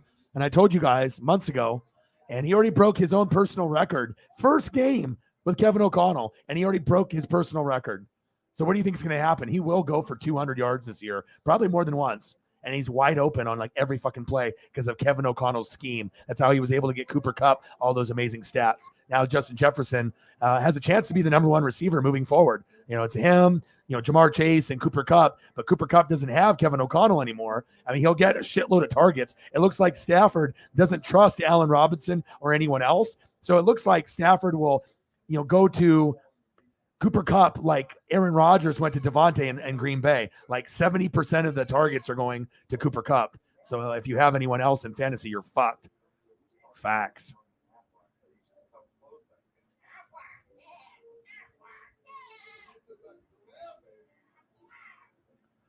Well, yeah, after that fucking Buccaneer game and Cowboy game, I'm not delusional. Oh, yeah, the Bucks won. That was a great game. I know everyone in the country loved it. Are you kidding me? That shit was putting me to sleep after the first quarter. I was like, what the fuck is going on here? No touchdowns, field goals everywhere. Cowboys can't move the ball. That was like, honestly, probably the most boring game of the weekend.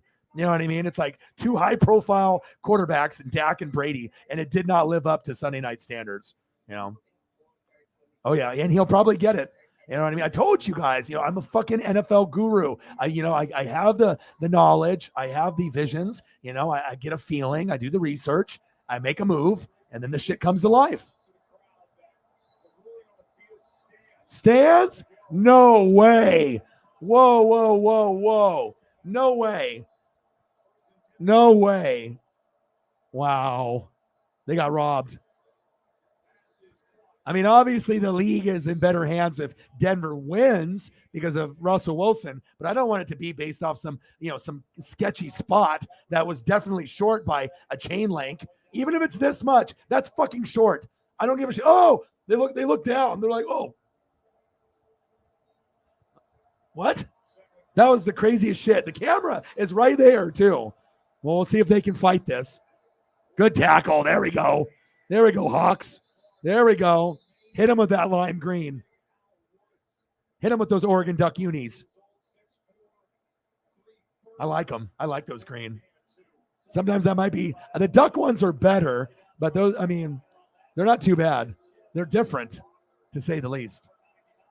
Obviously the blue and the white are easier to look at and easier on the eyes. I know this one gives Megan a headache being so fluorescent lime green, but it definitely stands out for sure.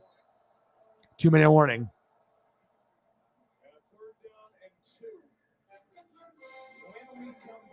Like I said, I'm not an idiot. Like, I really feel I'm one of the smartest football minds in the world. And I know that sounds kind of crazy probably to some people, but just because the logo in the top right says NWSF instead of ESPN or Pat McAfee Show or NFL Network, no one's going to put in more work and that cares more about not being biased and just giving you straight facts and giving you guys the information that you need to make an educated decision. And dude, I went Jefferson too. That's unheard of. No one else did that in like planet Earth. Like everyone went running backs usually for the first 5 or 6 picks, and then went typically Cooper Kupp, maybe Devontae Adams, and then Jefferson or Chase. So, but when you know. And like I said, the number one reason that I did it is not because of Justin Jefferson himself. It was because of Kevin O'Connell and his system. And I knew if he can get Cooper Kupp that open, and Jefferson was like number 2 last year with a horrible Mike Zimmer. So now you're going to give him the best play caller at wide receiver to help you. And I mean, he's going to be number 1 for how many years in a row? I mean, he could end up being the best receiver just for the plain fact of having Kevin O'Connell. Jamar Chase will try, Devontae Adams and Cooper Kupp will try, but when it's all said and done, I mean, Jefferson can be the best receiver moving forward because of Kevin O'Connell in that system, as long as they don't fire him. You should have. And there's nothing wrong with Eckler, but wide receivers can give you just as many points as much as running backs. Eckler is a good PPR guy, though, because he can receive and he can catch, and he can run through the tackles and the guards, and he can do it all, right? He's probably the best pass-catching running back in the league. But if the flow of the game is going more towards passing, Eckler might not get the looks, and it might go somewhere else. And then, obviously, Keenan Allen just got hurt. So, obviously, there'll be more looks for Eckler as well as Mike Williams. But, yeah, I try to tell you guys, every year before the season starts, I let you guys know about my sleepers. I let you know what's going to happen. And I'm not going to be right 100% of the time. But if you check the receipts, I feel like 90% of the time I'm pretty fucking spot on. So Saban will coach till he's 90 and then die 3 months after retiring. Yeah, probably. Except that Saban hopefully won't have a scandal like Joe Pa did with all the abuse that was going on in the locker room with all the other coaches and the players. That was sickening. Cup got it last year. Yep. Yards, receptions, and touchdowns. Even Jerry Rice never did that in his career. So it shows you the importance of coaching and play calling with Kevin O'Connell. Kevin O'Connell, Sean McVay, Kyle Shanahan right here. Go out of bounds. Should have went out of bounds, dude.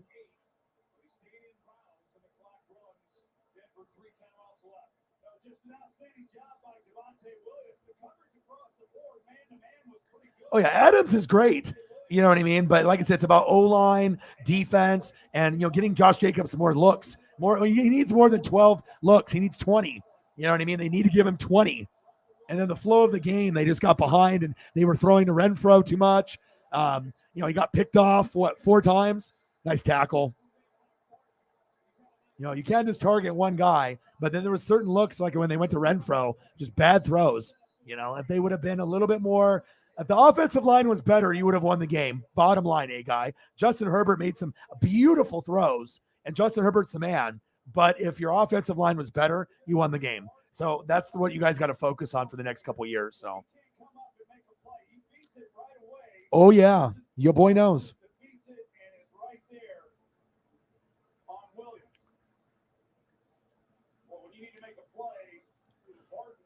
Yeah, but the funny thing is Jetta might be the most valuable player in fantasy, besides, like a Josh Allen or like a Mahomes. I mean, he's going to rack up yards. He broke the record already in his career with yards and receptions. He got the touchdowns. There's probably going to be games where Jay Jetta scores 3 or 4 at some point in his career, and he's going to have over 200 yards receiving. Like, if you actually watch that game against the Packers, he was wide open. There were certain plays. There wasn't even a DB from the Packers 10 yards to him. He was just by himself. Like, there was no one there. Like, you're just playing 500, like when you're a kid, 500, 300, 200, 100, and you're just throwing the ball with your friends. There's like nobody there. That shows you it's the type of routes and play calling, against zone and man. Kevin O'Connell is better breaking down the film on mismatches, just like Sean McVay and Kyle Shanahan, better than anyone on planet Earth.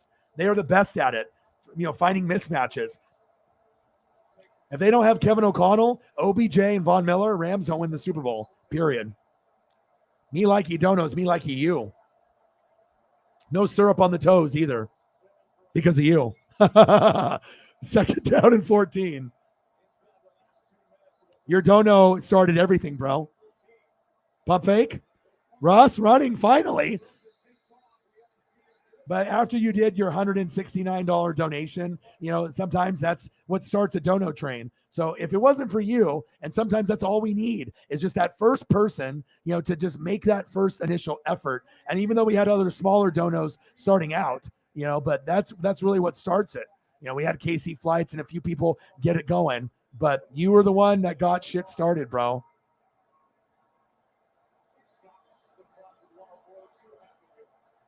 I mean, when you started off like this, you know what I mean? When we have like $11 in donos, right? And then we get this, and then we get to 180. Then it's already going, downhill from there. 169, right? Mike with a 20. Megan with 100. James with a 5. Russell Wilson, screen pass. Javonte Williams. Oh, baby. Don't fumble. Dono trains are fun. Sarah with a 5. Mike's like, I don't know how to do this donation crap. He was like, he had to get his granddaughter to help him. Means a lot, man. Thank you so much. Your granddaughter's like, I know how to do it. Let me help you. Mike with another 20. Thank you so much. Bang, bang, bang, bang, bang. Ballers. And we all owe to you. If it wasn't for you doing that big one, then we probably would have ended the night with 100 or less. But since you did what you did, now we're going to have a fantastic day. Thank you so much, bro. You started it.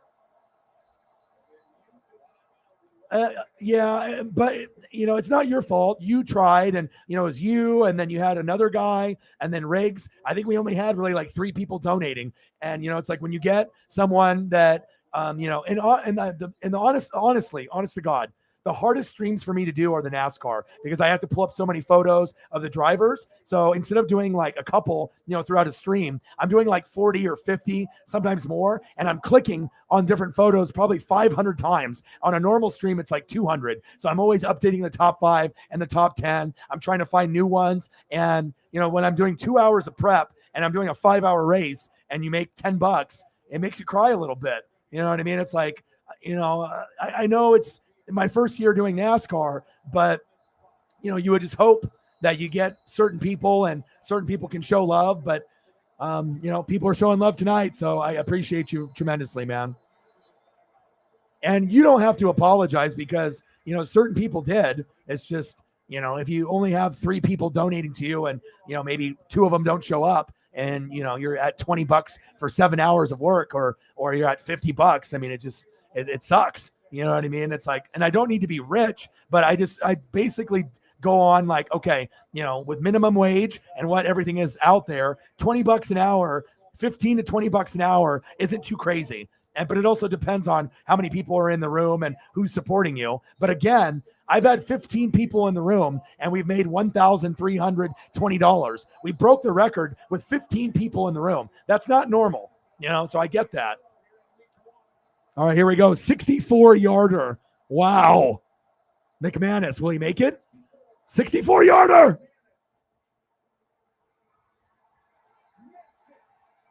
Wow. Wow. Wow. That's too far. And the Seahawks are going to win. Wow. My goodness. Well, Megan, you're going to get your Seahawks win. Wow. You couldn't have wrote this up. Like 1 point loss. And remember what I said earlier.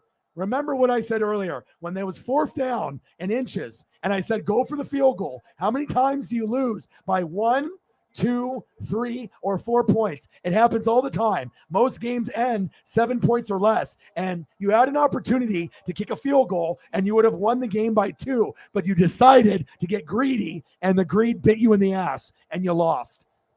Congratulations, Seahawks. You deserve it. Wow. Unbelievable. Thank you so much, bro.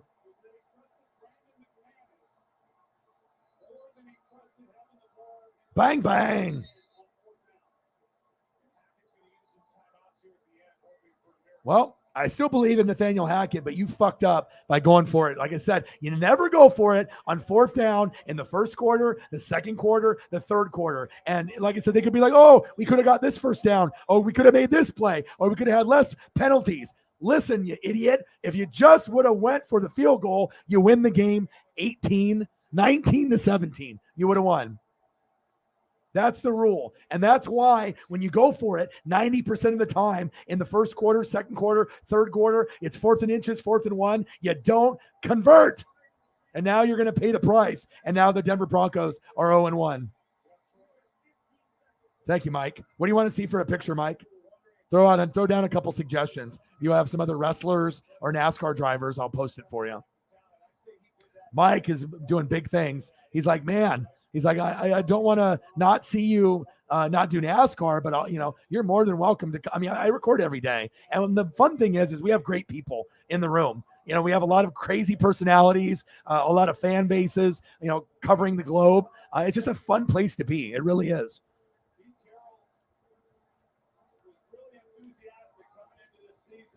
Yes, I did see that from what I watched. Mike is turning into a little goat. Mike came through only for NASCAR. Now he's starting to come through, and we appreciate you a lot. And trust me, when you start doing things like that, the other goats in the room, they notice. The people in the room, when people donate and they donate big, people notice. Not only me, and I always keep the receipts. I will always remember. I remember every single person that's ever donated to me ever. I always remember. It means a lot. And yeah, and don't apologize, man.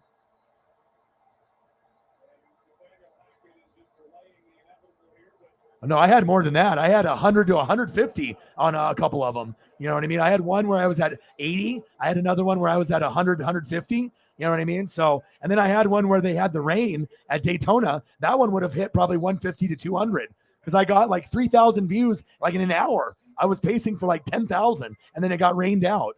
And then the race started in the morning, like at 7 a.m. and I wasn't going to get those same viewers again. So big win for the Hawks.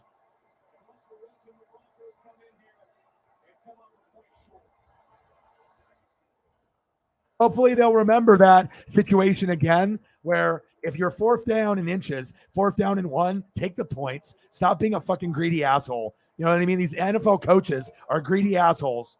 They always want the best case scenario. The best case scenario is taking the points. Field goals aren't sexy, just like offensive linemen, but they help you win the game. Put me in as coach. I swear to God, I could probably coach better than a lot of these fucking people. You know what I mean? Where are the analytics guys? Where are the money ball guys? Where's Orion on the sideline saying, no, field goal. Don't go for it. But they don't have those guys in their ears. They're like, nope, I'm the coach. I'm going to go for it because I know we're going to get it. And then you don't get it, and now you lose by a point like a fucking idiot. You had no business, losing this game, and here you are. So, well, I'm happy for the Seahawks fans. And Gino, you played a great game, dude. Yes, it was a complete effort. True. Yep, defense and the defensive line and the O-line won the game for them. Facts. This guy right here. This guy's the best pick the Seahawks have had in maybe 15 years. This is solid. Solid.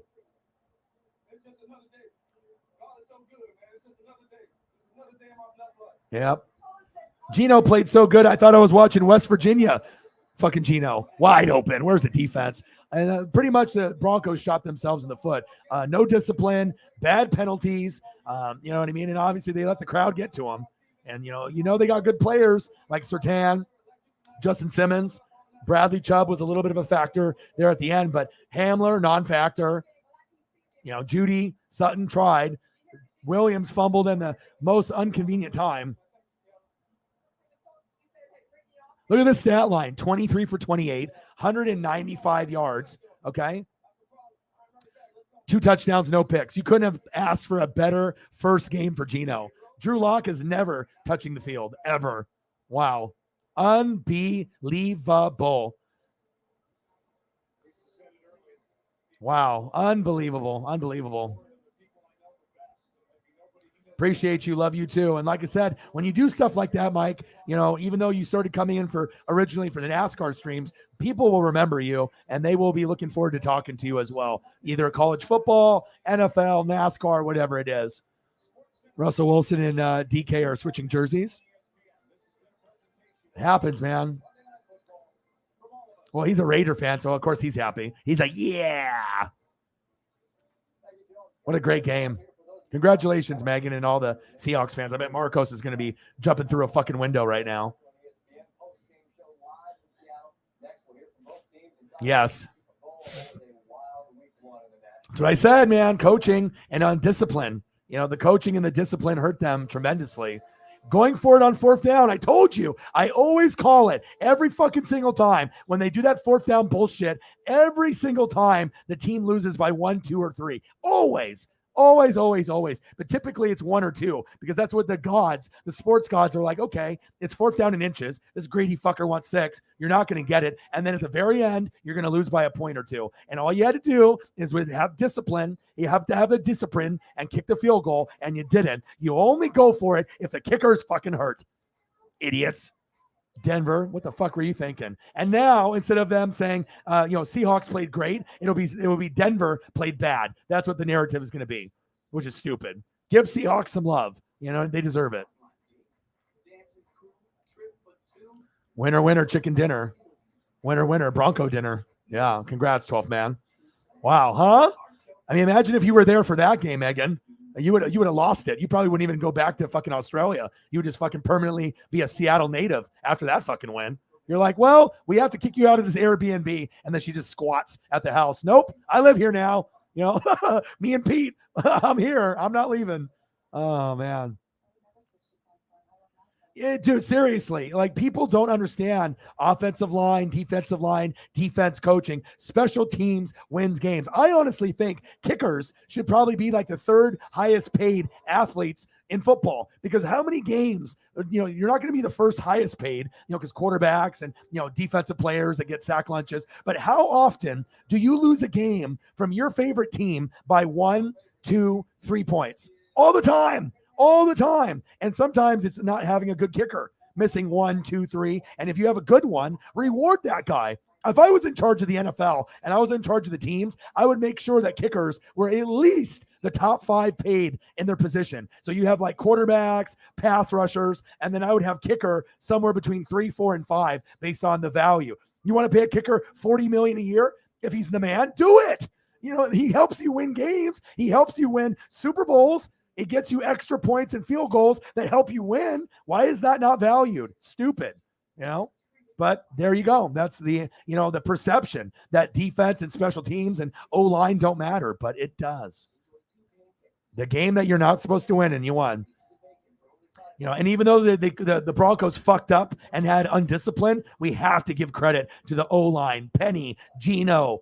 Everyone contributed. It was a full effort. You know what I mean? And even though the Seahawks went for it on 4th down as well, it didn't bite them. They both went for it on 4th down and it didn't bite them. But if they would have just went for field goals, right, then everything would have been fine. So,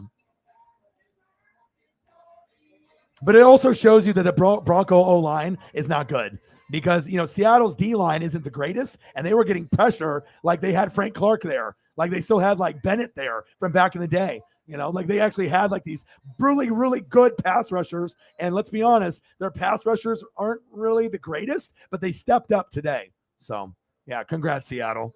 Congrats, Megan. Seattle wins. Huge win. And you'll be able to live with that win. Even if you guys only win, 5, 6, 7 games this year, that will be one that no one will ever take away from you. And it'll be one that we talk about for years. Remember when Russ came back to Seattle for that first game and no one gave him a shot and they won? We will remember this game forever. Forever.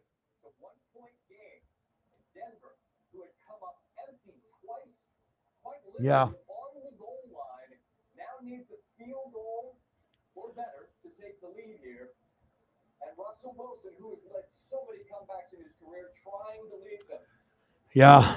Yeah. Staley on the Chargers would usually go for it a lot too. And that's what pisses me off about him. $10. Holla. Yeah. I mean, like I said, I've been at a 80 to 150, and it wasn't a raid. It was just like at the right time. And, we were peaking, and I just wish that Daytona race didn't get rained out. I could have maybe hit 10,000. I think the record on my NASCAR is like 5 something or 4 or 5, but I think we were pacing for 10 because I got like 3,000 in like an hour, and then it got rained out. And then in the morning, I got about 3,000 for the whole race, but it was on at like 7 a.m. NASCAR people aren't going to wake up at 7 a.m., but it is what it is. $10, dollar, holla, holla.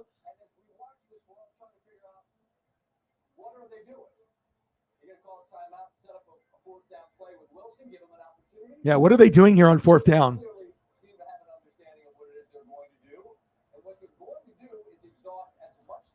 What are they doing here?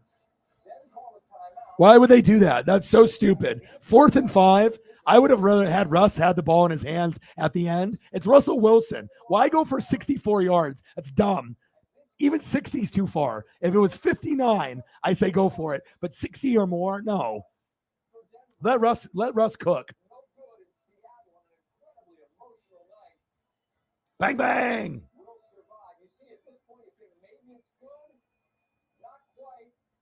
Unexpectedly great, unless you're a Bronco fan.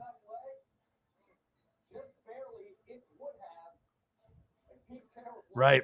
Well, that shows you. I mean, I still have a lot of respect for Nathaniel Hackett, but you apparently need to work on your time management, and you need to work on not being so greedy because your greed made you lose this game. And honestly, they didn't even deserve to win the game. If you were looking at the performance all the way through, who deserved to win the game? Seattle. 100%. Denver did not deserve to win this game based on how they played. They made enough splash plays to keep it close, But Seattle dominated in the battle in the trenches, and that's what wins you football games. That's facts. I look forward to the opportunity to do this. Great to have you here with us. And Joe, I'll begin with you. You've done this hundreds of times. There you go. Congrats. Enjoy it. Live O-Dog, Monday Night Football, peanut butter toesies. No. Remember him on West Virginia? I know I'm not the only one that watches college football, but that was incredible. O-Dog and football go together like toast and jelly. Yep. O-Day. O-Dog. What up, Chief? What up, JT?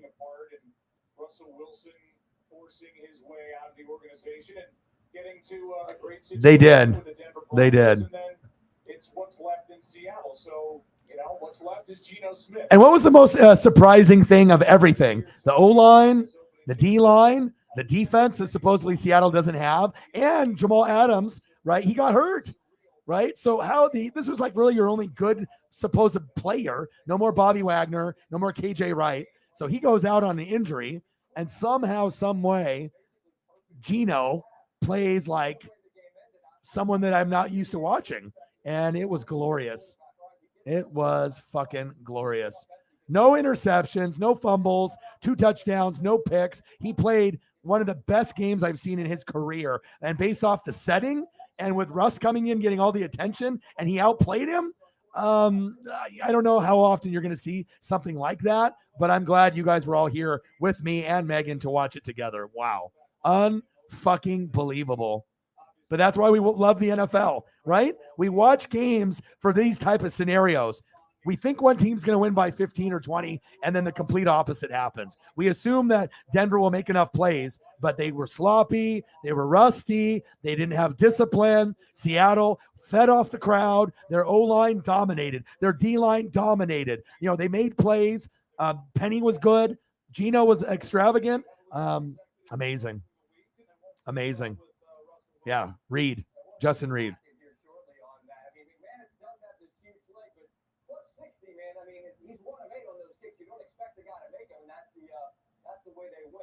Geno with only 5.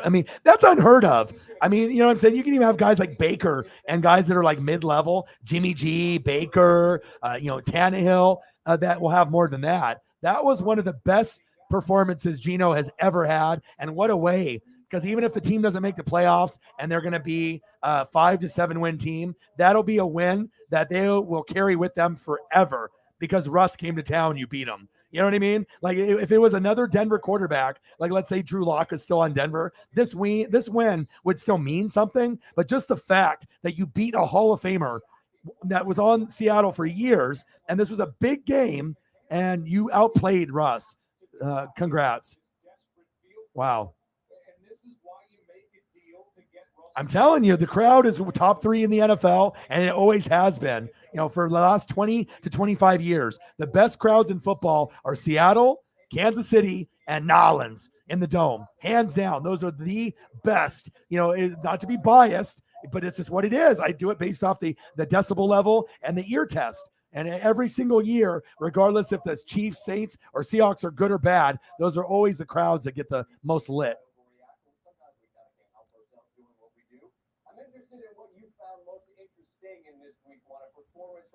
Yeah, everyone knows who John Kitna is, bro. John Kitna has a pretty big name. He's not like a famous name, but John Kitna was around the NFL enough where people remember him. There we go. Your lucky jersey did it. Maybe that $100 dono had something to do with it too, with the sports gods. You're like, okay.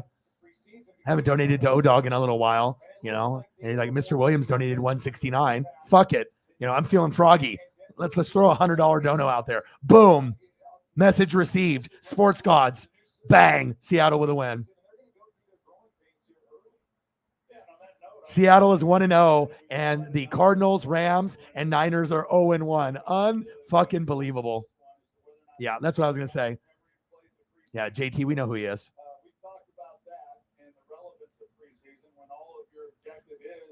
Yeah, exactly. Well, I don't like it if you're at home or on the road at all. You lose game. Like, think about the final scores of games. How often do games get decided by 7 points or less? A lot. A lot. You look at week 1, look how many games got selected by 7 points or less. And then look to see how many that were 4 points or less, 3 points or less. You know what I mean? You're going to have a few. And it's all about decision making. And there's a reason why coaches get fired so often.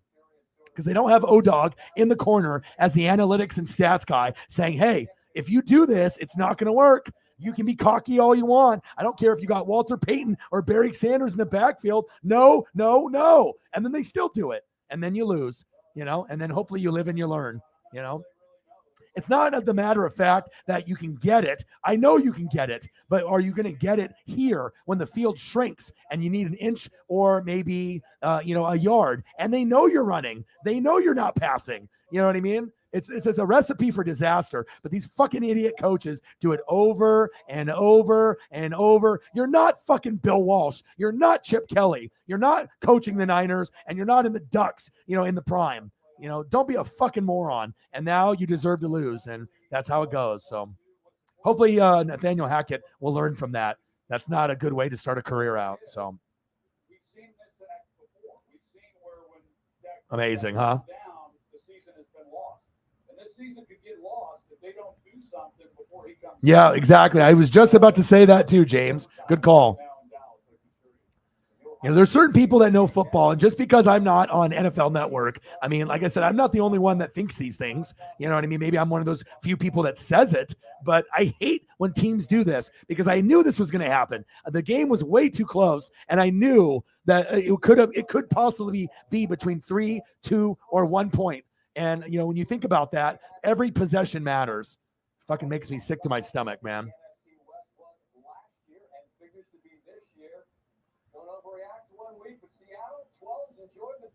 I know, with a tie. All right, man. Thank you so much. We owe it all to you today because, like I said, we were at $11, and then you decided to do the $169 for mental health, and I will never forget it. And like I said, once you get someone that donates, 20 or 50 or 100 or 150 or 200, it starts a snowball effect with the dono train. And then Megan donated, then boom, boom, boom. And then, you got Mike donated 20 and then another 20. So we really do owe it to you for stepping up today. And obviously I've had probably 5 bad streams in the last 10 that have hit like maybe under 100. And then a couple of them hit under 50. Shit, we had one that hit $14 after 4 hours of work. And I think that's the lowest I've ever hit all time. So it makes me feel great that, we had the results that we had today. And like I said, it's not about me being rich and buying shit for myself. Chances are a lot of it's going to go towards, food. It's going to go towards bills for Paisley, and maybe giving back to the fans. And that's the very, very truth. So thank you guys. I appreciate you. Yeah, it was fun. And not only was the dono train great, right? It ended up being an amazing game. Like, that was probably the best game of week 1 besides the Bengals and the Steelers. You guys are fantastic people. Let me tell you. Man, Seahawks fans are going to be on cloud 9. They could literally lose every game the rest of the year, and they wouldn't care as much because they got this win against Russ. It's like, when you play the rival in college, we have Oregon State, Oregon, and we could have a shitty year, but it's like, as long as we beat them, we're good. Cowboy fans and Eagle fans, or Cowboys and Redskins back in the day. Yeah, fuck it. We can win 1 or 2 games, but as long as we beat the Cowboys, our season is a success. And it's true too. When you have bad years, you're like, well, we suck ass, but as long as we beat the rival, fuck yeah. And then you can hang your hat, head high on that particular win. But man, unfucking believable, huh? Will Disley, Penny, DK, Metcalf, Tyler, get to the door and lock it. Adams. My goodness.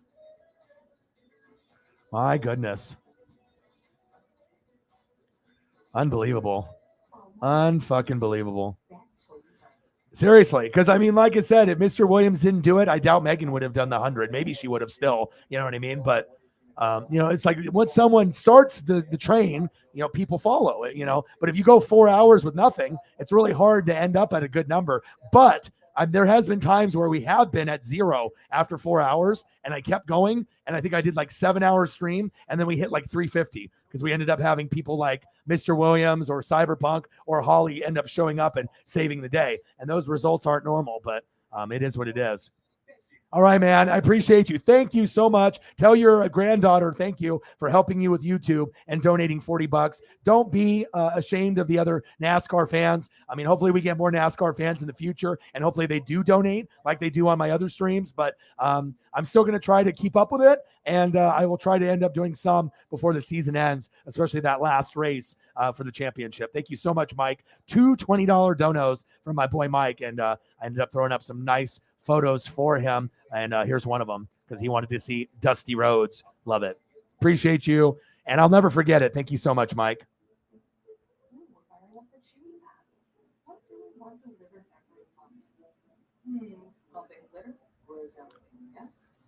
Yeah. I think Mike is going to end up being a regular here. You know what I mean? Like once you feel the vibe of the room. I mean, it is one of those things. Like you can come for me and hang out, but you don't necessarily even have to talk to me. You know, you can comment to me if you want, and I'll talk to you, but you can always have interactions with all the amazing people in the room. And that's really what I'm most proud of is the people that are in the room. You guys are awesome. Well, fucking A, man. What the fuck do we do now? Do I watch Monday Night Raw now, or what should we do here?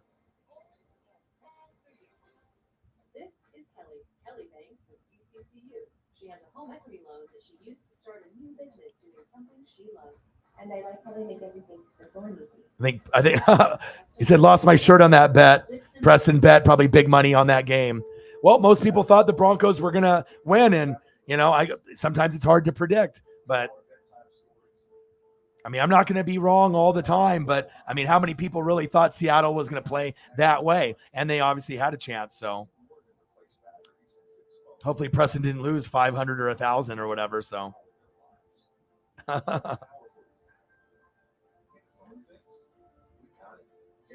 All right, so what should we do here? I can watch a little bit of Monday Night Raw. Did you watch Monday Night Raw at all, Sarah? I'm going to turn it on right now. All right, I got Monday Night Raw, Simpsons, Sky Sharks, King of the Hill, and the new Rick and Morty. All right, so let's turn Monday Night Raw on. All right, so I got Monday Night Raw that started about, 30 minutes ago here on the West Coast.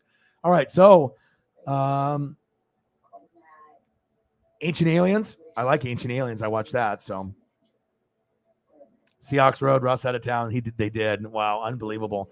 All right, so now at this point, from the shock factor of the game and everything that happened, we can definitely go down any avenue. So whatever you guys want to do, I mean, if we want to start going down the food avenue, we can do that. We're already at 3 hours and 31 minutes. So I assume we can go for another 30 minutes to make it 4 hours minimum. Or we can go for another hour and 30 minutes. We can make it a 5-hour stream. So whatever you guys want to do, I got the Dodger game on, and I guess we can go down the food route. We might as well do that while I watch Monday Night Raw, and we can kind of enjoy each other's company. Wow, I'm still in shock right now of what happened in the game. So let's get the food started, and we'll go that route. Wow, unbelievable. Unfucking believable. I got to make room with some of these other photos. Seahawks, I see you. I see you. Unbelievable. Unfucking believable. And like I said, this pick right here by the Seahawks is probably one of their best picks they've had in 10 or 15 years. Charles Cross. I mean, this guy has a chance to be a Pro Bowler, an All-Pro, and maybe a possible Hall of Famer if he can stay healthy. I mean, obviously there's a long ways to go, but as far as what I've seen on tape and watching him, he's got it. You know what I mean? He's got the it factor. Pete, you have made some bad choices in the past. Okay, but this was a good one. Monday Night Raw, baby. I hope it was good tonight.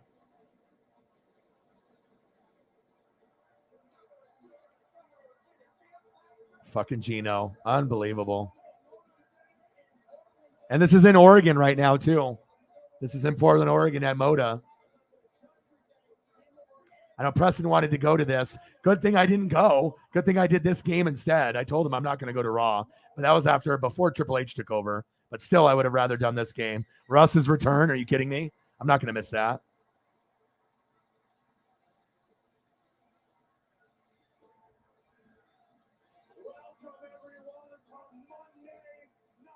Raw.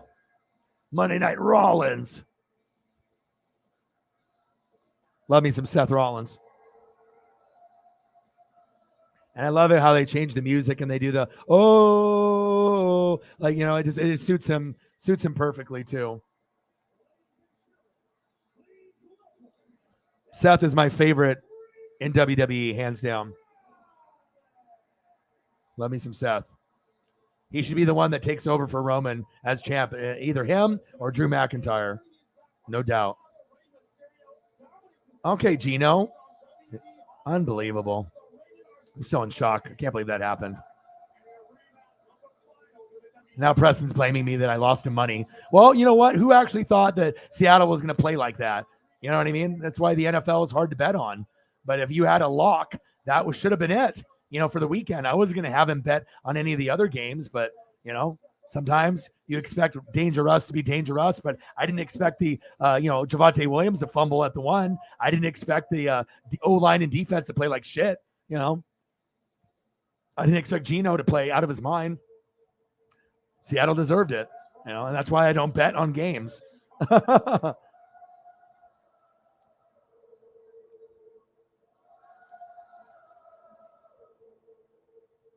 Oh, you still haven't watched Ancient Aliens? Oh, God, you got to, bro. So good. It's so good, dude. Portland, he says. Get him, Seth. Yeah, there you go. Yeah, me too. Sarah's like, let's do 5 hours. I know it's still early. I mean, normally I'll stream from 7 until like midnight or 7 until 11. So, I mean, it is relatively still early. It's still 8:38 here, which would be 10:38 or 11:38. So, yeah, I'm down. I'll go for another hour and 25 minutes. Let's do it. I'm a grinder. I fucking grind. Let's do it. Bronco cover was a lock, but exactly. And now Preston's mad at me probably because he probably did something psycho. Like he probably betted like $1,000. And, even though he's got money in the bank, now he's going to blame me for, let's see what he wrote me. Lost my shirt on that bet. He did stop sign. 0 for 1. Oh, dog. Must redeem himself, dog. Can't pay for fast food now, dog. SOS, dog. And then ZZZZ with a bed. And I did that laughing emoji. Well, I give you the best advice I can, but I'm not going to be right all the time. You know what I mean? Especially in betting. You know what I mean? I can get the Super Bowl right, AFC, NFC championship game. But when you're wanting to do week 1, I told them don't do it. But I thought that this was the lock of the week. But it shows you anyone can beat anybody on any given Sunday, Monday, or Thursday. So that way, I hope that, if you're going to bet $50 or $100. Don't bet a fucking 1,000,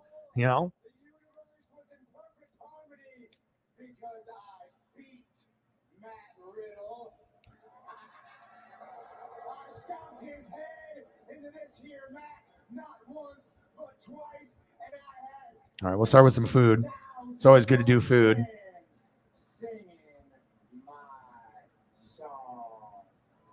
I need to go get some gummies, I think. It might be gummy time.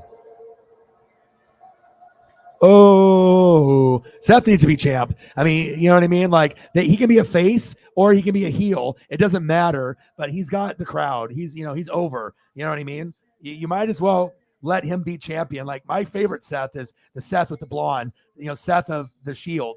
And he's a great talker. He's a great wrestler. He's high flying. He's technical. There's not many people that are on the Seth Rollins level. Drew McIntyre might be the best talker for big men, and he definitely can match up to Roman. But I think Seth leading the company would be the smartest move for WWE. That or The Fiend, but The Fiend isn't back yet. So.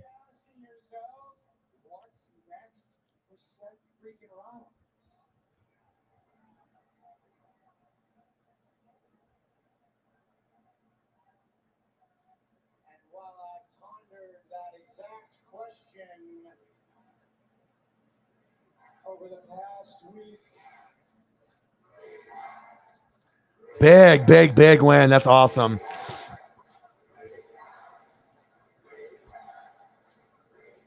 I told you. Yeah. I'm interested in a rematch with Riddle. So zip it.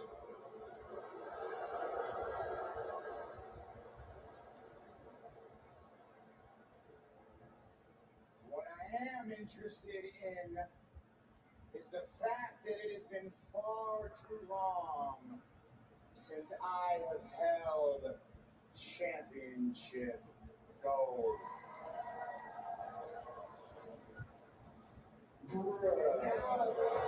Karma also means payback. Ramos may not be interested, but I assume Riddle still is. You better believe Riddle is. Headed toward the ring with purpose. All right, enough of the talking. Riddle wants to fight. There's no talking at all from Riddle. Looking for some payback after clash at the castle. I can't get a rematch. Riddle decides to just beat up Rollins instead.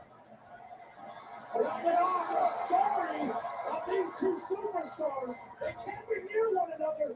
No, well, the reason that they lost, honestly, Casey Flights, is when they had that opportunity to go for the field goal on the 1 yard line and they went for it. If they just would have went for the field goal, they would have won by 2 points. You know what I mean? That's the simple reason right there. And I even mentioned it on the stream. You know, at that time when those two teams decided to go for it on 4th down in the first, second, third quarter, you always lose when you do that. You know what I mean? It's just like you have an opportunity to get a field goal and get points in the first, second, third quarter. You never go for it on 4th down in the first, second, and third quarter. That percentage of getting it on 4th down is like 5%, and they don't care. They just like, I'm going to go for it anyways. And I just messaged Preston, bro, I didn't lose that for you. The dumbass coach did by, going for it on 4th down and 1 instead of kicking the field goal. You kick the field goal when the opportunity comes and you win the game. It might be ugly, 19-17, 19-18, whatever, but you win. But when you go for it, that's when you lose because you're probably not going to get that first down or that touchdown that you're wanting. I mean, I've watched that scenario happen a billion times, and most of the time, you do it 100 times, you might convert it 5 out of 100. Like, no joke.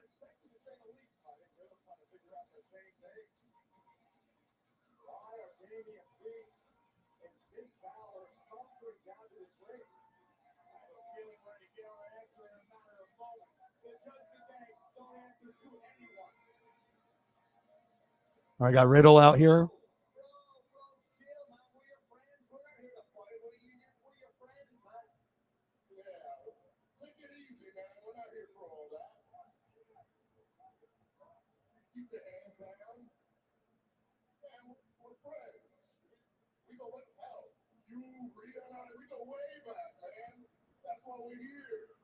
Are they trying to recruit Riddle to Judgment Day? If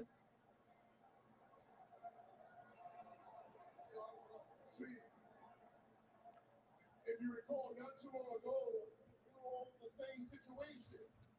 Superstars on the rise. I like Damian Priest.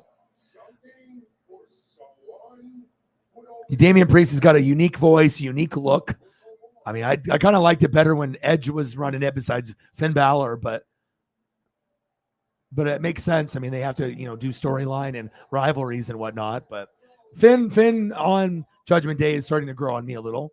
But I do like it that they had Ripley join. I thought that was smart. Have to have a female in there, and a badass female for that matter too. Ripley's the most badass female in wrestling. Name one other badass female that's more badass than her. Honestly, there's not one.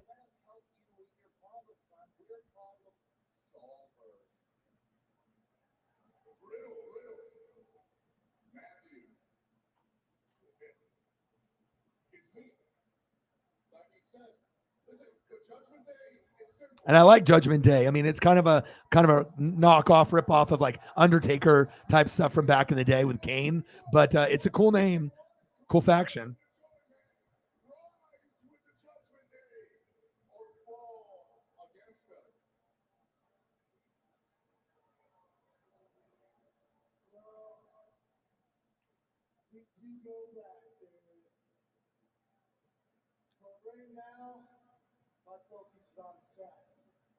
So the answer is no. The ending made your day. The time management is everything, but I've been a big supporter of Hackett and Kevin O'Connell. Kevin O'Connell won, Hackett 2, but Hackett goes down a couple of notches in my book now based off what he did week 1. The characteristics of him, being in control like that and fucking up, he definitely goes down my pecking order now. That was not a good debut as a head coach for him. Kevin O'Connell, 10 out of 10. And Nathaniel Hackett, a 2. I mean, it was not good. He's going to have to earn that respect from me again, for sure.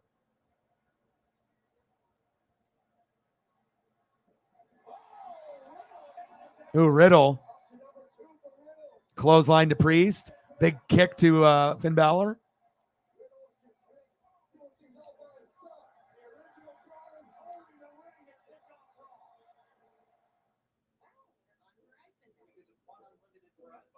One 0 Dodgers. They just scored. Let's go, baby. Now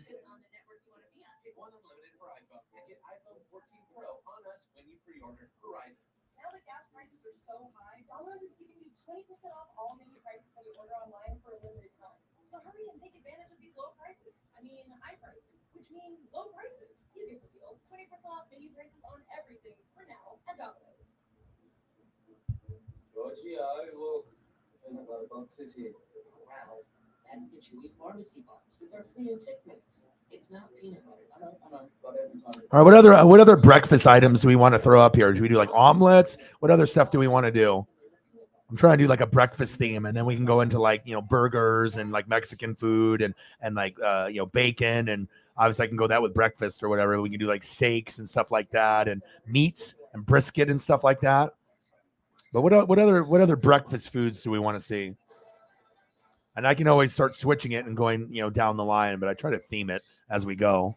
3-0 Dodgers, top of the 7th. Let's go, baby. A little apple fritter action. Oh, yeah. Absolutely, bro. Come on, dude. Fantastic game. What's better than watching fucking Dangerous in his debut when we think they're going to win by 10 points or more? Some people had him slated winning by 13, 14, 17. I thought that was a little aggressive. I don't know how much money Preston lost on this game, but I try to give him the best advice I can. But going into the weekend, I didn't feel comfortable him betting on any game besides really this one. I thought maybe this would be like the lock, but apparently it's not. And that's why I don't bet. Every Sunday, Monday, Thursday, anything can happen. Usually when it comes down to the AFC, NFC Championship, Super Bowl, it's a different story. But when it's week 1, crazy shit happens. And they found a way to be victorious today. And the narrative will go down that the Broncos, the Broncos lost it. The Broncos fucked up. But what we should be saying is that we should be saying, you know what? The Seahawks won that game. They played great on both sides of the football, and they did a kick-ass job. But the narrative will be Broncos fucked up instead of Seahawks played great, which is sad, but that's true. That's what the narrative will be. And ladies and gents, if you're close and it's 4th down and 1 or 4th and inches, and it's the 1st, 2nd, or 3rd quarter, what do? We kick the field goal. If you don't, you lose. So hopefully they learn that in the future. So I got Monday Night Raw going. Dodgers on as well. Okay, now we got Riddle and Finn Balor. I love this. Ever since Triple H fucking took over, every fucking Monday Night Raw has been a fucking 10 out of 10. I have not seen a bad Raw since he took over. It's like 6-7 weeks in a row. It's been fucking amazing. SmackDown needs work. NXT needs work. Dynamite and Rampage need work now with all the drama they have. But at least now I can guarantee if I'm going to dedicate 3 hours of my life and watch Raw, it's going to be fucking amazing. You know how good that makes me feel? Prior to COVID, I didn't miss a Raw or SmackDown in 20 years. And then I stopped watching, and it made my heart hurt a little bit. It made me cry a little bit. And then now things are back on track. Thank God for fucking Triple H marrying fucking Stephanie. And this was the end. I mean, this was the long-term goal for him. He knew at some point, if I get with Stephanie, maybe I will be the guy, after Vince dies or when Vince steps down. He knew it all along, and if you don't think so, you don't know Triple H. He always knew. And that was the angle, I think, at first. He's like, okay, Vince, I'm going to date your daughter. And then if I end up marrying her, I'm going to take over one day. And Vince is like, I'm never going to die. I'm never going to let it happen. But then you got in trouble with all your sexual exploits, paying off the women. And here we are. And WWE Universe and us fans, we're benefiting from it now because this was trash, when he was running it. And it's glorious right now. It's the best thing on TV. Monday Night Raw is so good. That's facts.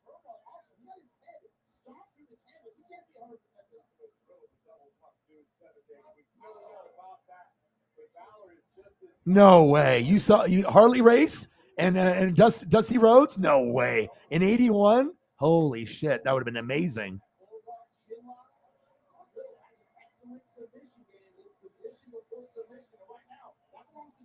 Well, I'm not necessarily sure it was all Pete Carroll. It was, the players on the field as well. A lot of Geno, a lot of offensive line, a lot of defensive line, and also the Denver Broncos, obviously being very sloppy. Pete had a good game plan, that's for sure. Good balanced offense. But that might have been more Geno, O-line and D-line than Pete. I mean, Pete's the coach.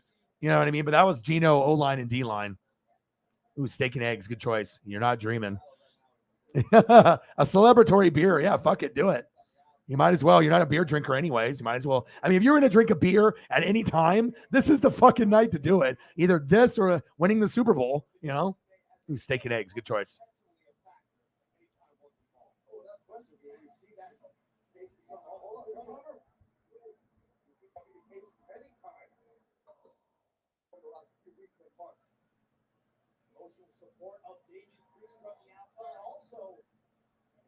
See if I can find one that's worthy, though.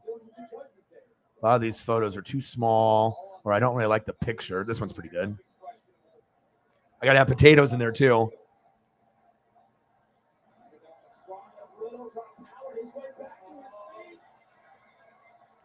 But the main difference with Triple H taking over Raw is that you're getting athletes against athletes. A competitive guy like Finn Balor, who's athletic and fun to watch, going against a guy like Riddle. If it ended up being Vince, he would for example, it'd be like Finn Balor versus Big Show if he was still there. Like, it doesn't make any sense to have like a big guy and then another guy that's like, more athletic. So at least that Triple H knows what's going on. So shout out to Triple H for not being a fucking idiot.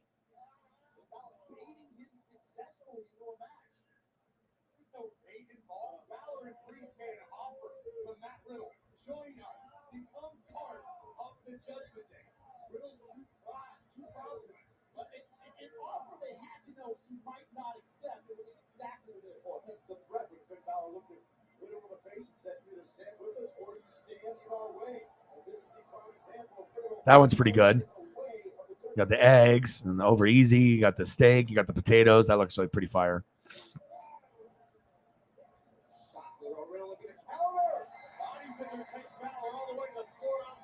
Ooh, sausage, yeah. He said eggs, grits, and sausage with biscuit. And I love biscuits and gravy. Let's do biscuit. Let me see if I can find a good biscuits and gravy.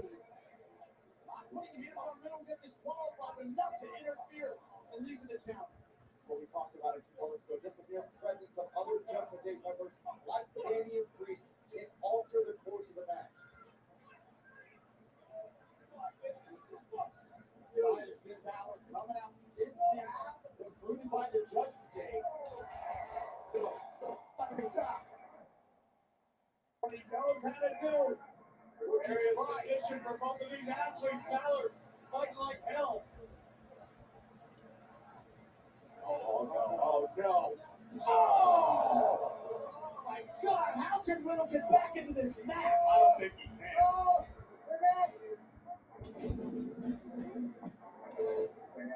Unbelievable ability to literally drive a car on the edge of control.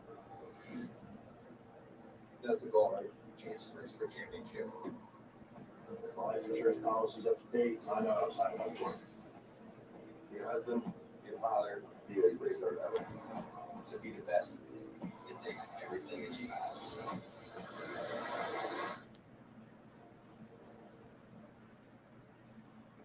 So, what do you think? We're prepared to offer cash.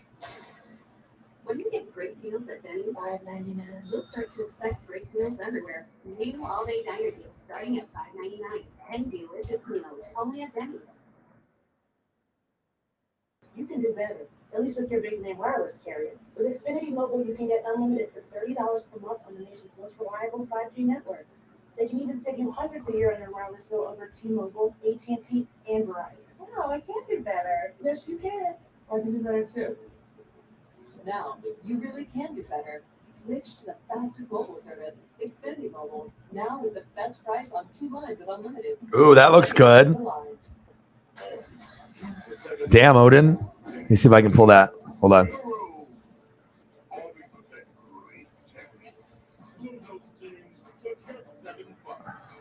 I don't know if it'll format correctly based off the size of it, but we'll find out in a second here. We'll see what the dimensions are and see how it'll look. But it's a great photo. Great photo, dude.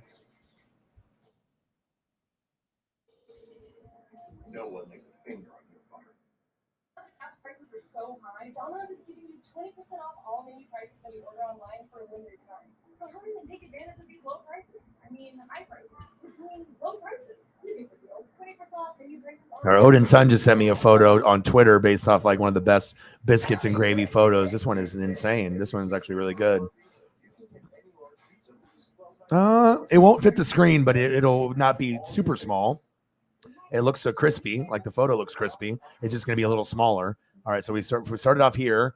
Or no, we started here, right? So with the kind of this angle, and then we went biscuits and gravy here, like a close up, like as you're dipping and you're about to take a bite, right? The juicy deliciousness, and then yeah, my goodness, that's something else there. What is this right here? What kind of delicious goodness do we have there?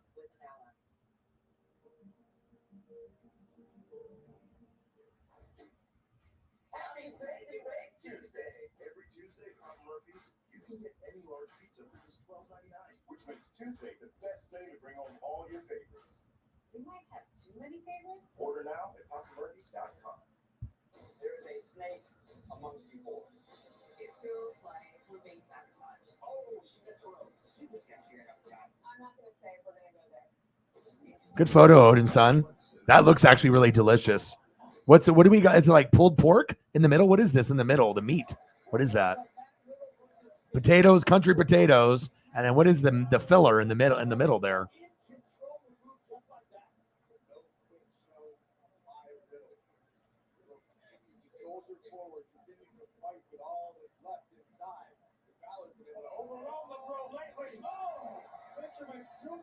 Okay, I was about to say, I was like, with that filling and whatnot, the eggs Benedict.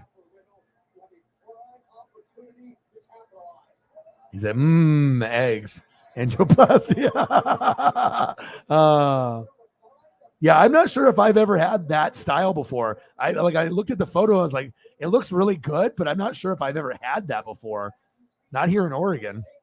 Looks good though.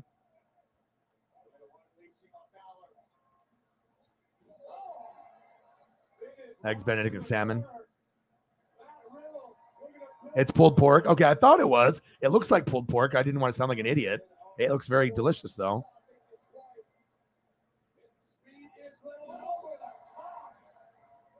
All right, what other breakfast foods do we want to go down? Or we can always switch up. Yeah, go watch that game again, Megan. I would. I mean, like I said, when games like that happen, I typically do watch it over again. Sometimes I'll watch it 2 times after. Like I'll watch it and I'll watch like the O-line and the D-line, or maybe I'll watch, different players and focus on different ones. So yeah, soak it in, soak in that victory. And thank you so much for your generosity. You and Mr. Williams saved the day today. I'll tell you that. Thank you.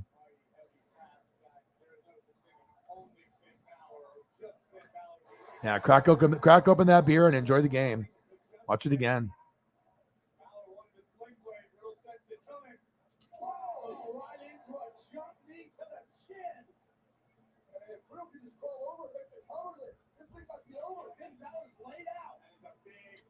Gentlemen, there's little out enough left in his gas tank. If you look again at the river knee that locked Finn Balor, the prince is down. Lebron looking to execute a cover, perhaps make something bigger happen for himself. Winner wants to leave, no doubt. In this match, on to the top rope. Once again, Damian Priest with a distraction. Roll up. Kick out just in time. Oh! It drives Riddle back down. Spoke too soon about Damian Priest. Oh, Rey Mysterio.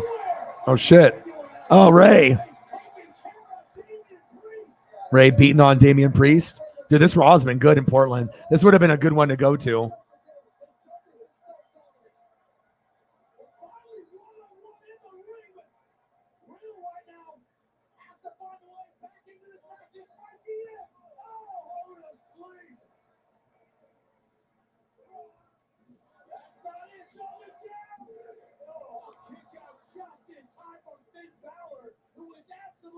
Stuffed French toast. Okay. Good choice. That was actually the best game to me all weekend, except for maybe the Bengals and Steelers.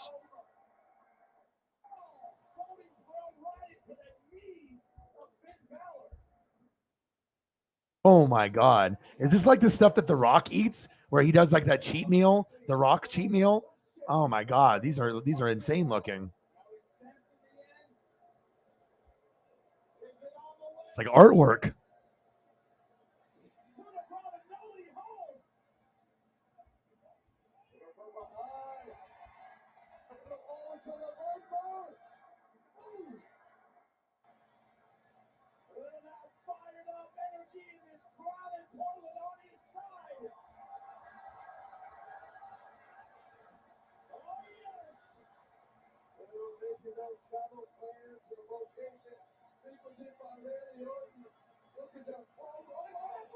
Oh, Seth Rollins. Look at this. My goodness. That's like a piece of artwork. I don't even know where to begin with this. I don't know if I've ever had stuffed French toast before. It sounds fucking delicious as hell, though. And I've seen like they have all these different drizzles. This one I have found one is a cannoli stuffed French toast.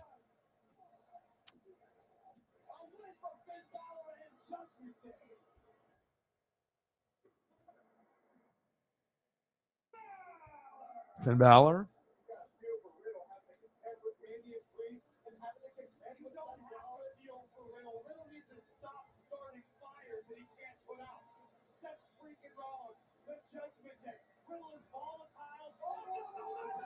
Oh, curb stomp. Oh, man. Every version looks like amazing. Good choice. Gosh, I have never had stuffed French toast before, but it looks amazing. Every photo is like, looks very tasty. And there's all these like different combinations, like banana and different fruit, cannoli stuffed.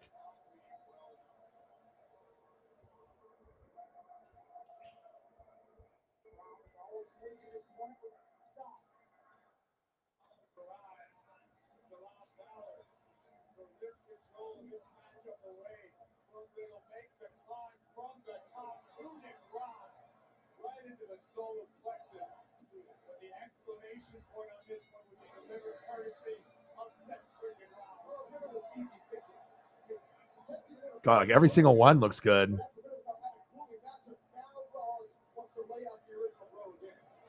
This one is a savory French toast ham and cheese sandwich between eggy French toast. I've never seen this before, but it fucking looks insane.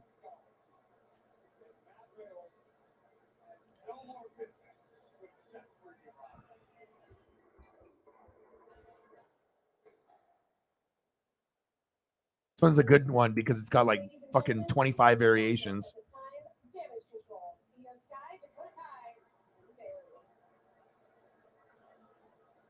Ladies, what does this WWE Women's Tag Team Championship rematch mean to you? Rematch, Sarah? There shouldn't even be a rematch because my girl should have won the tag team tournament in the first place. And the only reason they didn't win is because Aaliyah likes to act like she's never been in a tag match before and pinned the illegal competitor. And if you don't believe me, you can go back and watch the tape, all right? Everyone's talking about it. We watched it about 100 times. It doesn't matter what happened in the past, okay? Because tonight, we make things right. I'm not sure which one is my favorite out of all these. Every single one is like insane. Oh, shit. This next one, apple pie stuffed French toast. Get the fuck out of here. They keep getting better. What the hell is going on here?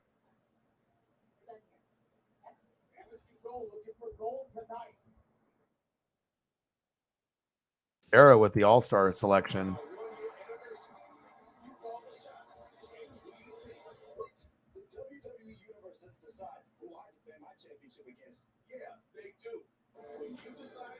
Oh my God. Every single one is just fucking insane. All right. So this one is like a filled one with the strawberries, right? Then you got this one that's a cannoli stuffed.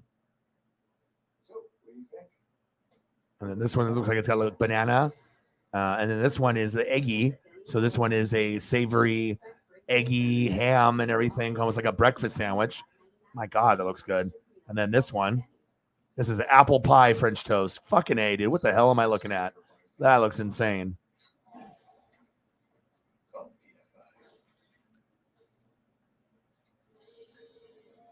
No one lays a finger on your butterfinger. Oh, hey. Buying a car from Vroom is so easy. All you need is a phone and a finger. Just Yeah, celebrate. Scroll through thousands of cars, then tap to buy. That's it. No sales speak, no wasted time. Just straight up great cars. Scrapple? Phone to your driveway. Go to Vroom.com. Scrapple. I don't know what that is. Let me look it up. Scrapple? Oh, yeah, she thinks that. Buy your car on Vroom.com. Vroom. Yeah. Scrapple? It gives me great honor to return this to Mr. Reggie. The pretzel code! Let's go! To its rightful owner. Come on. That's right. Don't touch my burger.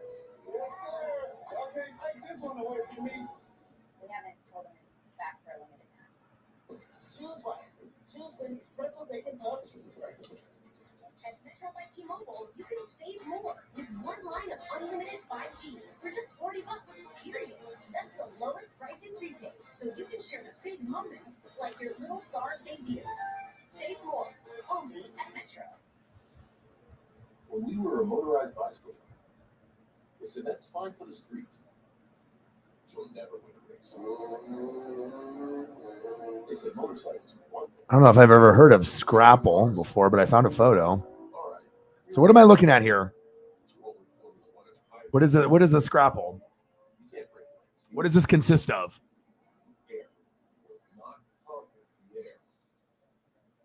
I mean, it looks good.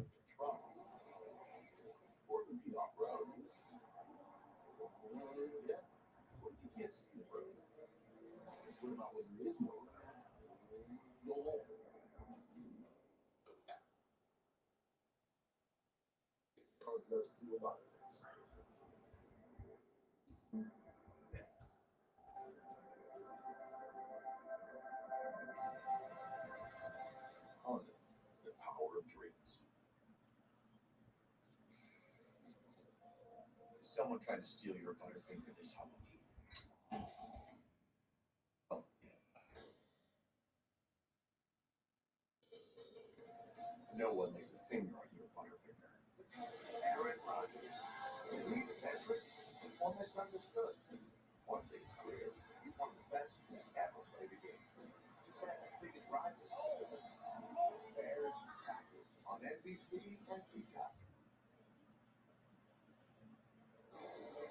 Coming to you tonight from Portland, Oregon, a city with a rich history. Pumpkin pancakes, how were those? Those were good?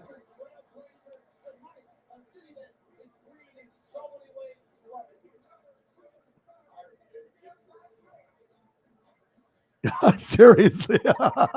Dude, seriously. I saw the pictures and I was like, okay, what the hell is going on here? And they literally have like so many variations. The first thing I thought of stuffed French toast, I thought of The Rock and it's like his cheat meals, but like they have like the fruity one and then they have the cannoli and then the banana and then this one that looks like a ham and cheese sandwich with egg. I mean, and this one has apple pie. Fuck, I don't know which one I like the most. They all look good. And then we went through a little biscuit and gravy phase. Let's start it from the very top. All right, so we got the waffles. And then we got the Eggo. And then we got the chocolate pancake with the raspberry. And then standard pancakes without any syrup. That's criminal. And then the correct photo with the syrup, but there should be way more. And where's the butter? French toast. Fritter. Steak and eggs and country potatoes. Biscuits and gravy. Because this is my life, not yours. Instead of being upset with me, you should look in the mirror and ask yourself, why? Why you never bothered to just get to know me? Why? Instead of trying to teach me, you didn't just ask me what I wanted for my career. But you know, Your boy's on top of it. Sarah with the great suggestion. I'm not even done yet. I still got more to go, but that was just like the first couple. I was like, Jesus, every single one was good. Like normally I have to go through like a lot to be able to go through like photos to find like good ones, but sometimes there's one after another after another.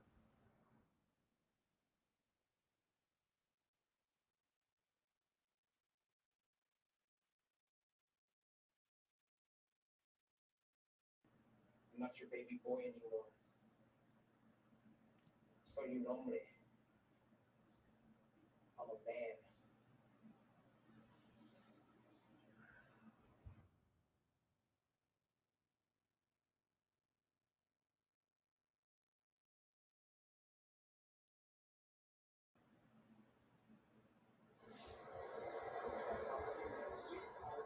Shadow type, and it won't be easy because he's got to stand across the ring from a Hall of Famer. And that's something we never expected, but we really think unexpected on Monday Night Raw, including the return of Johnny Gargano. Let's take a look at why we call him Johnny Wrestling.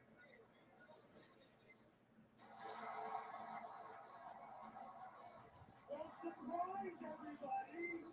Those of you who don't know, my name is Johnny Gargano. Peanut butter and banana stuffed French toast with banana caramel sauce, caramel sauce. My goodness, what is this?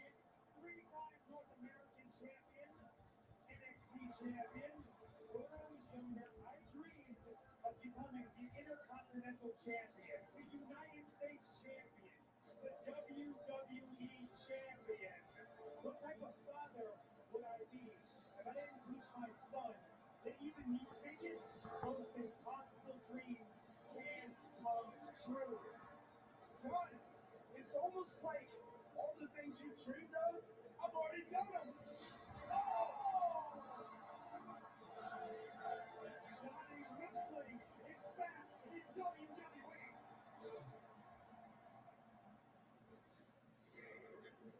You know, there's a lot of surprises going around here lately. I mean, a lot of hits rolling and a lot of exciting moves, and only if I had to connect. Oh, wait a second, I do. I know things, and I know who Johnny Gargano's first opponents. Wow, so many options. And who could it be? I'm not sure which one is my favorite, but they all look good in their own right. Like, I would just have to be in the mood for like banana, and then I'll be like, okay, yeah, I'll be down for that. And then, you know, if you have like a breakfast sandwich mode, you know, oh yeah, omelet, kind of like a breakfast sandwich omelet mode. Yeah. This one has apple pie in it. Yeah, I love apple pie. My goodness. After tonight, all anyone's gonna know you as Yeah. Johnny Shoes. Thank you.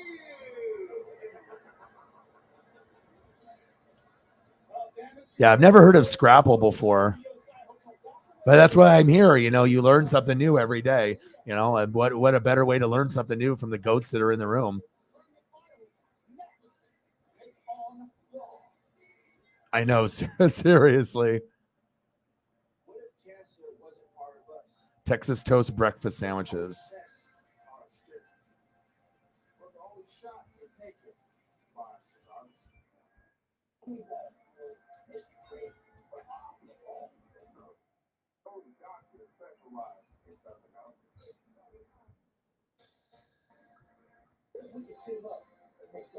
Oh shit. Well, this one's a French toast breakfast sandwich. Oh shit.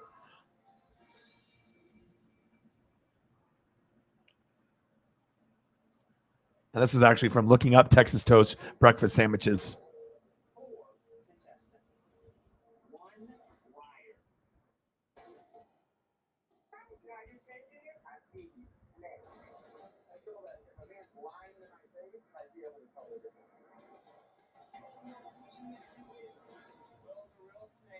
Stand up. Oh my God. Second grass. New episode tonight, 11:10 Central on USA. Hi, we're Visible, a different kind of wireless company, running on a big, impressive wireless network. Got to find those 4K photos and those HD photos. I mean, when you get those, especially with food, it makes it like, you know, you can see food compared to like football photos or cars or, you know, whatever it is. But I mean, I don't think anything can touch food ever. It's always number one. What are we at? 340, 60 to go. Great day today. Definitely makes up for a lot of the bad days that we've had in the last 2 weeks. When you get great deals at Denny's, $5.99, you'll start to expect great deals everywhere. New all-day diner deals. Deep fried butter. I don't want to die, dude. I'm already trying to lose weight. I mean, I've already lost 15 pounds, and I can actually wear an extra large jersey again without my belly sticking out like I feel like I'm pregnant. So, I mean, I got to a point where I was like, I tried putting on an extra large jersey, and I was like, what the hell is going on here? Why is it so tight? And I looked in the mirror and like the side view, and it looked like I was about to give birth to like triplets. I was like, uh-oh. I was like, I really need to start losing weight. Then I started buying like double X shirts and double X jerseys and stuff. And I was like, I need to lose weight. And then now I can wear extra large finally. It took a while, but I still got another like 15 pounds to go, but I'm getting there. All right. Have a good rest of your day. Enjoy the win. Go Hawks. Scrapple came from Pennsylvania Dutch and Amish. I've never heard it before, but you live out in the Northeast. So maybe that's why I'm in Oregon and I've never heard that before. Yeah, the mango Modelo is good. It doesn't even taste like beer. It tastes like mango juice. That's facts. With Julia's autism, loud sounds can be too much. She's still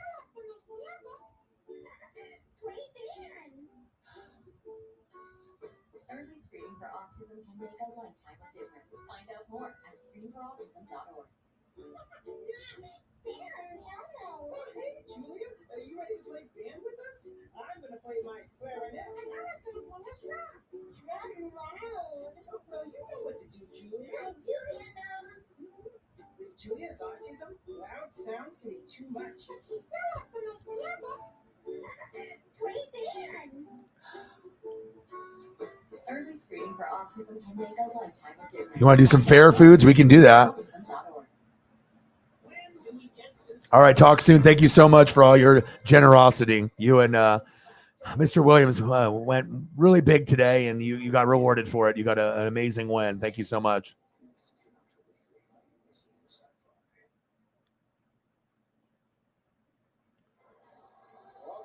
Which one? This one right here? This one is a Texas. Oh, it was originally I typed in Texas toast breakfast sandwich, but this is a specifically a Food Network type French toast breakfast sandwich, like specialty. Like, so it's got the ham and the egg and then the French toast as the bread instead of normal bread. 9 eggs in this picture. 9.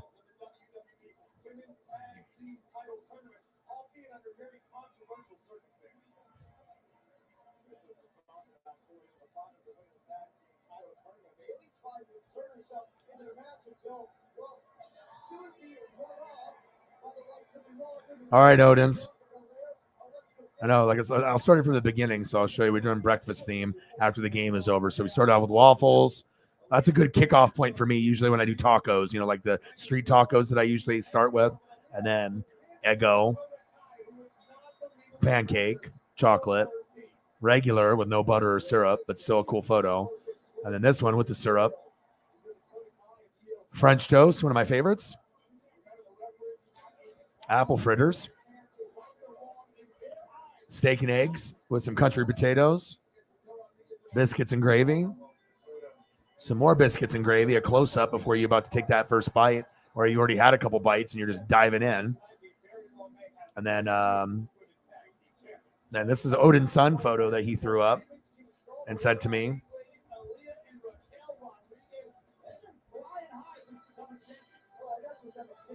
And then some more biscuits and gravy. And then we went down just the bacon. Got to throw the bacon up a little bit. No, nothing wrong with some bacon. Okay. And then we went down the stuffed French toast. And this is where it gets really good. So Sarah's coming up with the great suggestions. And I don't know if I've ever gone through like one key word, right? Stuffed French toast, and came up with so many good photos back to back to back to back. Sometimes I have to go through 100 to find the right one for you guys. I'm picky. I got to make sure I give you guys greatness, and I got to make sure it's 4K HD or it fits the screen, and I mean, you got like the jelly filled, it's looks like almost like yogurt coming out and stuff. That's stuffed French toast. Then you got the cannoli, and then you got the banana. And then you got one that looks like kind of like a breakfast sandwich. And then this one's got apple pie inside of the stuffed French toast. And this is a close-up of the cannoli. This is a kind of like this, but like close-up. So you actually can like taste the photo, right? And then this one, peanut butter and banana stuffed French toast with the caramel drizzle. And then this one, Texas toast sandwich, where it's got the French toast with the egg and ham and whatnot. Beautiful. Man, you guys are on it today. Oh, yeah. Eat it and then follow up with a nap. Exactly. Love you too, bro. Appreciate you.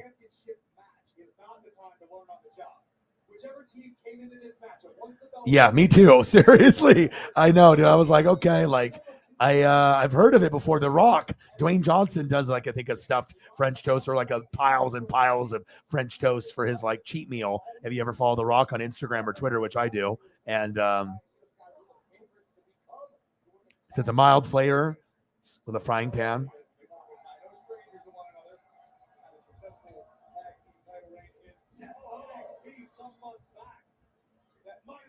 History now to the cover, trying to get it over with early. Big gap from Dakota Kai. They've got the motivation. The champs have to feel constantly cheering. Damage control, talking about how they're not legitimate champions, don't have the credibility. They want to silence damage control up for good. All right, where do we want to go next? What's next? You guys decide. We got 40 more minutes, so we're gonna go 5 hours. So I'm already at 4 hours and 20 minutes. I'm already feeling really good. I mean, that Seahawks game got me fucking juiced. I'm already like feeling fantastic. We had a great dono day to make up for some of the streams that were lower in the past 2 weeks. We're looking at amazing food that I've never seen before. So I'm already on a whole nother level. An omelet breakfast sandwich. Good choice. Let's look. I like omelets, but I think eggs make me go to the bathroom, though. I don't think I'm necessarily like lactose intolerant, but if I eat too much egg, I like big ass omelet. Seems like my stomach gets upset sometimes. Not all the time, but sometimes.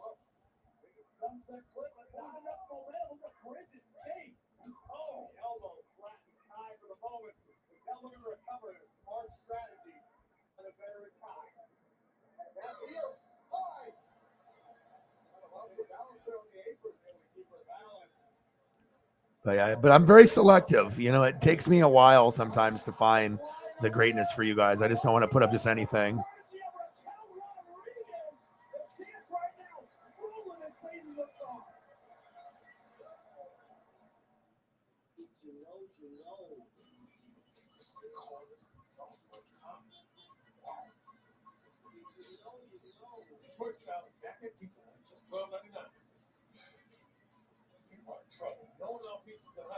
A lot of the photos for that are kind of sus. This one is a egg shot pepper boy breakfast sandwich recipe.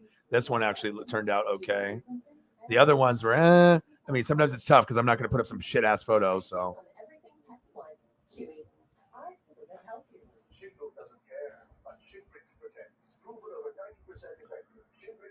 Well, my mood has already been good. I restarted True Blood on HBO. And I started watching it from season 1, episode 1 to get like reacclimated with the show because it is one of my favorites. Oh my God, it's so good. Like the intro song. I mean, you just have to listen to that a couple times. And man, there's certain shows like Game of Thrones and Dexter that they'll stay with you forever. And True Blood is one of those for me too. And it's not like I'm really into that vampire type thing, but I really love the way that they made that show.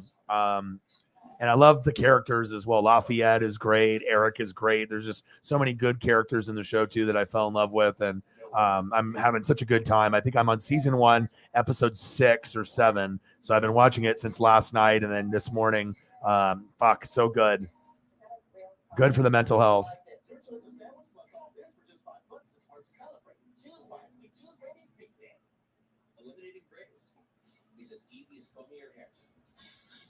That one looks pretty good. I like the bun, and then you got the little egg and bacon. That looks like some delicious goodness. The bun is glistening. That looks good. Yes, let's do chicken and waffles. Good choice. I was just thinking about that.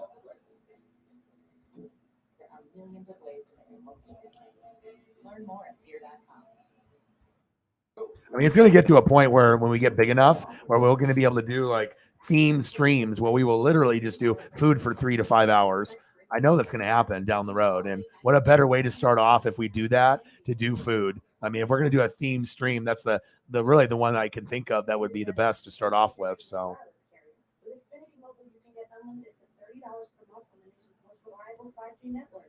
They can even save you hundreds a year on your wireless bill over T-Mobile, AT&T, and Verizon. Wow, I can do better. Yes, you can. I can do better too.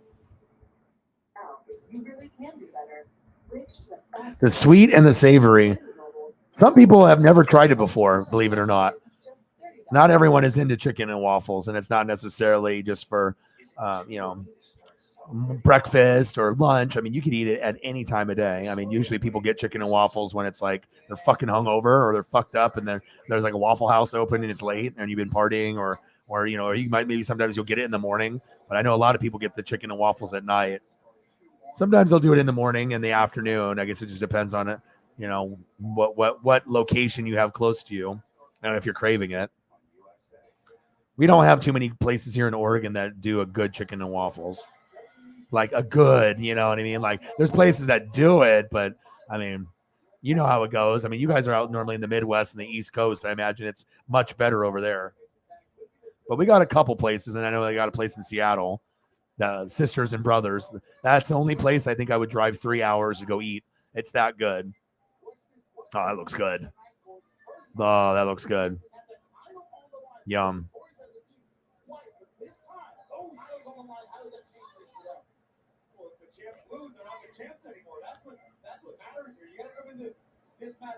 You only watch TV when I watch sports. There's nothing wrong with that. We appreciate you. We're glad that you're here, man. It's always good to have different personality, different age. It's like it doesn't matter where where you grew up or where you're located now. We just vibe with each other and have a great time.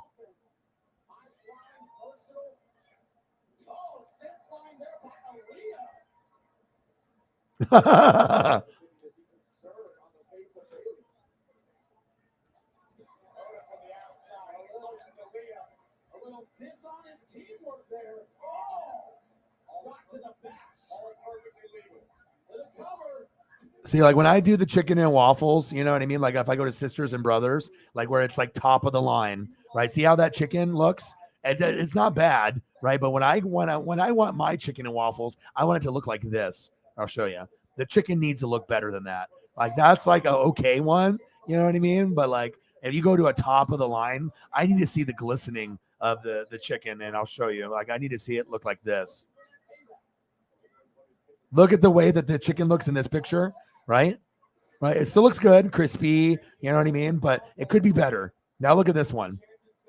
Look at the way the chicken looks, where it's like a Nashville hot chicken, you know what I mean? Where it's got a little bit more juice. It's crispy, juicy, savory, and then you have to go through it in layers. You get the crunch, but then it's really soft in the middle. That's what you want for a chicken and waffles, at least in my opinion, in my experience. When you get it like that, then it's like a 10 out of 10. If you get it like this is like at like a, not like a Sherry's or a Denny's, but this is just kind of like a poor man's chicken and waffles. Like it's good. You're probably paying $15-$18 for it. It'll be tasty as hell, but this is life-changing. Look at the every little detail. Look at the glistening, just the way that Nashville hot chicken was made.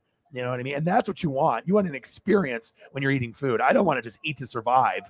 I want to eat and remember and order it again and drive 3 hours to eat this. You see what I'm saying? There's a difference in the styles of the chicken, and you can definitely tell. You feel me? Oh, it's glistening over here. How are you? Let's start it from the beginning for Holly. So we did the game, and Mr. Williams stepped up big for us, got us a big dono, and then Megan donoed, and we're off to a very good start. We're almost at the $400 mark, believe it or not. $169 dono for Mr. Williams when we were at 11, and that got us to 180. Then Mike did 20, got us to 2. Megan did 100 for the Seahawks. Obviously, what an amazing game, obviously, from Gino and everyone. A little disappointment for the Bronco fans for sure. And then, like I said, I kept telling them, when the game is close and you're on the 1 yard line, or you're close and you're not on the 1 yard line, wherever, 4th and 1, 4th and inches, you always go for the field goal. Never go for it on the first quarter, second quarter, and third quarter. Both teams decided to go for it, and they both failed, even though they were very, very close, 6 inches away, a yard away. And I was like, you know what? This is going to come back to bite somebody, for not doing the field goal, and it did. So, and then now we're here. So great timing from Holly Hundo in the building. We missed you.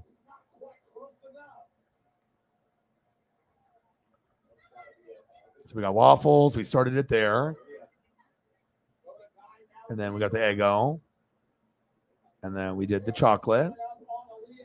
And then we did the pancake with no butter or syrup. That's a criminal.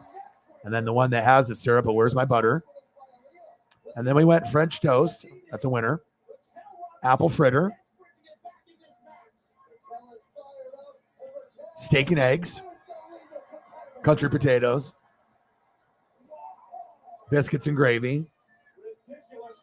Some more biscuits and gravy. Some more biscuits and gravy. Bacon. Bacon. Bacon. And then Sarah's like, all right, we're going to do stuffed French toast. And I'm like, all right, let me see what I can find. And I found quite a few that were all different. My goodness. So this one's got like the fruit, custard, yogurt type feeling. I don't know exactly, but it looks delicious. And then we have this one, like a cannoli style, stuffed French toast. Then we got like the ones with the banana. I like that. And then we got one that kind of looks like like a breakfast sandwich. Stuffed French toast. And then we got one that has apple pie in the middle. Yes, please. I love apple pie and I love French toast. This one's a winner for me right here. And then the cannoli one, like close up where you can taste it. This one is a peanut butter and banana stuffed French toast with a drizzle. Insane. And then we got a French toast sandwich with egg and ham and with drizzle on top. And then another breakfast sandwich with a nice bun. It's not brioche, but it looks amazing. And then we were just talking about chicken and waffles. And this is still a meal that would be tasty and it would satisfy most people. You got the waffles. I like the shape. You got the butter. You got plenty of syrup. But the chicken could be better. The chicken looks good. But instead of like eating like a KFC kind of chicken, give me something that will be memorable. And that's where you go here, where you get like the Nashville hot chicken, where it glistens and it's a memory and it's something that you drive 3 hours to go eat. And that's the same place in like Seattle when I go to like Sisters and Brothers. When I go to Seattle games, I usually go to this spot. I literally is the only place on planet Earth that I would drive 3 hours from Oregon to Seattle to eat food specifically, not to do anything else, but just to eat. And you can tell that you have the Nashville hot chicken like this with the waffle, right? It's glistening and you can take the time to put the love and it's crispy and juicy and savory and you go through it in layers. It's hard to describe unless you've really had a great piece of Nashville hot chicken. And if you do the chicken and waffle combo, but just looking at the picture, you tell me what looks a little bit more appetizing. I mean, I like the way that this looks. This is like a 7, but this is like a 10. This is what you want. You want an experience, not just to eat to survive. I want to eat and enjoy and remember it and then drive 3 hours and go back. That's a good one. Oh, yeah. That's why you don't bet on week 1. I think Preston bet 500 or 1,000, something big, because I thought the only game to really bet on would be the Broncos game, and apparently he lost. So, yeah, we missed you. We're glad you're back in the building. You like that, Chief? That might be my best chicken photo for you. I was thinking of you, too. I was like, okay, if me and Chief are going to eat somewhere, I got to make sure I give him the business, like the best of the best, sir, with honors, like Men in Black. And my goodness.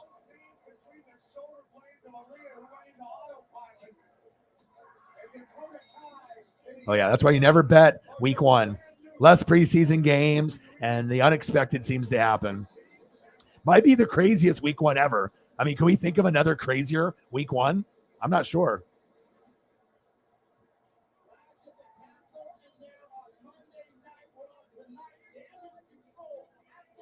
This one? Or this one?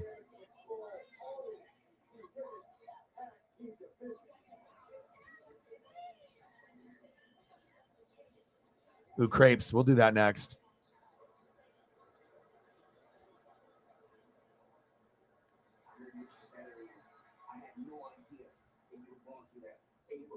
It's my fault, son. If I can go back and change everything, I would. I'm sorry. Hey, maybe. I mean, you know what I'm saying? Like, this could be a thing, in the future. You know what I mean? Because obviously Food Network, we love food, but how many people actually do like food streams? They do like food preparation and they show that. But what about just a stream that just shows the best of the best in the country? I mean, well, all of a sudden I'll get a call from Food Network. It's like, do you want to do your own show? Just showing food, like the best of the best, and have it be interactive with people? Yeah, I would. Foodie time.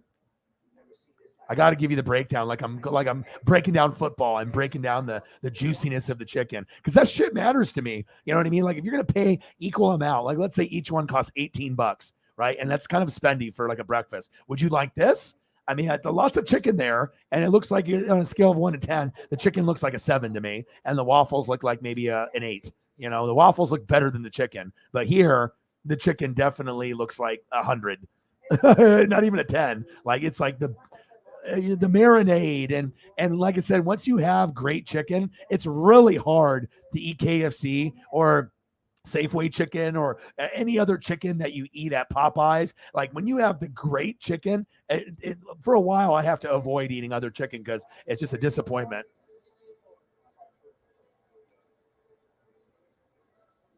I'm giving you the experience here. And like I said, most people, when they get the chicken and waffles, it looks like this. 9 out of 10 places look like this, unless you go to a high-end place and it looks like this. And this is what I'm talking about. It's life-changing. But not very many places that will offer something as delicious as this. So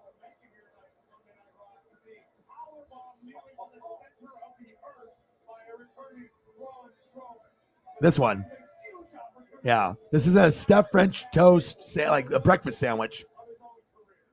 That actually looks really delicious to me. That looks like I could just imagine putting my fork down and then just getting a nice bite out of that. Kind of like an omelet. It's that one. This one.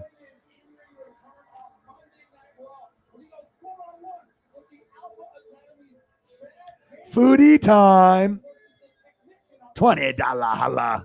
$10 holla. Thank you, guys and gals, ladies and gents. Thank you so much for your generosity. Hopefully I made you guys feel better today with the delicious goodness. You have any suggestions for foodie time? Like your favorite or something that you want to see if I can find? Bang, bang, bang, bang, bang. It's foodie time. You too, Sarah. Let me know if you want to have another suggestion, or you just have another suggestion of something, and then I can go with that as well. Bang, bang, bang, bang, bang. Foodie time. Is that KFC 2-piece drum back combo? Is it juicy? Is it creamy? Is it flaky? I got to, man. Food is important to my life. You know what I mean? It's like I've already committed to doing these like food streams, and it's going to get to a point where we actually do specifically just food streams. I know it's going to get there, like 100%. The first themed stream is going to be food, and it'll last 3 to 5 hours, and we will love it. You know what I mean? We can still talk, football or, wrestling or whatever, pop culture, movies, whatever. But I mean, the main focus is the star of the show, which is not me. It is this glistening piece of greatness that's on the screen in front of you. Is it bad sometimes I want to like bite my computer screen? Like I want to just like reach in there and just get a little nib. Can I get a little nibble? Yeah, we got to do some crepes. Crepes aren't going to look as good as that, but I'll do my best.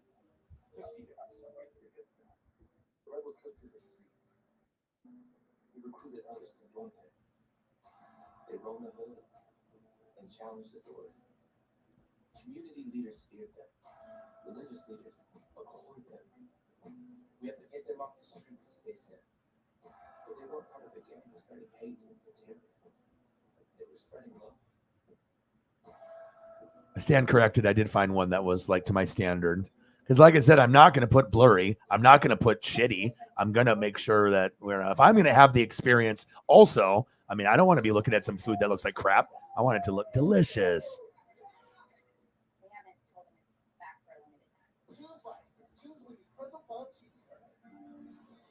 That one actually looks pretty good.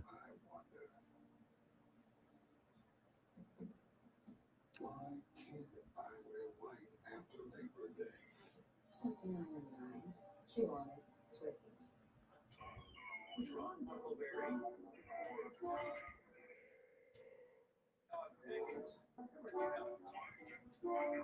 Maybe not as articulately as Huckleberry. Here you go, Huckleberry. Try Thunder Wonders, the calming dog chews that help your pup deal with the scary stuff like thunder. Yeah, after eating all this food, I'm going to have to go for a walk. Like I actually ate this stuff. Like no joke. Preach, oh dog, preach. If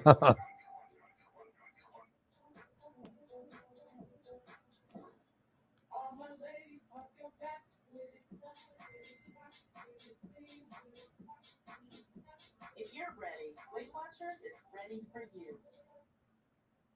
Want more from your vitamins? Get more with Nature's Bounty. From the first ever triple action sleep supplement to daily digestive support. Well, it is. I mean, I think most people have kind of noticed that, because it's like, it's one thing, for good vibes and good mental health, but I mean, it is therapy. Like, you know what I mean? Like, you imagine like if people are having a shitty day and they know they can come here and like, get better based on looking at things that they love, or finding ideas of things to cook or to go eat themselves. But I think my mental health has increased tremendously, not only because of Paisley and you guys, but this specific addition to the stream. And I know no one else is doing anything like this. And if people are doing it, I imagine that they probably copied somebody, but this is something that is a special thing. Like, I think it not only can help out people with mental health, but I mean, it really applies to everyone. Who doesn't like food? Like, everyone loves something of some kind of, food. Everyone has a favorite, and it is very, very therapeutic for me. I mean, you want to go see a therapist or a psychologist, fine. Hey, but if you want to come here, I can make things better too. Yeah.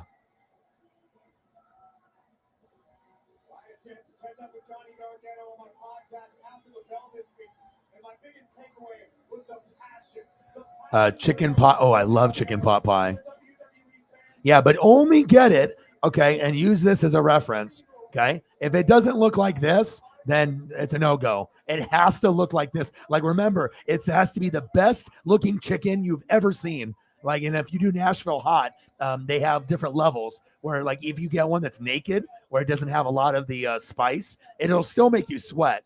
So you can get like a beer, like a rainier beer, like a beer paired with it, and then you can eat it, or you can just have like water or whatever. But I mean, you're going to want to have something to sip on. But if you don't like spicy, you can get the one that's not as spicy. But if you love spicy, they have like 4 levels, and I've never gone to the 4th level or 5th level. I usually do the naked or 1 because it's so fucking spicy, but it's so good. So remember, if you're going to have chicken and waffles, don't sell yourself short, especially if you had a bad experience. And I'm not saying this is bad, because this actually is a better picture of chicken and waffles than I've seen at some other places. This one actually is like a 7, but that's kind of like a standard, nothing special. The KFC chicken, waffles look better than the chicken. That's a problem. The chicken needs to be the highlight of the show, not the waffle.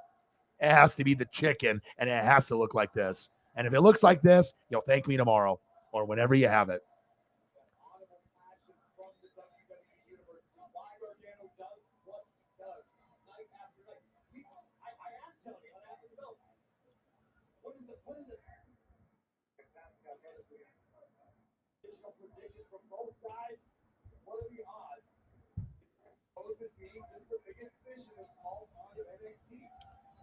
Said that's a very real possibility, but he won't know until he tries to swim with the Sharks. Speaking of trying to swim with the Sharks, are you surprised, Byron, that he's going to be grappling exchanges with a Greco-Roman Olympian? Not at all. Look, Johnny Gargano is a student of the game. I'm going to give you some variety here too, because I'm always thinking outside the box for you guys too. Beautiful arm lock is lying right now. variations of different things as well. So this one first I'm going to hit you with is a chicken pot pie casserole. A very unique combination that I've never seen before, but it grabbed me. So it's just like pretty much eating a chicken pot pie, but you got a shitload more. Sign me up. Looks good as long as the crust is like a chicken pot pie, like on the edges. Sign me up. Looks delish. Looks good.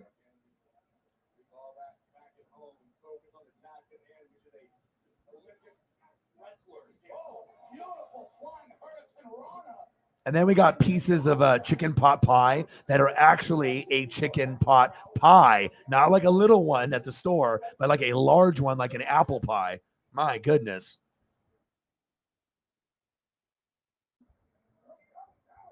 Beautiful transitions right to the near fall, but right now Chad Gable, everything to stay tactfully in this match. Hey, this is therapy. This is good for the mental health. It makes me smile. I mean, it's impossible not to smile or like get in a better mood when you look at delicious food, like period. My mood went from like a 10 to like a 100.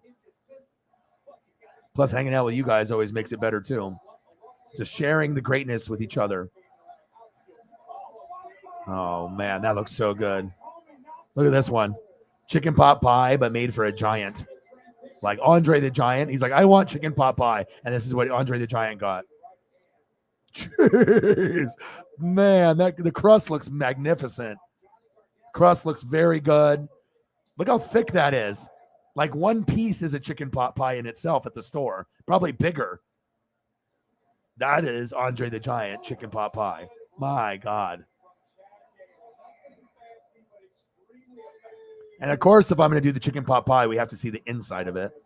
Oh, and I got another one. Double crust chicken pot pie. Ever heard of that? I've never heard of that. Let's see what it looks like. The hell is a double crust chicken pot pie? I don't know, but we're going to find out.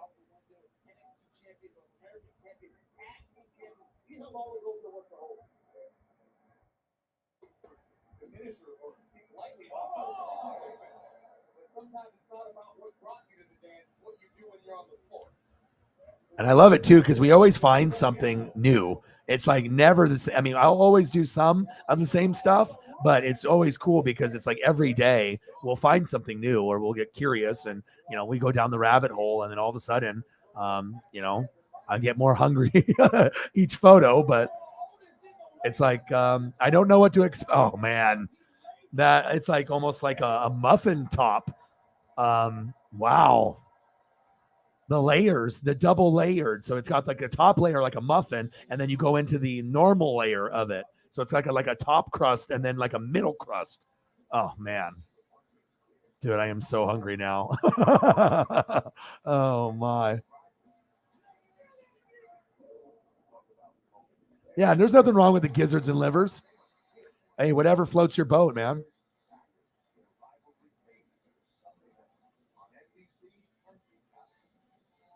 Livers and gizzards.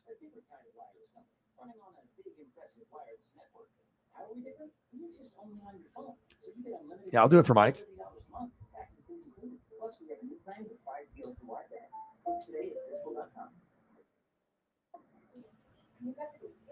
Or maybe I can find a variation photo so it's not just like straight like raw chicken gizzards and liver. That's not appetizing. But I can find you spicy chicken gizzards that with green pepper and chili pepper, and I can give you something that actually looks like something out of like a Chinese restaurant or something out of a restaurant. So that way it's not like something crazy raw and disgusting looking. So hold on.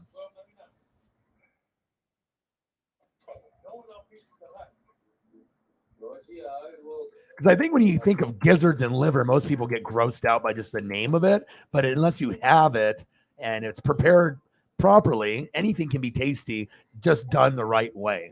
Sometimes things get a bad rap just based on the name or how it sounds. That's facts. Check this out. So I'm going to give you my variation on it. We'll go with some chicken gizzard combo special here. Look at this. Now, that doesn't look too bad. Right? That kind of looks like some stir fry or something, but there's like chicken gizzards, liver gizzards, and then you get a little of the pepper. That actually looks good compared to like the image of most people when they think of gizzards and liver. It's just raw on a plate and it just looks nasty. But yeah, that looks good. Yes. Give it another go. But remember, it has to look like this. Because if it doesn't look like that, then because like I said, if you get this, then it's you probably will never order it again. It's just like it's a meal, but you're just not like excited about it. But if you saw this come in front of you, Orion comes with the waiter with the apron, and I lay that down at the table for you. You're probably taking pictures on Instagram before you bite into it. You know what I mean? Are you taking pictures of this on Instagram? No, probably not. But with this, you probably are. Life-changing. The omelet sandwich with syrup is called a Monte Cristo. Oh, I was wondering what a Monte Cristo was. There we go. I learned something new every day.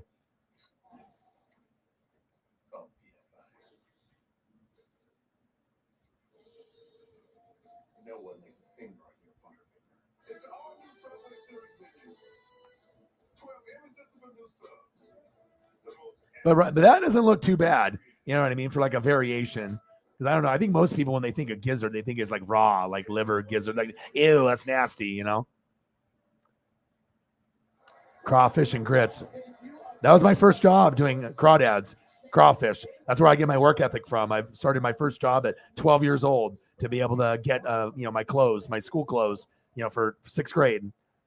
So I wanted to make sure I had the red sand and the Massimo and the Nike. That was like what was cool back then. And, going to all the different shops and whatnot at the mall.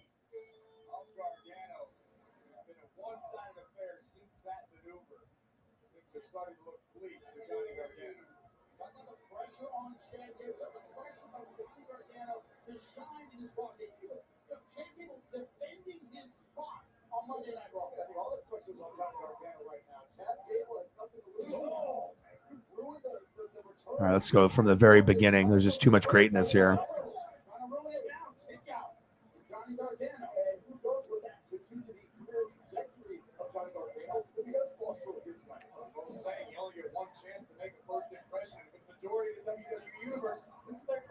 Getting eyes on Johnny Gargano. And Gable, for all intents and purposes, is schooling Johnny Wrestling. Dodgers 6, Diamondback 0. That's good.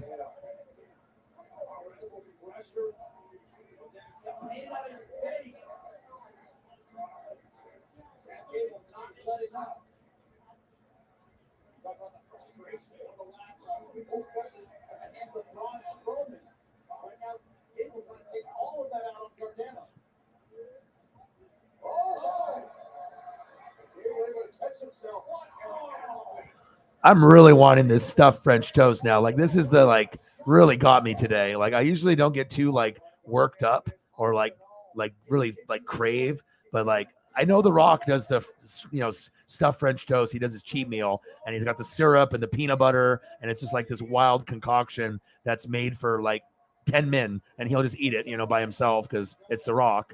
But so many options with this stuffed French toast. I'm kind of been loving every photo. Every photo is good.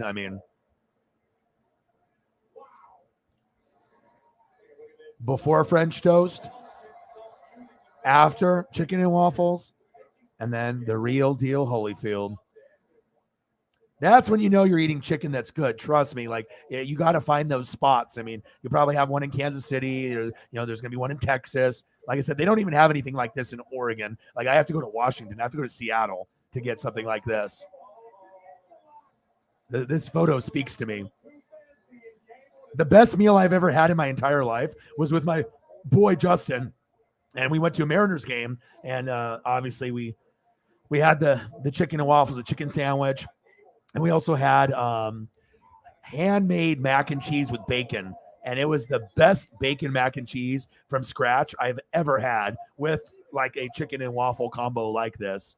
I think he got the sandwich and I think I got this. And I was in, I even messaged them on Instagram. I was like, dude, I drive 3 hours just to eat at your spot. I live here in Oregon. And they're like, no way. I'm like, yeah, dude. I was like, you guys are the best. And I communicate with them once in a while and whatnot. But last time we were in Seattle, when I got the Julio Rodriguez ball, the game went extra innings. And by the time the Lyft driver dropped us off, they closed an hour early and we didn't get a chance to get this. So I got a little sad. And I didn't get a chance to go there with Preston. So hopefully they make the playoffs so I can go and I can have this. I dream about it sometimes, no lie. Best meal I've ever had in my entire life. Hands down. Not drunk, not stoned. Just perfect seasoning. The juicy. I mean, it's hard to describe it unless you actually go through it. The crunch, and then it's so juicy inside. It's hot. It has flavor, and it's got the marinade. Oh, man, so good. Best meal of my life. And then the handmade mac and cheese with the bacon. And not bacon bits and not like huge pieces, but enough bacon where you could taste it. It was a good portion, too. Chicken pot pie casserole. That looks bomb. That looks crazy. That looks good. My goodness. Holly always injects life into the chat. Always.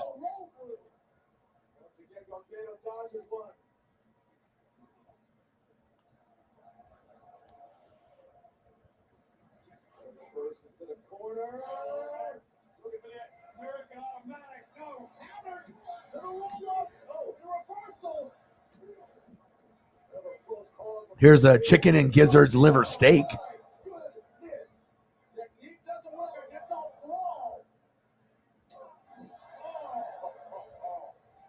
If it comes up.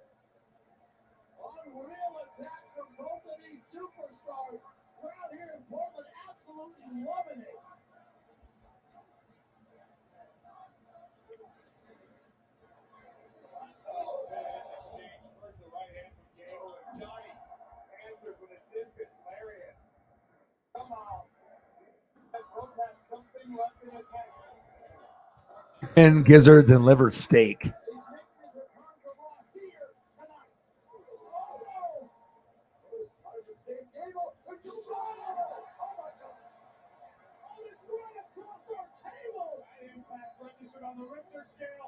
A couple options.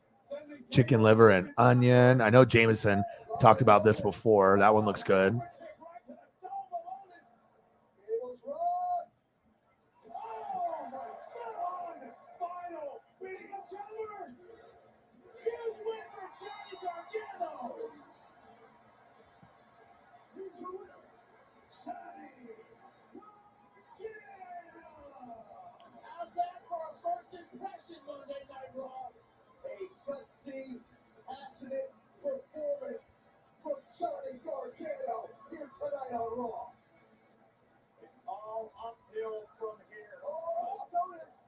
Oh, Holly always does.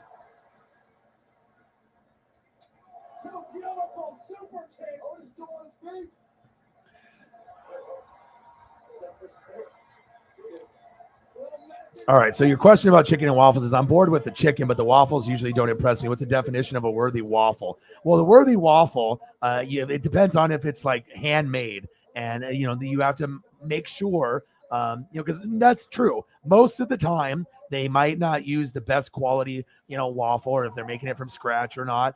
The waffle is never going to be as good as the chicken, period. So as long as it's a decent waffle, though, you know what I mean? It has to be crispy. You have to have enough butter, the syrup. You want to make sure that you have that. But it just can't be like an Eggo waffle. You know what I mean? It has to be one that they're making it from scratch. And usually you can taste it when you get a high-end piece like this. Usually they're going to pair it with a higher-end waffle, not just like a Lego My Eggo. But with that being said, most of the time the waffle in general is never going to compete with the chicken. So you just cannot, it's never going to be like a waffle just as good as like what the chicken looks like. You're never going to get that. But there, it has to be fluffy, airy, sweet. You'll have the syrup. Like I said, most people can't get either one right, but very rarely you'll get one that has the whole package. But normally it's the chicken that shines, and then the waffle has to be, made from scratch. If it's made from scratch, you can tell it's a difference. I agree. And if it's dry and spongy, it doesn't taste good. It has to be crispy, made fresh, boom. And they have to have the chicken, and you have to get it instantly and eat it within the first 3 minutes. You have to make sure you get it while it's crispy, hot, and the chicken is right prepared, and boom, you get it. So.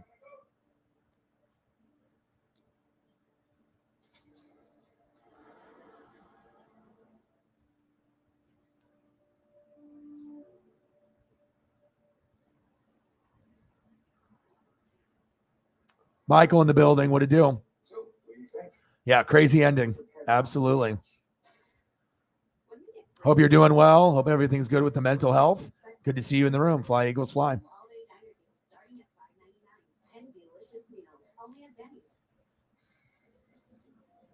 Someone tried to steal your Butterfinger this Halloween. Yeah, me too. But like I said, how many have you tried before you get one that looks like this? Like if you actually go on and search for them, you're going to be disappointed 9 times out of 10, unless you like, this is a perfect example where the waffle actually looks like comparable to the chicken, like the chicken and the Nashville hot style looks like a 10 out of 10, but the waffle doesn't look like a 5. The waffle to me looks more of like an 8 or a 9. And that's high. Because most waffle, ends up being like a 5 to a 7, or it's not very good. It's like average. Like this is definitely the showcase is on the top. But if you have a good waffle, I mean, it'll be life changing. It'll be something that you'll dream about and you'll want it again. Absolutely. But like I said, across the country, there's only like a handful of places that can make it like this. Because when I look at the waffle on this one looks good. This one doesn't look like it was just Lego my ego, you know what I mean? And you can do square ones, you can do circle ones. It just depends on the restaurant and how they serve it. So.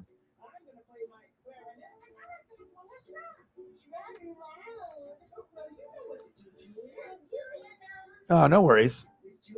I know sometimes people get concerned, I know sometimes me and Sarah, we'll message you and stuff, and we'll see what's going on. And yeah, I mean, I know sometimes, like the 2 times from before, usually like something is, affecting you, and if you leave with like a comment, I mean, sometimes it looks like it's directed at me personally. So I think people get concerned or whatever and whatnot. But, regardless if it's, something else that's going on, I still reach out to you no matter what. So, and I know Sarah does too. So we just want to make sure everyone is okay. And, sometimes, you can be a friend. Sometimes people cross boundaries. Sometimes people take people for granted. Sometimes people take the niceness for weakness. But, I got your back and Sarah's got your back as well as quite a few other people. So, yeah, it's just something that you have to tread lightly on, because you're such a nice person. And you're always, looking out for others rather than yourself first, like me. And sometimes people will take advantage of that, unfortunately. So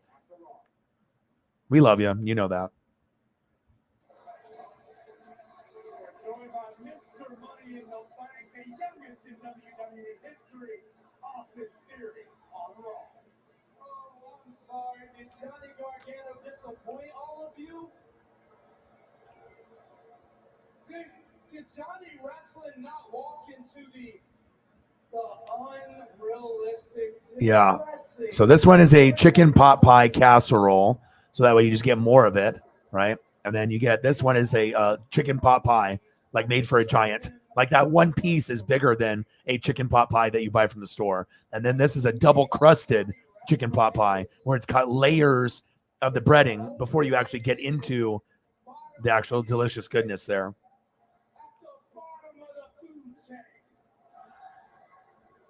Don't you start with that crap.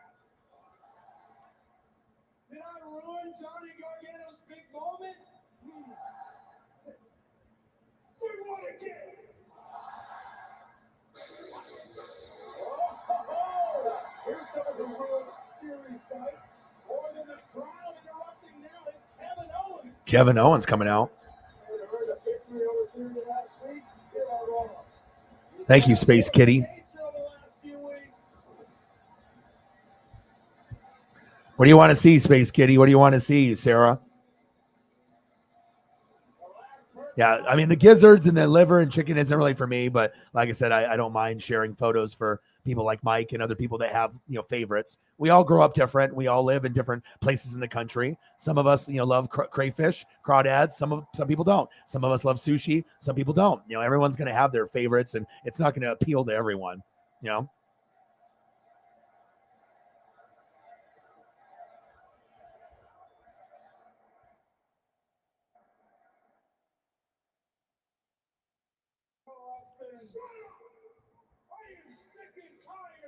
Bang, bang, bang, bang, bang. What would you like to see for food? Bang, bang, bang, bang, bang, baby.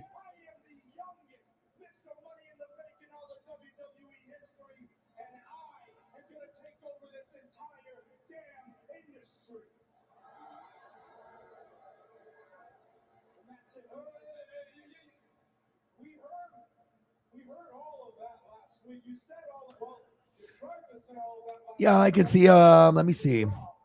Clearly, that's fixed. See if I can find some But, Chiefs and Cardinals photos. for months now, you talk about in the future because of how young you are, how you look, and look, that's great. That's great for you to think. But you know, last week I looked at you in the eyes and I told you that you were the hand-picked future of this company. Yeah, well, might have been the truth, but it's no longer the case. That's not how it works anymore. Hi, Paisley. Love you. And see, guys like me and Johnny Gargano, we don't look like you. No, exactly. You don't look like me. You'll never look like me. None of these people could ever look anything like me.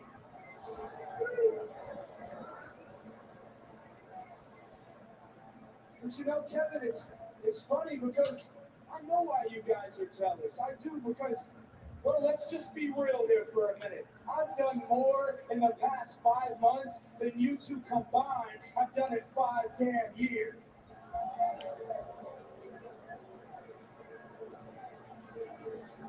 You know, statements like that really go to show just how big of a delusional jackass you are.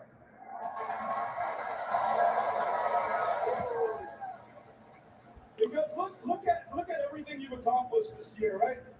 You accomplished it all because of opportunities that were handed to you. From winning the United States title in a match you didn't earn to getting that contract in a ladder match you weren't supposed to be in. It was all handed to you. And look, hey, don't get me wrong, I can't blame you. Because when I became Universal Champion, that title was handed to me on a silver platter. All right? But let me tell you, that is where the similarities between you and I. Bang, bang, bang, bang, bang. Except for that, Bang, bang, bang, bang, bang. are complete opposites, and I could not be proud Thank you, of ladies. that fact. Appreciate you. Because let me Bang, ask bang, you bang, this, bang, bang. Austin Theory, how many guys in the last 2 decades have come by in WWE that are just like you? Young, chiseled out of stone, full of Oh, you guys are goats. Huge no-no night. Like I said, Mr. Williams started it off. We were at 11 for quite a while. He came in, did 169, got us to 180, and then Mike did 20 and got to 2. Then Megan did 100, got us to 3, and then we're on our way. So definitely a huge dono night. That definitely makes up for the $14 dono night and some of the ones that were 50 or less. Yeah, you guys are amazing people. Thank you so much. because people like you are a dime a dozen, while people like me and Johnny Gargano are 1 in a million. That's why this place, these people, they need people like me and Johnny Gargano because we are the heart and soul of this business. And people like you are the appendix of this business, completely disposable. And look, I'm not saying that's the case for you. Because I hope you are everything you claim to be. I hope you are the future of WWE. But I've been watching you. I've been listening to you. I can see how you carry yourself. And I'm telling you right now, I don't think you have what it takes to be the future. You have now shut up and listen to me. Because I want you to prove me wrong. Come on, prove me wrong. Prove all these people wrong. You know how to do it. You know how to do it. I'll tell you. You stop thinking about the moments that were handed to you, and you start making your own moments. You know how to do that. You check your ego at the door. You look at yourself in the mirror. You realize you're not as good as you think you are, but you let your passion drive you to get better. And more importantly, you leave everything you have in this ring every time you step foot. Oh, I bet. That would be sweet.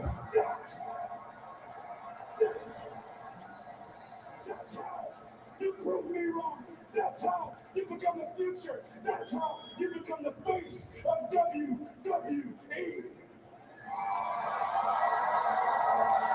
Motivation. That is a good question. It's Monday, so I'm not sure. Mike's already looking forward to Saturday. What are we doing Saturday? What games are you doing? I have to look at the schedule and see what my schedule looks like, but I'll be grinding every day, so I just have to find to see what the best option is. So definitely I will be grinding. I will be working.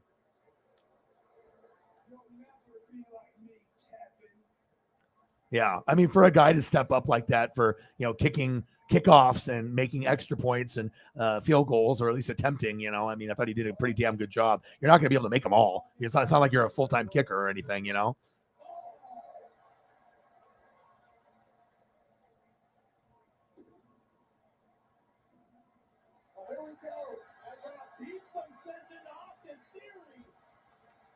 Are you talking about like what college football I'm going to do, Mike?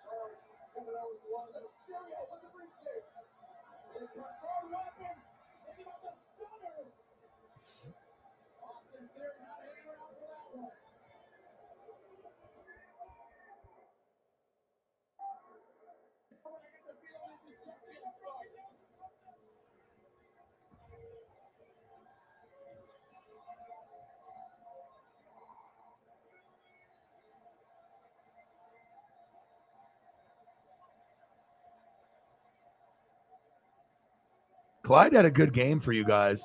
You guys kicked ass. Like I said, everyone's talking about the Bills this, the Bills that. Bills are going to the Super Bowl. Bills are going to the AFC Championship game. But now people are be like, okay, well, the Chiefs, they look pretty damn good. And it was on the road against the Cardinals, who are probably going to be a playoff team. Maybe the worst playoff team in the NFC, but still probably a playoff team. So you guys kicked ass. It was awesome to see. Yeah, let me take a quick look. Let me take a see. I know the Bucks play the Saints on Sunday, and then I'll probably do that. And then that's a good one of the best matchups this weekend. And then I'll do Sunday Night Football. But as far as football's concerned, let's look. Week 3. Georgia, South Carolina, not really a good matchup. Michigan, UConn, Oklahoma, Nebraska, Kentucky, Youngstown State, Baylor, Texas State. That's the one thing about college football that sucks. There's too many bad matchups. BYU, Oregon, and I'll probably do that because BYU's 12th in the nation and Oregon's 25. Unless I go to the game, which is possible. Bama against UL Monroe. Well, Bama's going to win by 100. They're favored by 49. Jesus Christ. Why is UL Monroe even on the schedule for you guys? You know what I mean? That's a game that shouldn't even be on there. 49-point favorites. My Lord. It's not even worth doing. Like, why even, I'm just going through the other matchups here. Florida and South Florida. Ooh, that's Florida's favored by 24.5, but still South Florida is kind of fun to watch with Florida. Maybe that one. Miami and Texas A&M. That's a good matchup. 13 versus 24. And then Utah plays late at night. So I don't know. Like the only really good ones are Miami and Texas A&M. But I'm thinking that Oregon BYU game looks pretty enticing. And I'm a Duck fan, so I might as Ohio State plays Toledo. That's not a good matchup. So not a whole lot of good matchups, honestly. One of the best ones is BYU Oregon, honestly. So I'll probably do that one at 12:30. So.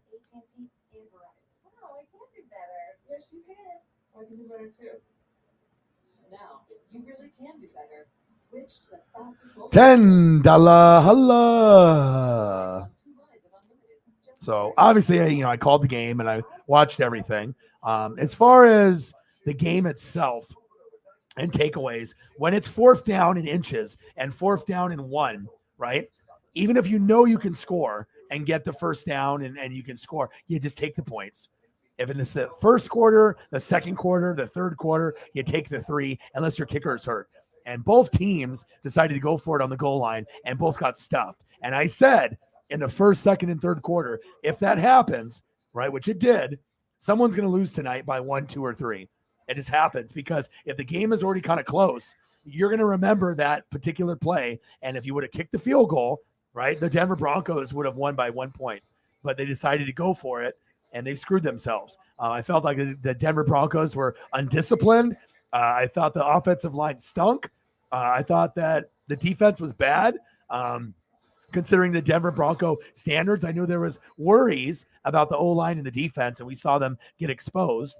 Russell Wilson didn't have a bad game, but really where it comes down to, the narrative in the media will be Denver played bad instead of Seattle played great, because that's what they did. Geno Smith, 2 touchdowns, no picks. He played like he played when he was in college at West Virginia. At one point, he looked like a first-round pick at West Virginia. Honestly, if you remember him, there was a time where people were talking about, hey, Geno Smith might be a number, top 15 pick, maybe a first round or second round quarterback, right?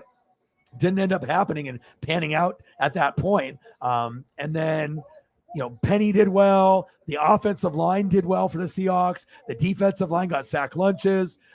O-line and D-line were dominated by Seattle. Geno Smith outplayed Russell Wilson for a majority of the game. Special teams was better for Seattle. Good tackling.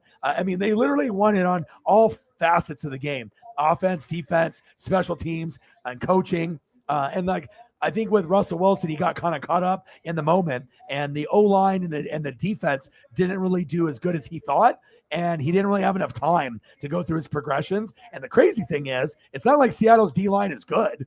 You know what I mean? It's just that they just played up to the moment, and I thought the 12th man was great. And on top of that, Jamal Adams got hurt. So they literally won it with a lot of mid-level average defenders, and they played like they were like Pro Bowl players. You know what I mean? It's not like they had a Michael Bennett or a Frank Clark on the line, but they were causing pressure. Blown coverages for Denver. They had a wide open touchdown, to Disley. It pretty much was Seattle dominated every, part of the game, but the narrative is going to be Denver, played bad instead of giving Seattle credit, which is sad. But I guarantee that's what everyone's going to be talking about. Well, Denver didn't play good, a lot of penalties, sloppy, not enough reps in the preseason since Russ didn't play in the preseason. Maybe the moment was too big for him. Really what it came down to is the battle in the trenches. The O-line and the D-line was won by Seattle on both sides, and that determined the outcome of the game, period. As well as bad coaching on both sides, deciding to go for it on 4th down in the first, second, and third quarter when you should have took the points. You never go for it. Even if it's 4th and inches, you take the points. Taking the points when it's 4th and inches, when you know you can get it, is like, the love for offensive linemen. It's not sexy to take a field goal, right, instead of points. But, it's like offensive linemen aren't sexy. Taking 3 points when it's 4th and inches on the 1 is not sexy, but it helps you win games. And that's the bottom line. If you know the analytics and the money ball aspect of football, you take the points. It's not sexy, but in that situation, when you go for it on 4th down in the first quarter, second quarter, and third quarter, you only convert 5% of the time, maybe 10. If you run that play 100 times, 5 to 10 times, you'll convert. The other 90, 95, you won't. And I told the people on the channel, this is what's going to happen. And it literally happened twice. Both teams didn't convert on 4th and inches and 4th and 1 on the 1 yard line. Coaches got greedy. You know what I mean? You're like, well, I'm playing with house money. If I don't get it, then they're backed up on the 1 and I can get a safety. Or they're going to punt after 3 plays and we'll get the ball at the 50. No harm, no foul, until you end up losing by 1-2 points and you could have kicked a field goal and won by 1. So that's kind of my aspect and my breakdown of the game of seeing it. I did see some positive aspects, with the Broncos and positive aspects with the Seahawks, but that's really the bottom line. taking bad risks when you didn't need to. And the O-line and the D-line and the overall game was dominated by Seattle from beginning to end. They deserved to win. And honestly, if they lost, it would have been like, damn, Broncos didn't deserve to win that game, period. Seattle dominated it from beginning to end, but you got to play full 60 minutes. And if you play 59 minutes, sometimes in that last minute, that's when you lose. So that's my take from the game. If anybody else has anything that they want to, preach on, but that's pretty much, I feel, the consensus. So. Yeah, it was awesome to see him utilized like how he was utilized at LSU, and that's the reason why he scored twice. You know what I mean? That surprised the hell of a lot of people. Most fantasy football, players benched Clyde Edwards-Helaire because we didn't know if he was going to be good or bad in that game. And the offensive line played pretty damn well.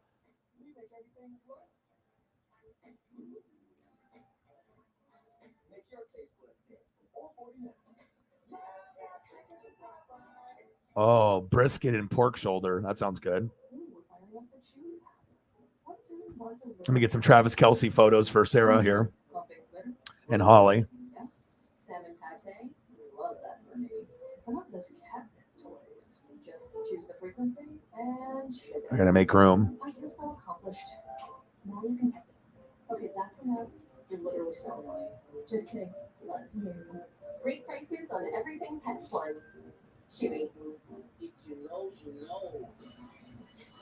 All right, I think we're going to go for another 10 more minutes. We'll go 5 hours and 30 minutes. We'll get a few more photos up and vibe. Like I said, if I started the stream at 7, I would go for another hour and a half, but I want to make sure I try to get another walk in with Paisley if she's willing to go. And that way I can spend time with her and do some more reading and some more research on all 32 teams and just kind of spend some time with Paisley and also do some reading. So thank you guys so much for the incredible dono day. This definitely makes up for a lot of those streams that were kind of under the mark. And I understand you're not going to be able to hit, 2, 3, 4, 5, 1,000. It's not, realistic to hit that every night unless you have 1,000 people in the room and you got shitloads of goats. If you have 1,000 people in the room and you got 100 goats, then maybe you can hit 1,000 a show or 500 every show. It's very possible, but it just, every day is going to be a different day, but I do really appreciate all the effort that was put in. And, Mr. Williams started the dono train. If it wasn't for him, donating, if he would have donated, $6 or $8, we would not be where we're at today. I mean, he went ham and, did the 169 on the Cash App and definitely got the ball rolling, and it instantly started a dono train where other people, I don't necessarily feel they felt obligated or guilty, but they're like, damn, okay, well, we were at $11 forever, and then all of a sudden we got to 180 with a snap of a finger, and then everyone started doing the business. So I can't thank you guys enough. And obviously Megan did a big $100 dono after Mr. Williams did the 169, and now Holly's coming in and being great, and Sarah and Mike did 220s. He didn't even know how to donate. He had to get his granddaughter to come in to help him with the donation process. How cool is that? He didn't even have to do that, and I really appreciate you and your granddaughter for taking the time to do that for me. That's not something that you had to do, but you wanted to do. And I never forget acts of kindness and gratitude like that. It makes me almost cry, you know what I mean? Because I work so fucking hard for you guys and for myself and for the fam and for Paisley. And it just feels good when things turn out good rather than, being at $14, or zero. It's going to happen. Some days are going to be great. Some days aren't going to be as good. But one thing for sure, even when the donos are low, the stream is always fun. It's always a great time with you guys. And that's the genuine truth. I wouldn't spend 4, 5, 6, 7, 8 hours if it wasn't fun. The following contest scheduled for one fall. It's for the Raw Women's Championship. Introducing the challenger from Chavon, New Jersey, Sonya Deville.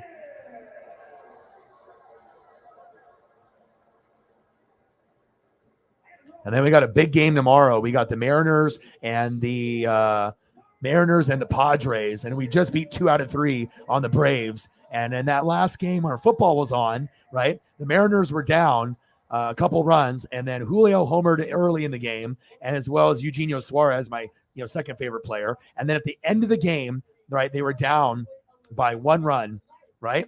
They were down by 1 run. They scored like 5 runs in the top of the ninth. They got fucked over, right? And then they took the lead by 1. Julio comes up, boom, homer, 2 homers in the same game, tied the game up. Everyone was jumping up and down, just getting crazy. And then Eugenio Suarez got up after him, and he walked off. Back-to-back homers, and then we ended up winning the game. I don't know if I've ever seen a better game than that. That might have been the game of the year.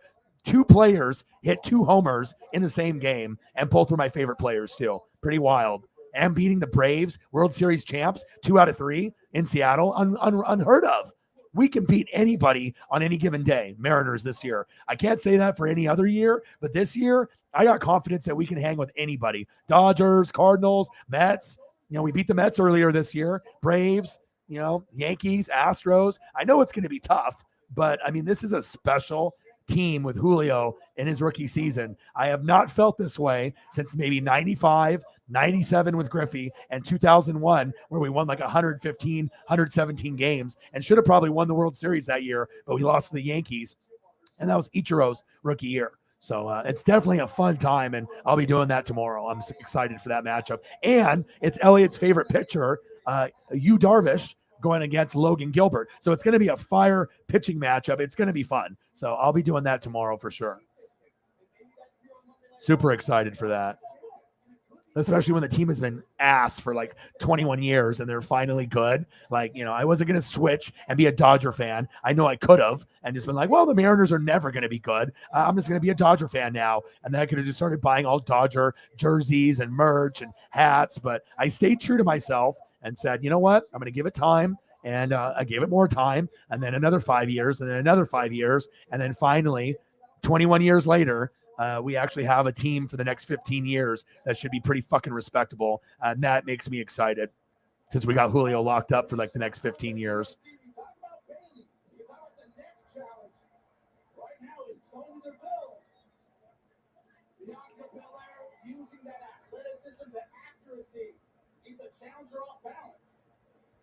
Yeah, that sounds amazing. Beautiful suplex, incredible hang time. Oh, to the tower, shoulders down. Brisket and pork shoulder. Can I come over? My God, that would be awesome. I just come over, fly all the way to Mike's house, and we just sit there and watch Alabama play, win by 100, and eat some brisket and pork shoulder. I'd probably die and go to heaven. Yeah, me too. Yeah, maybe pork shoulder picks on the way. I plant that seed. You smoke or grill on Saturday? Oh my God, why don't I live next to you? Oh my goodness, every Saturday, every Bama game. Oh my God, you're doing it right. Mike is living his best life. If he's putting in that time and effort to do it, I mean, yeah, something to look forward to for sure. Awesome. I can't wait. Like genuinely, we are very excited here. Oh, yes. Eagles and Mike definitely do. Eagles too, yes. Picks are okay, the food. Yum, he says. Chief is like, I'm going to hold it to you. I bet he will. He said, when the time comes, I'll produce. The grandchildren can send the pics. Awesome.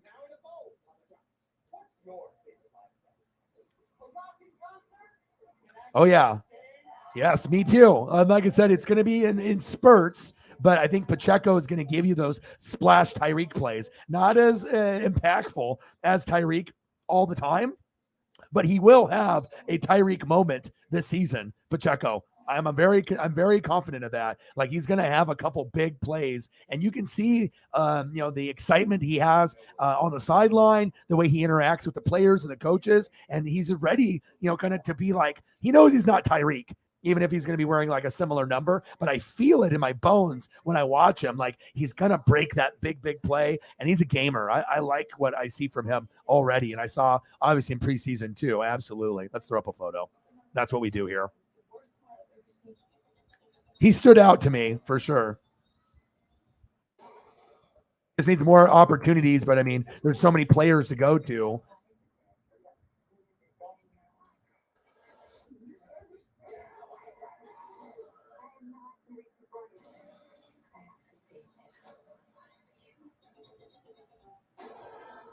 I'm gonna try to find some ones that I've never used before that I can surprise you guys with. Let's see if I can.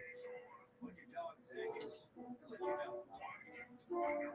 Maybe not as articulately as Huckleberry. Here you go, Huckleberry. Try Thunder Wonders, the calming dog chews that help your pup deal with the scary stuff like thunder, fireworks, separation, and travel. From the creators of Thunder. So he's gone through a couple numbers, 10, and then what, 2? So what's the what is the? I know he wore 1 at Rutgers back in college, and then he was rocking the 10, and then he was rocking what, the 2? That's why I use the Freestyle Libre 2 system. The painless 1-second scan. I know my glucose numbers without fingertips. Now I'm managing my diabetes better, and I've lowered my A1C from 8.2 to 6.7. Take the mystery out of managing your diabetes and lower your A1C. Now you know. Try it for free at freestylelibre.us. There is a snake among people. So we have, this is the old one, right? I'm not going to stay if we're going to go there. Snake in the grass. All new episode next on USA. Raw Women's Championship on the line. Bianca Belair defending her title against. Okay. Was he wearing another number prior to that? Just the 10, right? That's what I thought.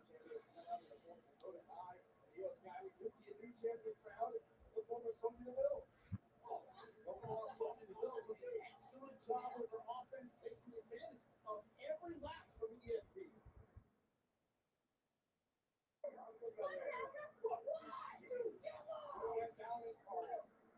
In the head of the champion, so weak. I assure you, Bianca's not sleeping at night. She's probably not eating right. She probably can't train right. Because it's great pride in being the Raw Women's Champion and outwork everybody. Are you trying to finish your painting drawing? Oh, I can't wait to see it. I am like giddy inside. Every single one you do, it's just like, it's such a great artwork. I just love it.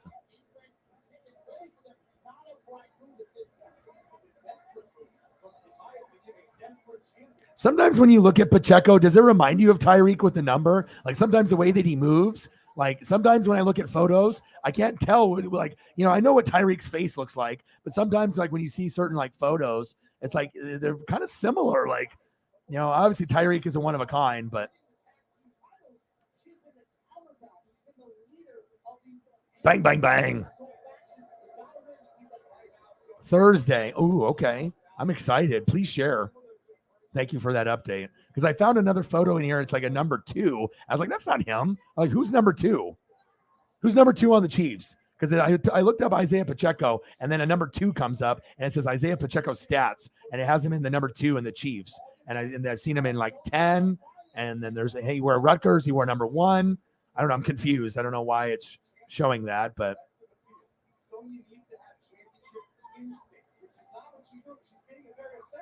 She's wearing Bianca down, but Sonya is not capitalizing on opportunities. When you got somebody as highly skilled as Bianca Belair, you cannot miss opportunities. We talked about the emotional state of the EST. Bianca Belair, of course, still fighting back. She fell roll-up, throws down. And I think it's a duck on the water situation.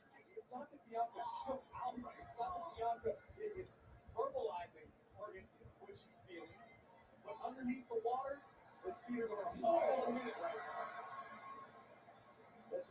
this is a good one. Very vibrant.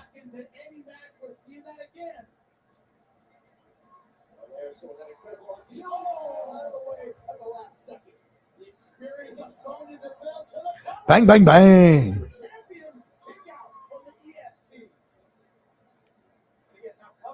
Thank you so much. Appreciate you.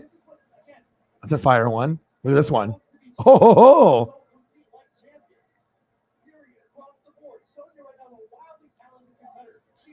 oh yeah, Derek Thomas. I got that Alabama Derek Thomas too. Right? Like sometimes when I see him, if no one told like a random person that Tyreek like didn't go to the Dolphins and you just saw 10 running around, at sometimes the burst seems similar, doesn't it? Like in short bursts. I know it's not Tyreek because he's not going 80 yards for a touchdown, but for like those intermediate, like 10 to 12 yard gains, like sometimes I'm like, wow, he kind of reminds me of Tyreek there. Yeah, maybe that was a part of the strategy. Here, I'll show you the picture, and you tell me who this is. Hold on. Where did it go? Oh, here it is. Who is this? And it says Isaiah Pacheco stats, but obviously it's not him. I mean, weird. Who is this? Maybe you can tell by the face because you guys are Chiefs Kingdom, so you obviously would have a better. I mean, you can only see so much in the helmet, so you can, but sometimes eyes and nose shape or mouth guard. Sometimes people have a unique one specifically. They have ones that are like skull or like teeth on the outside of like the they have different designs that look cool for like the mouthpiece and whatnot. The teeth guard. Let me see this one. Mouth guard. Who is this? Because this is they're trying to say that this is Pacheco. Who is that? Who is this? Because it has it listed underneath the photo, Isaiah Pacheco, but that's not Pacheco. Who is that? I just thought that was really weird because out of all the other photos, I see number 10. I'm like, okay. And then I see number 1 at Rutgers. And then all of a sudden they have that one. And it says Isaiah Pacheco stats, news bio, ESPN. I'm confused. Oh, perfect. That's what I thought it was. But I didn't want to be an idiot and be like, oh, that looks like Ronald Jones. Okay. Because I was like, that looks like my Tampa guy. But I didn't want, he's got the little, the grin there. But that's what I was thinking. But I didn't want to come off as an idiot. So. That's Ronald Jones, though, isn't it? Is that Rojo? I don't know why they labeled it Isaiah Pacheco, though, idiots. I guess the internet, Still a cool photo, though. Like, that does not look like this. Like, his frame is much thinner, like a Tyreek. Those are cool. I'm going to keep these, I had that one from before in training camp type thing, but that's much better. And I like this one, too. Those are fire. I'm keeping these.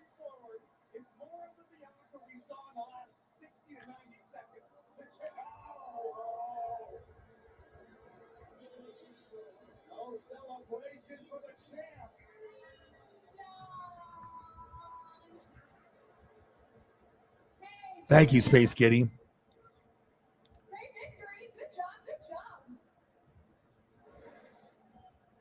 Another 20. Thank you so much. You guys are so generous.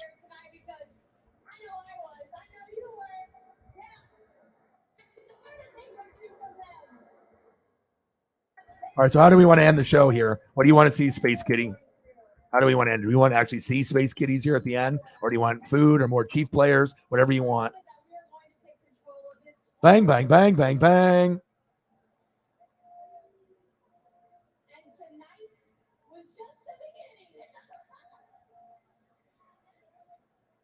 So we got, we're at 5 hours and 37 minutes. Let's go for 8 more minutes. Let's go for there. So that way I can make sure that, we're giving the proper gratitude instead of just getting a dono and like, bye. I'm not going to ever do that. I'm always going to make sure that we get the job done. And, we don't leave. Even if this goes to 6 hour stream, fuck it. You know what I mean? Like, I want to make sure that everyone feels heard and loved and gratitude and appreciation. And you let me know what you want to see here, and I will take care of you. What a hell of a game that we had earlier today, though, huh?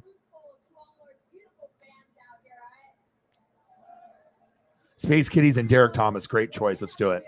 And I'll throw up an Alabama one for Mike.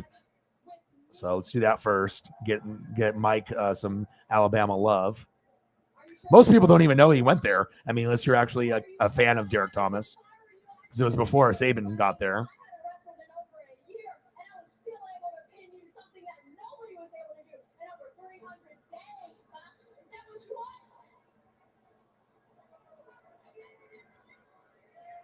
Clean.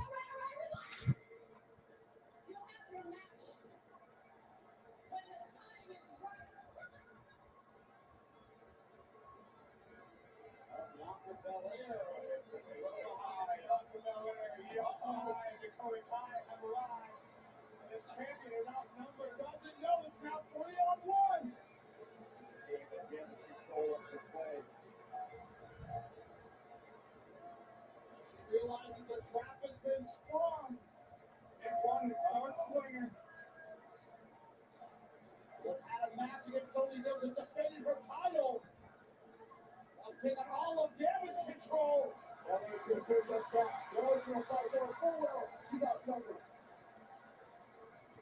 Three-on-one just too much even for the EST right now. Be the champ. Asuka fighting with everything she's got. Here goes, oh my God! Here comes Asuka. That's amazing. Asuka had Bella's back before. This is the odds here tonight. The same six from Clash at the Castle. Yeah, we might end up going 6 hours. We only have 21 minutes left. We might as well just do 21 minutes. When I'm looking at pictures, it goes by quick. I got to look for some. I got to, so let's just go for 21. Let's just do that. 20 more minutes, and then we'll call it. That's a good time. So that way I don't feel rushed. I want to make sure we see some greatness, Because I'm not going to be able to get enough photos to my liking, in 5 minutes, 6 minutes. I need a little bit more time. So let's go for 20 more minutes. And then we'll make it an even 6 hours. We're going to grind it out. We're going to show love and effort and gratitude and appreciation. And let me go to my favorite, Derek Thomas.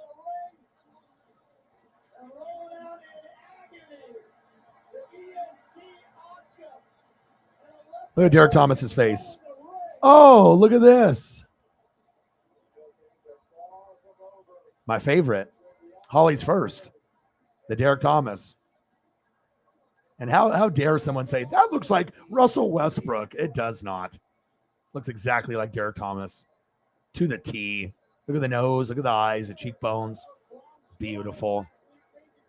This is my favorite one out of all the ones you've done. This one and the Andy Reid, I think. I think all of them are fantastic. I love all of them. The Tommy one is great too. All of them are great. But something about this one being just the first one, and I'm a big Derek Thomas fan. I'm a big linebacker guy, obviously, so. And the Andy Reid one is special because it's got the cheeseburger. I love them all. I can't lie. But something about this one and the Andy Reid, definitely love it.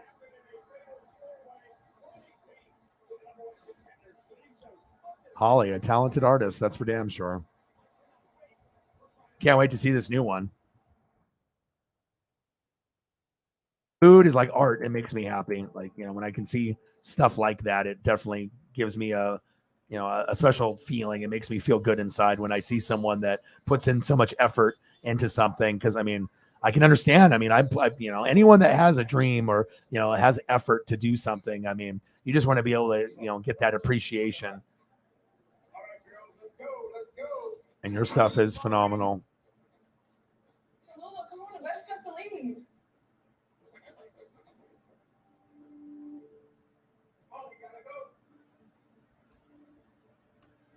I would rock a Derek Thomas jersey easily. Like I said, it would be very easy for me to rock one. Obviously my colors are usually white and red anyways, but I love linebackers, safeties, pass rushers, D tackles. It's defense for me. Oh, yeah. Of course.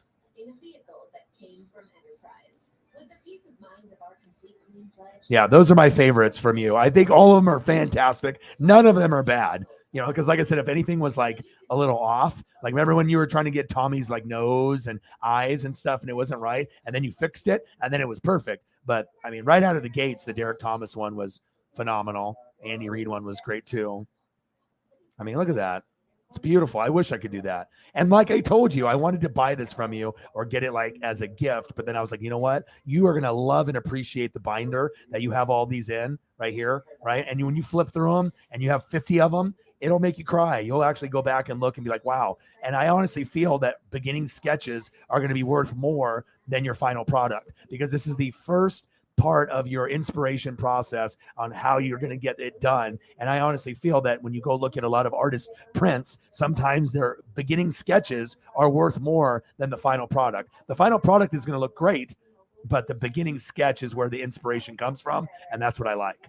You know, that first step of inspiration and showing what, what skills you have and, what could lead to the final product. But sometimes to me, the sketches are more beautiful than the final product. The final product is going to have all the love and the beauty and the colors and the shading. But sometimes just like freestyling a little color here, a little red, a little yellow. It's not the final product. But to me, the beginning stuff sometimes is more beautiful than the end. I'm not sure if that makes any sense, but I like to see the process on how people think. And, when I can kind of pick your brain and see like, oh, wow, look what she did with the shading there with the nose and the mouth and the eyes and the ears. Like, that's not easy to do. And some people might think, oh, it's a bunch of scribbles on his face. It's shading, and sometimes people don't know how to like look at art as other people can appreciate it. And for me, this is a 10 out of 10, 100 out of 100. I fell in love with this one a lot. And I want you to make sure you cherish every single piece that you have and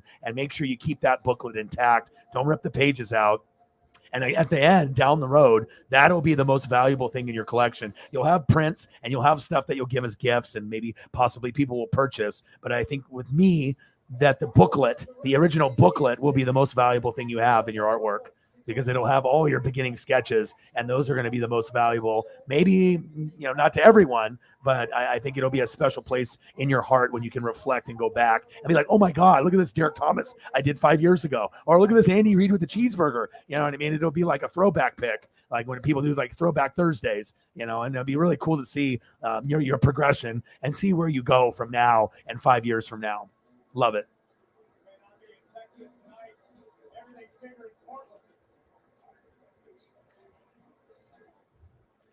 Yep.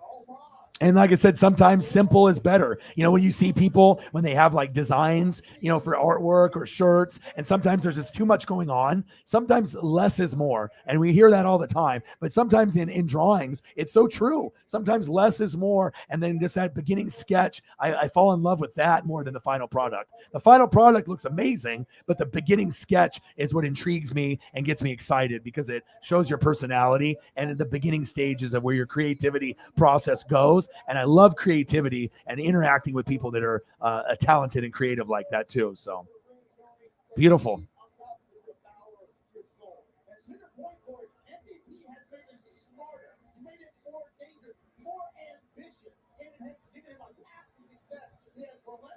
And if I'm going to show one, I got to show the other one. Oh yeah. And it was a cheeseburger for me. And I know some other Chiefs fans said the same thing because I'm an attention to detail guy. You know what I mean? I've always been an attention to detail. Everyone else was, collecting cards. They were looking at the picture on the front. I was looking at the stats on the back, but I'm always looking, right, for the attention to detail and that special qualities. The face is phenomenal. The glasses, you hit it out of the park, the hat, but then the cheeseburger, that just takes it to a whole nother level. And anyone that appreciates art will agree. Beautiful. Love it. Those are my two favorite by far. And they're so good. They're so good. I could hang those up in my wall here in the studio, but I won't because you're going to hang on to them and you're going to love them. And I can't wait to see where that booklet goes. How many pages does that booklet hold? 50? From 50 to 100? Unbelievable. Beautiful. All right, time for some Space Kitties for the last 13 minutes, and we'll call it a day. We'll go back through. Bama. Steve Young, nice to know you. Beautiful photo of Derek Thomas, one of my favorites. My favorite. You know what it is.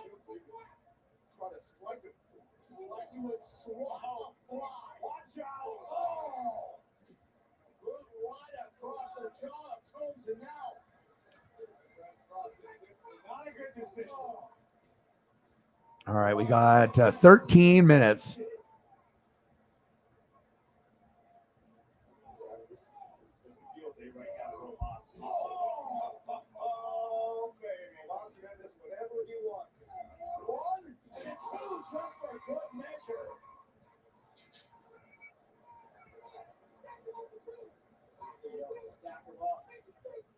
Why just pin one? We can do both at the same time. Absolute destruction. Usually, the Nigerian Giant. They call him the Nigerian giant now. Omos. Is that something new? I never remembered them saying that about him. I mean, they love to change names all the time. You know, you have two names, now you have one name. They like go from like Prince to Cher. You know, it's like they used to have a first name and last name in wrestling, and for whatever reason, they love to take it away. Or at least Vince did.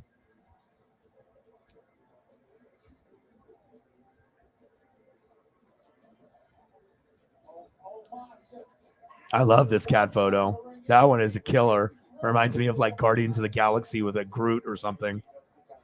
Like Groot's friend. I don't know what this cat's name would be if he was Groot's friend in Guardians of the Galaxy, but that's what it reminds me of.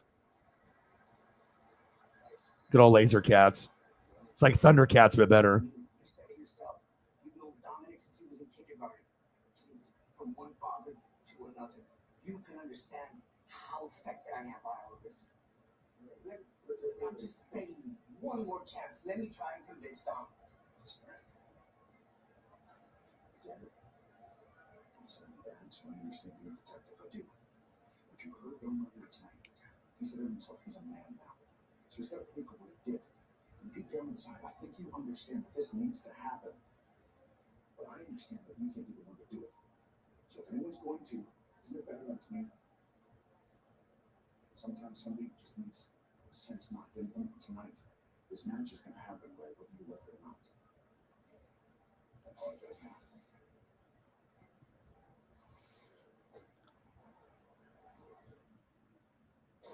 That's a very prominent cat photo there. I don't think I've done this one before. That might be a new one.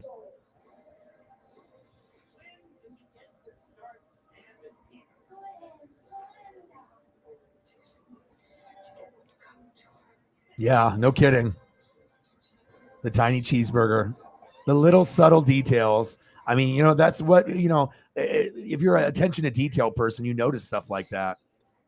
100 sheets. That means you're going to have 100 pieces of greatness.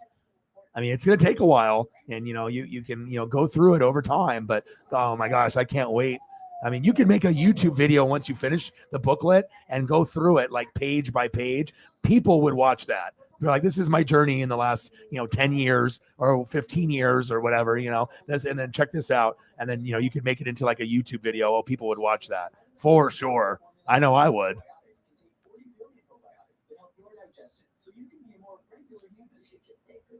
It's 2022. I think everyone knows the women poop. I love pooping. Pooping is power. The Groot. I'm a woman pooping on TV. Taco Cat spelled backwards is Taco Cat. I was waiting for someone to mention that. So, what do you think? We're prepared to offer cash. When you get great deals at Denny's, $5.99, you'll start to expect great deals everywhere. New all-day diner deals starting at $5.99. And delicious meals only at Denny's. Nothing beats a belly with. A mouth-watering ham and cheese sandwich. Plus, our parents just grabbed them from the freezer and thought of perfection. A what, huh? That was our snack time segment. I'll throw 2 Groots up. Hot Pockets. There are times I wonder. Very prominent cat photo there. Wonder what that cat is thinking about. I wear white after Labor Day. Something on your mind. Chew on it. Twizzlers. Hey, Julia. I love me some Groot. Band with us? I'm gonna play my clarinet. Well, you know what to do, Julia. With Julia's autism, loud sounds can be too much. Groot and Baby Groot.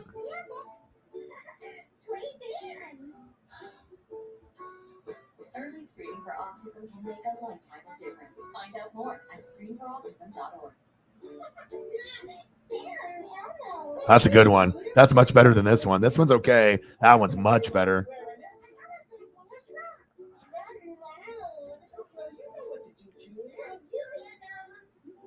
With Julia's autism, loud sounds can be too much. Let's throw up Holly's favorite dog, Early screening for autism Corgi. can make a lifetime of difference. Find out more at screenforautism.org. Yes, she did. Kyle helmet on. Oh, y'all are so loving. Versus Kyle helmet off are two totally separate people.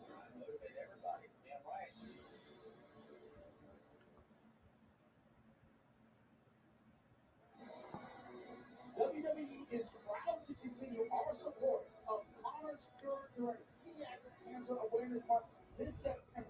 All month long, WWE Superstars will be wearing items from the Connor's Cure collection with 100% of WWE's net proceeds benefiting pediatric cancer research. Team up to take down cancer and purchase your Connor's Cure merchandise at WWEshop.com. Well, with all the action tonight, it may be easy to forget the way we started was Seth Rollins and Riddle. And Riddle, of course, not willing to move past at all Seth freaking Rollins. Riddle will be competing in a one-on-one matchup with Finn Balor of the Judgment Day, just when it seemed as though Riddle had victory at hand. Oh, that one's good too. I was like, I have to find a good one. This one is really good, and then that one is good too. I have to make sure I step up for you guys. You know, you got to have the best of the best. That is fantastic. I didn't know if that one was going to format either.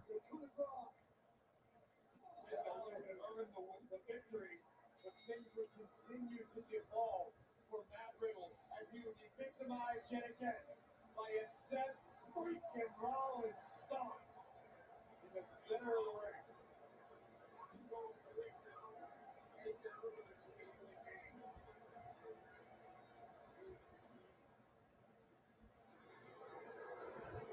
Excuse me, sir. So what exactly were you going to say when I... No. The moment has passed, all right? You're ruined. I don't want to talk to you. I don't want to talk to anybody. I don't have to stomp this guy's head into the mat before he figures out that if you want to test the face of this thing, test the face of Monday Night Raw. Yes. Do not miss me. This is epic. So you're the face of Monday Night Raw.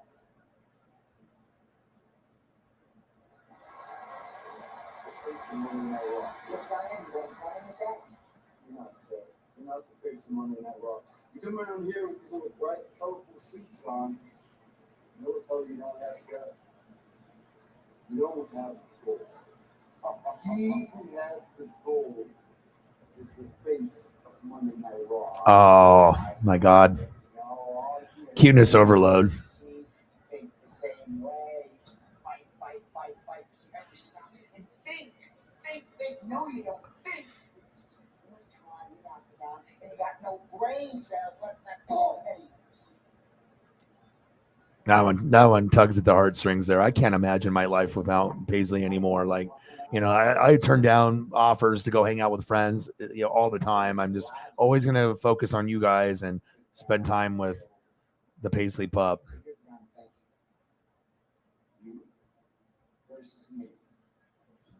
Cuteness overload.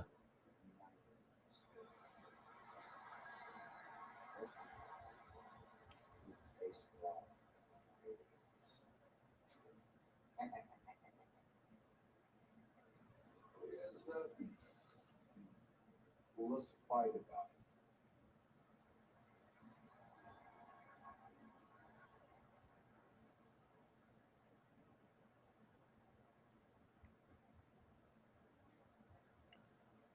Yeah, I need to go for another hour walk, get some exercise. Seth freaking Rollins challenging Bobby Lashley for the United States title. Sign me up. I've got children thinking about the possibility.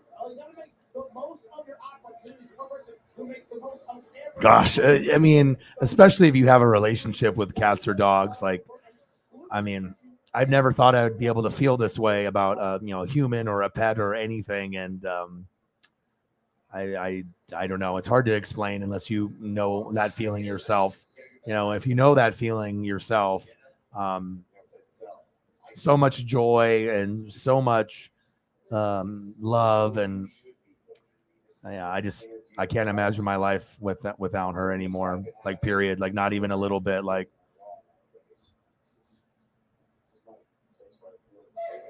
Hi, ladies. Oh my goodness, are you guys getting ready for that? Daddy's getting an interview, okay? So, oh wow, that's amazing. Now it's a great set with Maddie and Monroe playing. Hey guys, let me go see this Go.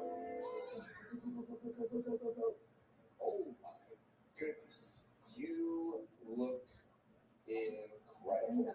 And I didn't even started yet.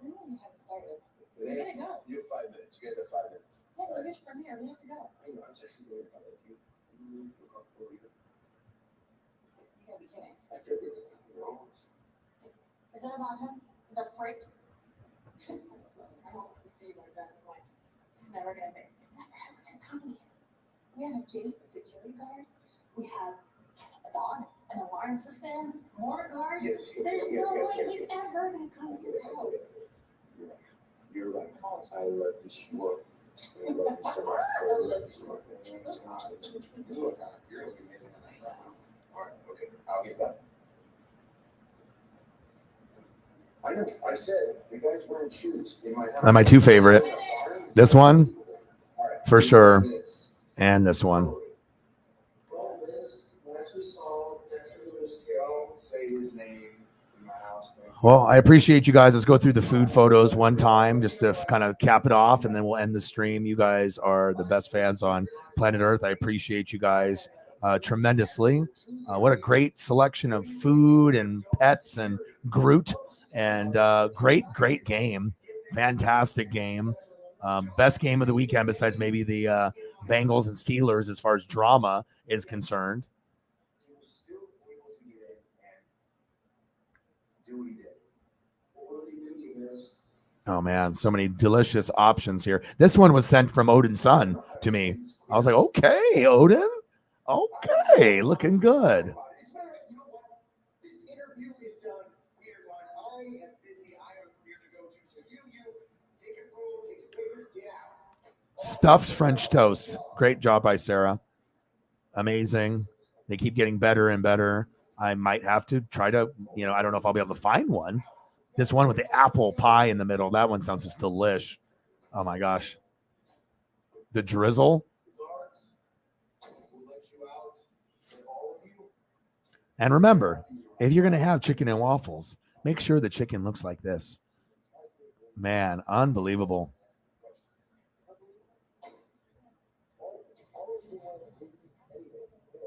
Oh, hi, Holly. Beautiful.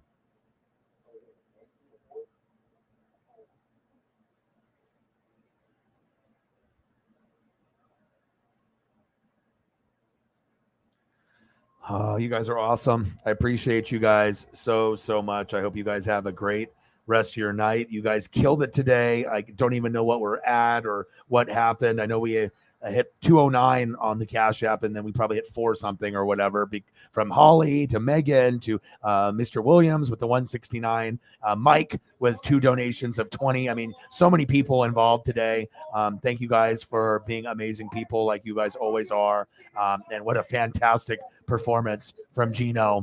A little underwhelming performance from Russ, but you got to give a shout out to Pete Carroll as well as the Seahawks.